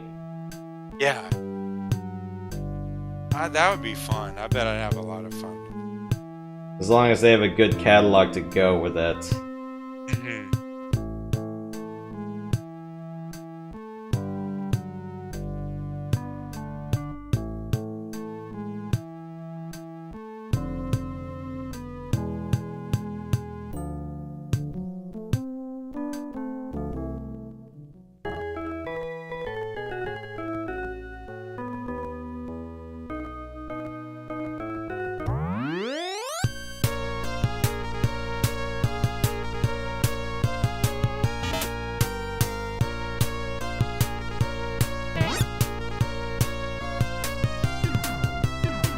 That's neat. 3D mazes. Oh yeah. Yeah, so 2 weeks from now, I'm thinking about covering this one. So I'm thinking about just for the next few Fridays, we'll do OG Phantasy Star. After that, we'll do quite a bit of Metroid Prime. But yeah, as far as the other Phantasy Star installments go, I am not gonna do Vanilla 2 on air. That game is that game's a bit too grindy, and there might be a few things where I'm gonna go, no. I'd rather just play with one of the modernization or improvement hacks to make it more tolerable. I need to do the same thing with 3 because 3 is so painfully slow.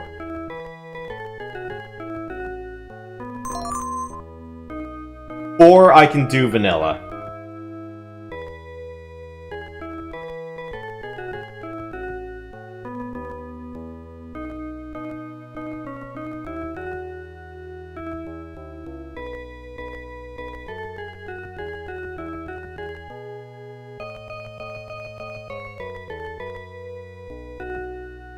You shall not pass.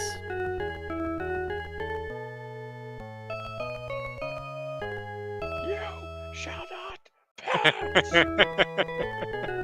Like, you can't pass! Run, you fools. But wasn't there something? Doesn't he say like, "I am the Order of the Secret Flame"? Yeah, it's like, no, it's like, I am a servant of the secret fire, wielder of the flame of honor. The dark fire will not avail you, flame of voodoo! He's like, go back to the shadow! And then he says, you shall not pass!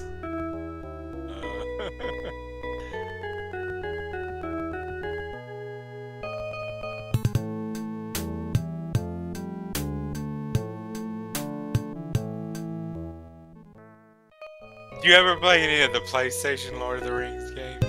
No, I haven't.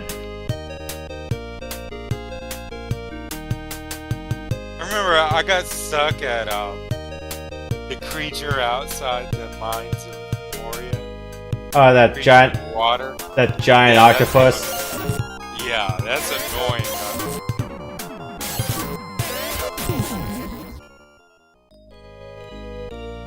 I think that the way to get past it, someone told me, was use Legos.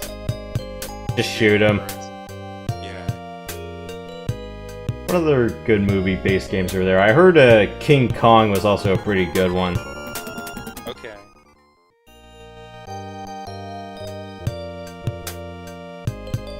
Did you ever play Rampage back in the day? That's a good one. If you ever get a chance to play that, I'd recommend it. I mean, it's probably pretty simple by today's standards. I thought it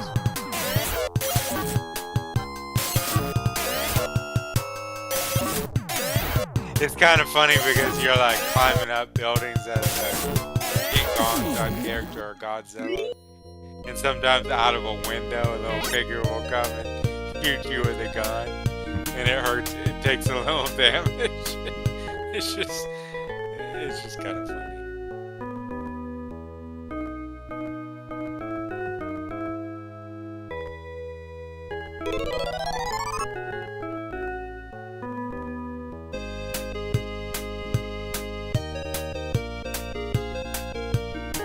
later on this game, don't you later get at some point get a vehicle that you can fly over, or like a Land Rover or something that? Yeah, you get 3 vehicles in this game, and oh boy, I hope my Pro Controller stick isn't drifting. I'm like, I have this controller for like 5 years. I'm like, oh, like, do not be doing this to me, please. Unless dropping my controller has contributed to it.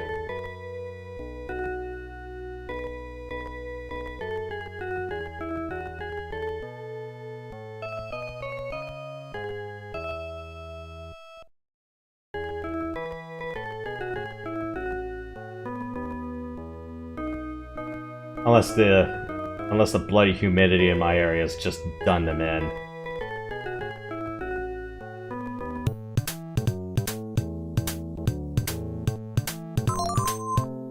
Cool. New sword. Yeah, so some shops will have armories that will sell weapons. Other places will just have regular shops. They'll sell you food for restoration, and then secondhand shops will give you like items that'll help you go back to town, escape dungeons, and that sort of thing. Oh, food restores health? Yeah. Unfortunately, you cannot restore MP in this game. You have to do that going to a clinic.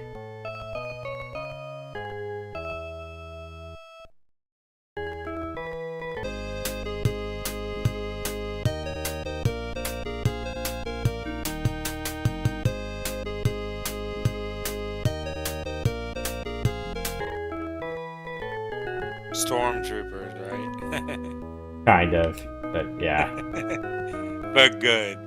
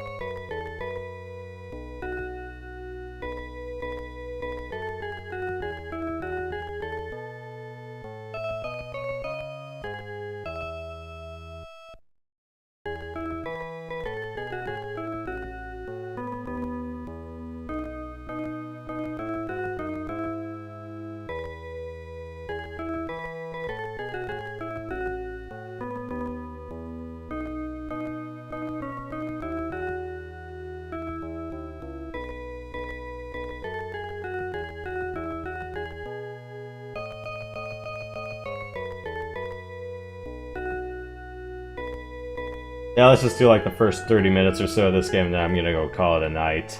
But yeah, this is just a preview of what I'm gonna be doing. Yeah, this looks like a real fun game. Yeah, unfortunately I turned on the easy mode modifiers because otherwise it would just be an itchy grind fest that would fall apart as soon as I made a mistake sort of game.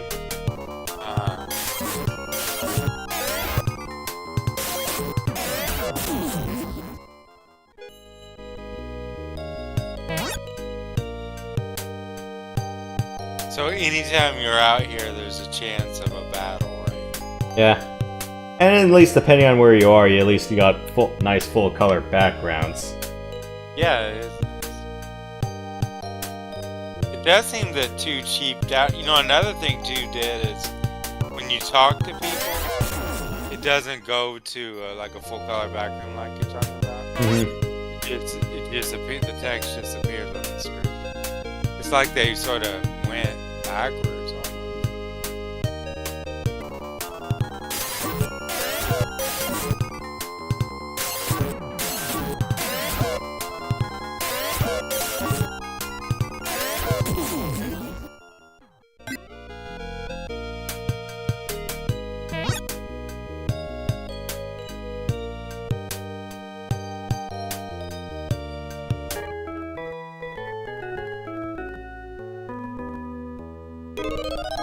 Yeah, so basically the easy mode modifiers for this one is make fights a little bit easier so you actually can hit something, because that's pretty much every problem with starting early on in RPGs. It's like just hoping your character can hit the broadside of a barn. Yeah, they also made grinding for money a little bit easier in this one as well.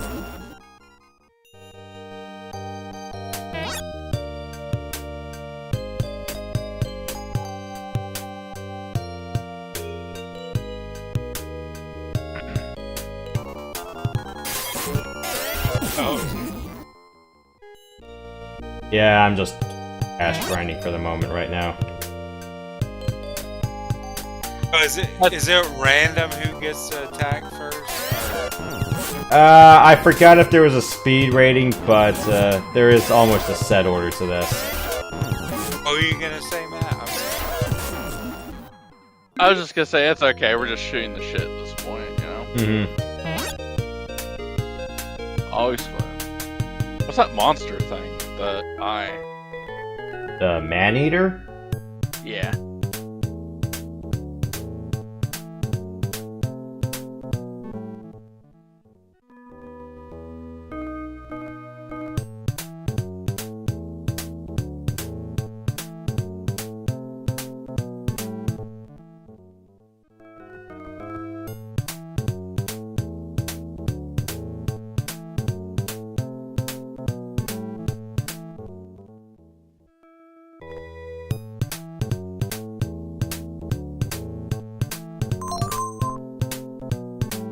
Battle pod where you go inside it in arcades. It's like something like tens of thousands of dollars. But the thing is that doesn't seem worth it to me because assuming you could even buy it, once you beat it, you have this big. I mean, I guess you'd go back to it. I mean, it would be fun, but if I had that much money, I wouldn't be spending it on things like that. Now, a multi-cade, maybe. Or at least all the I would like to have my own art. Yeah. Or at least all the Or at least all the accessories for it. Yeah. You can get multi-cades that have like 100 games. I wonder how much more money they are. I mean, the main thing you're paying for is the hardware.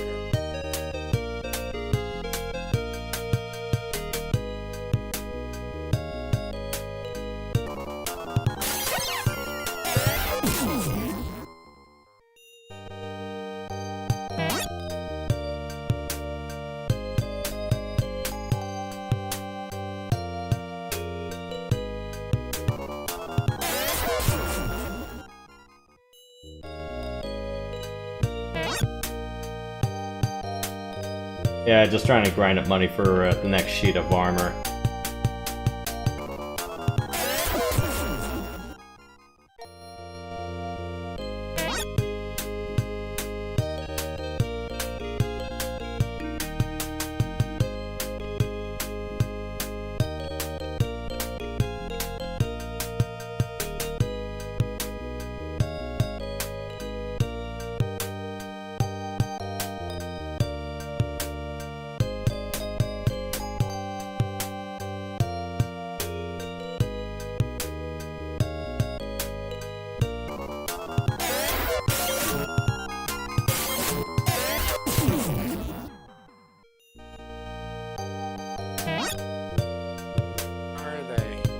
Killed all the monsters.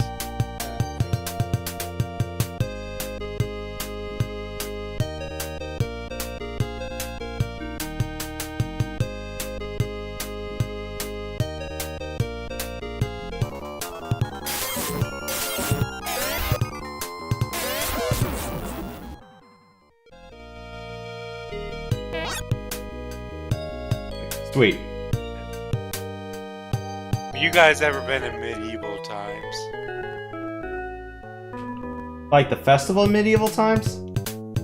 Yeah, the horses and swords and everything. Yeah. No, I haven't. I've seen like I've had like some of the brochures for it, but A friend of mine wanted to know if I wanted to go for his birthday. I probably will. I have to admit, it does seem a little tacky. But, you know, interesting. I mean, I like medieval stuff. But... You ever seen the King of the Hill episode that was the Renaissance Fair? Yeah, that was a great one. Mm-hmm. It was also, did you ever see Cable Guy with Jim Carrey and Matthew Broderick? No, I haven't. There's this hilarious part where they go to medieval times and Jim Carrey's character knows some of the medieval times reenactors, so they let him and Matthew Broderick come out and just battle it out.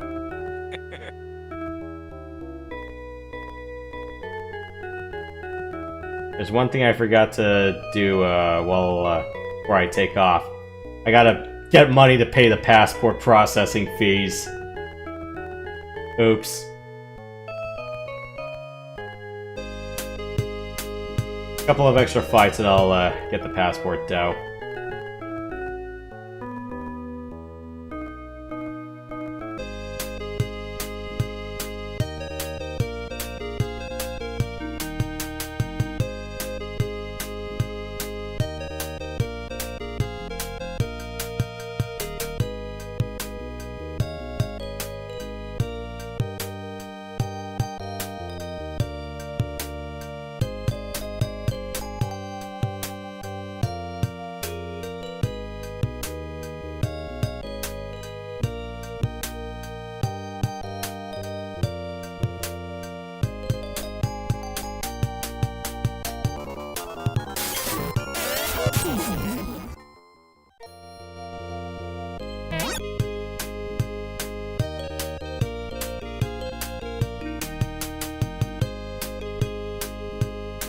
What, twin scorpions, or...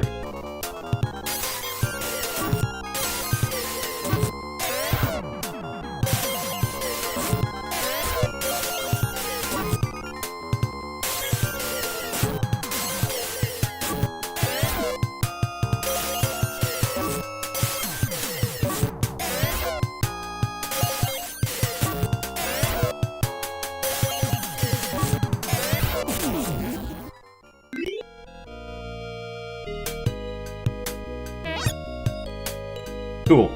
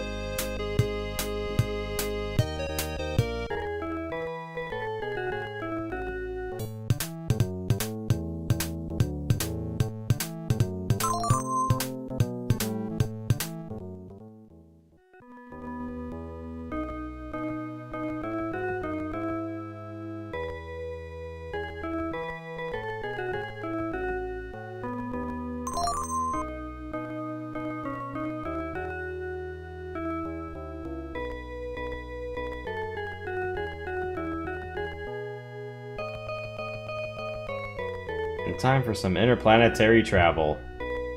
Have you ever done anything illegal? Is there a way to do something illegal? No, I don't think so.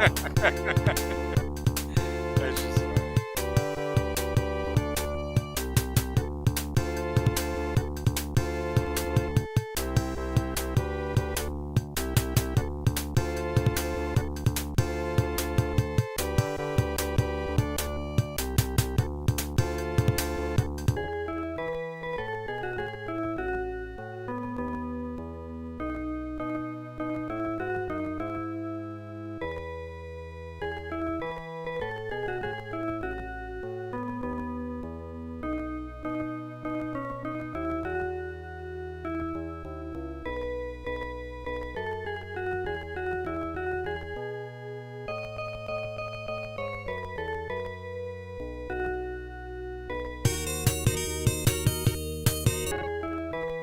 You're on Dune.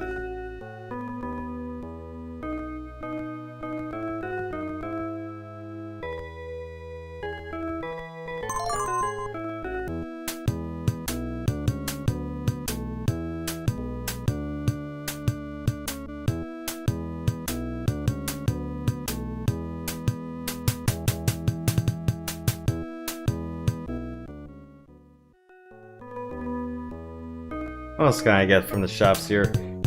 That's nothing I want so far.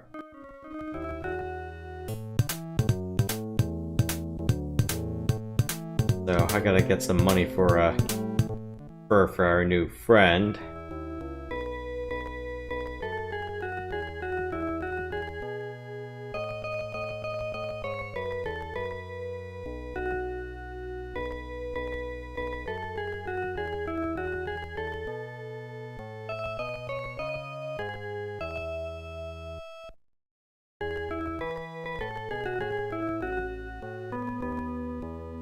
So if I want to see the governor in that nice big gold mansion...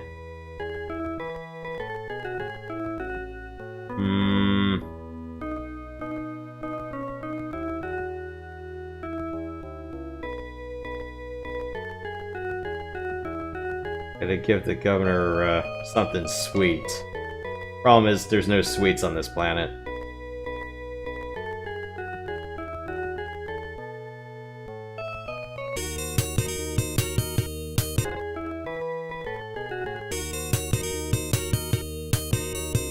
Where's the Snickers bar?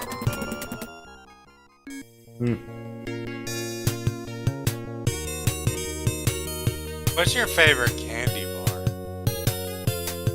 Ooh, I hate to say it, but Nestle Crunch. Hey, that makes sense. For me, Kit Kats. Well, at least you can talk to some of the Jawas and you don't have to fight them. I really miss dark Kit Kats. I hope they make a comeback. They were dark chocolate. Oh, yeah. Didn't they have a white chocolate? Kit Kats too? Yeah. Yeah, they do. I think they still produce them. Ah, crap, I got shot. Some of these chests have either arrow traps or explosives.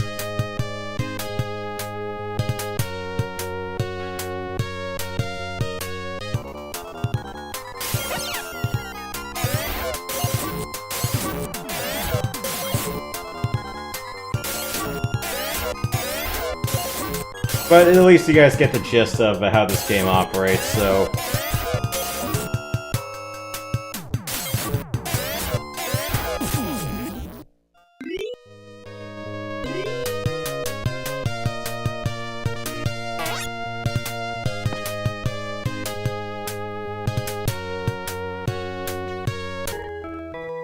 And...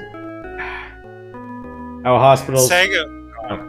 Oh yeah, how hospitals work in this game is they just charge by the point. Unlike other RPGs that you pay a flat rate for. You were saying? I'm saying the Might and Magic Sega Genesis version. When you would fight enemies, you'd see a list of all of them, and if you had a melee weapon, you could only attack like the first or second in the list that was supposed to be closer to you. But if you had a bow and arrow, you could shoot anyone.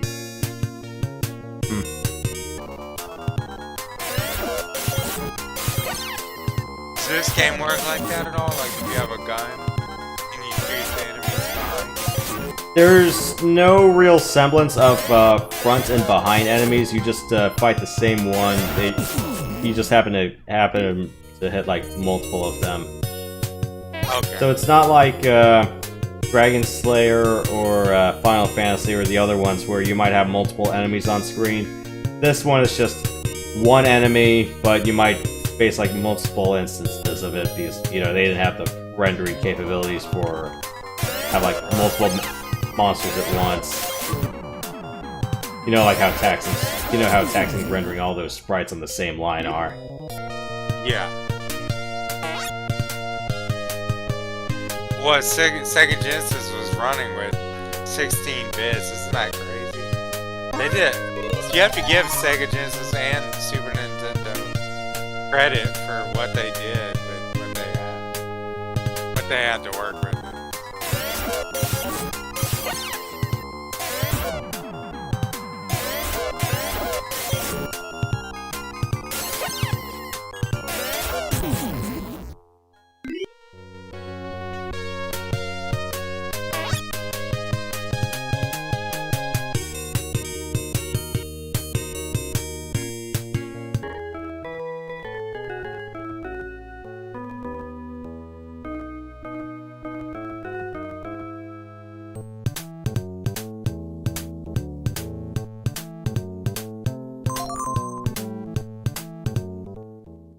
Get one flashlight.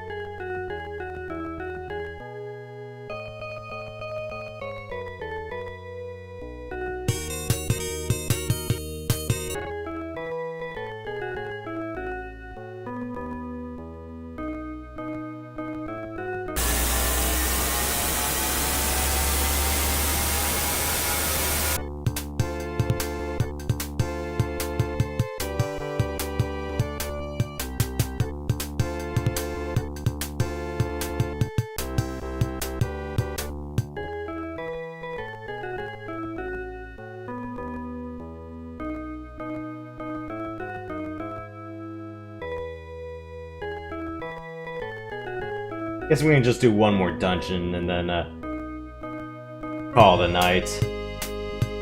Yeah, sure. Or at least let's just advance the next plot point and then that'll be it.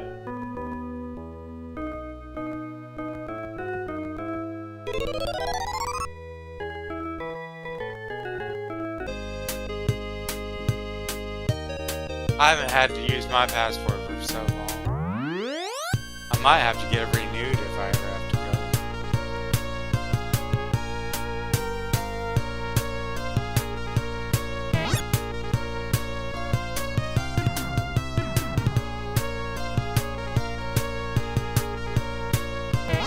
And the neat thing about this version is that there's fast forwarding, so you can fast walk or fast traverse through dungeons.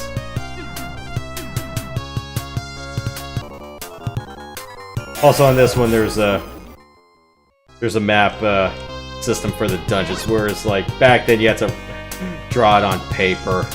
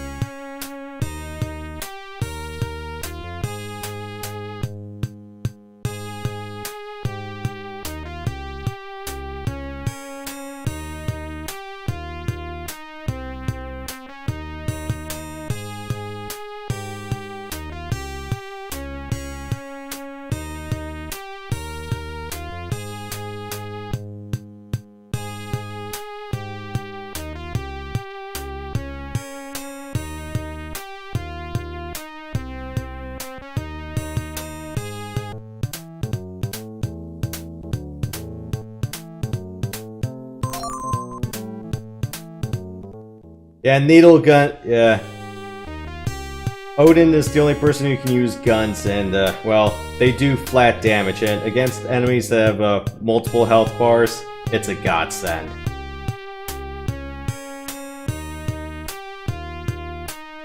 And, yeah, it's all flat damage.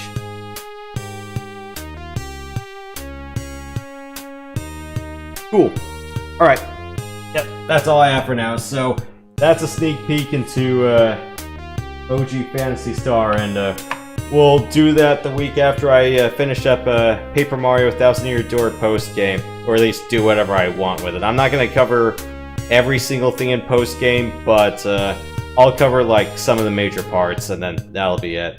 Rest of the time, well, it's still going to be on trails, and yeah, Fridays are just going to be wherever the hell I want on the open slot after that, if it fulfills a purpose or not, or whatever other petty reasons I have for doing it.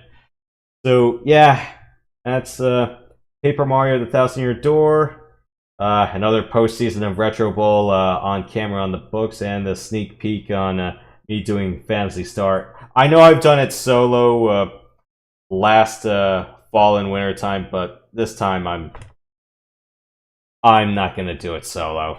At least this particular iteration I won't.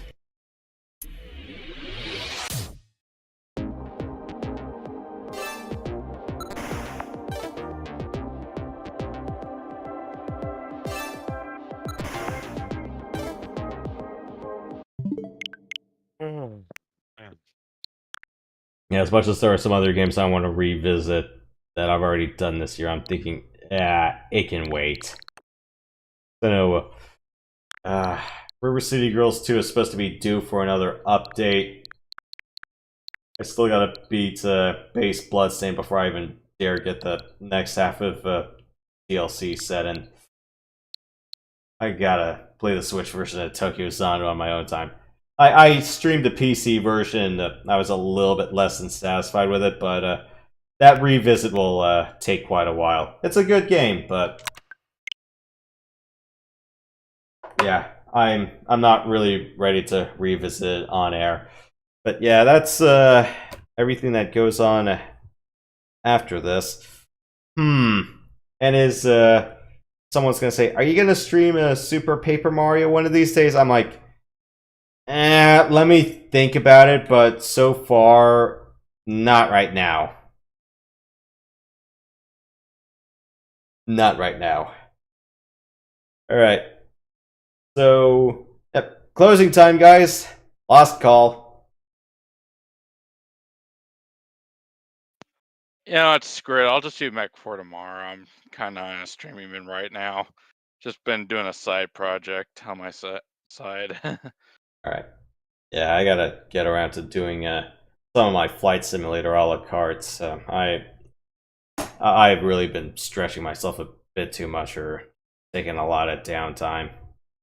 Have you played the Ace Combat game on 360 by chance? No. Okay. I have it, so it's Xbox 360 exclusive, and I have it. I gotta give it a shot at some point. Alright. Yeah, further down the line, yeah, so yeah, Phantasy Star, Metroid Prime. Maybe do some of the other Metroid installments if I feel like it. I'll think about it. And maybe some installments of East. Let me think about that. I know I definitely want to revisit Memories of Celceta one of these days, because that's the one I have not done since coming eastward. I'm not sure if I'm really willing to retouch Caffin for the moment either. Let me think about it. No Alright. problem. But yeah.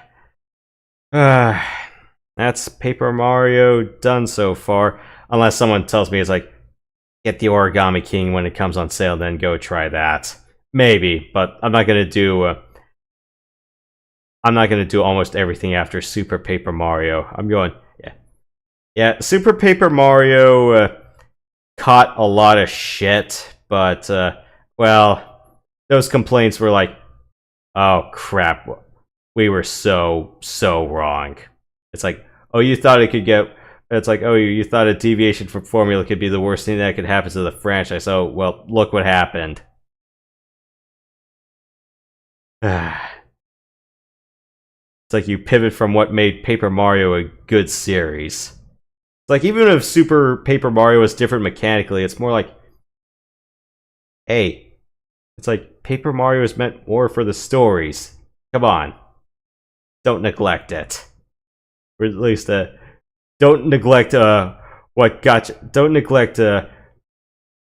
you fans in the first place, because they're the ones who are paying.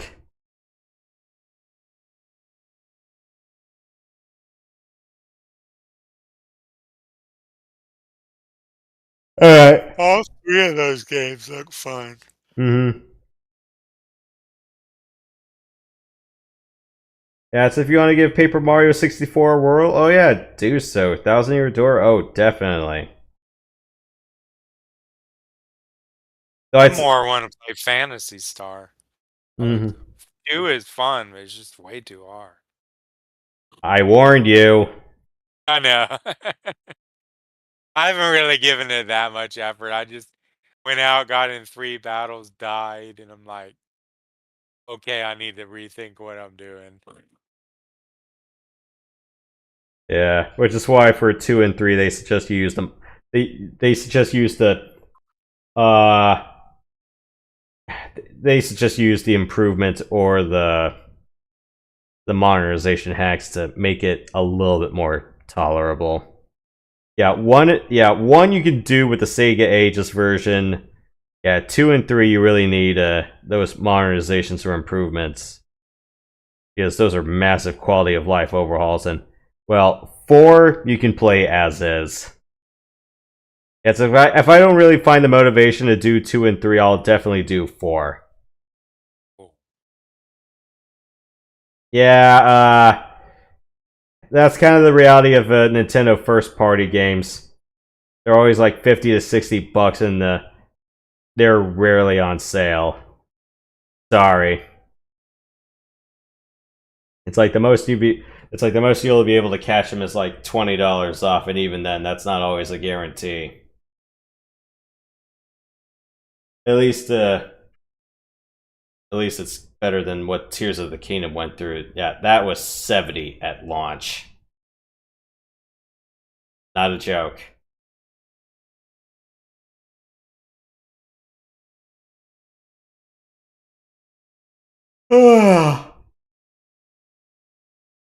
Well, I am DONE for now, so yep. This has been Paper Mario the Thousand Year Door. Don't worry, there's still a post game, or at least whatever parts of post game I'm bothered to do. So yeah, we'll see you guys then. So in the meantime, stay sweet, stay sensational, don't be salty, and we will see you guys later. Have a good night, everybody. Yeah.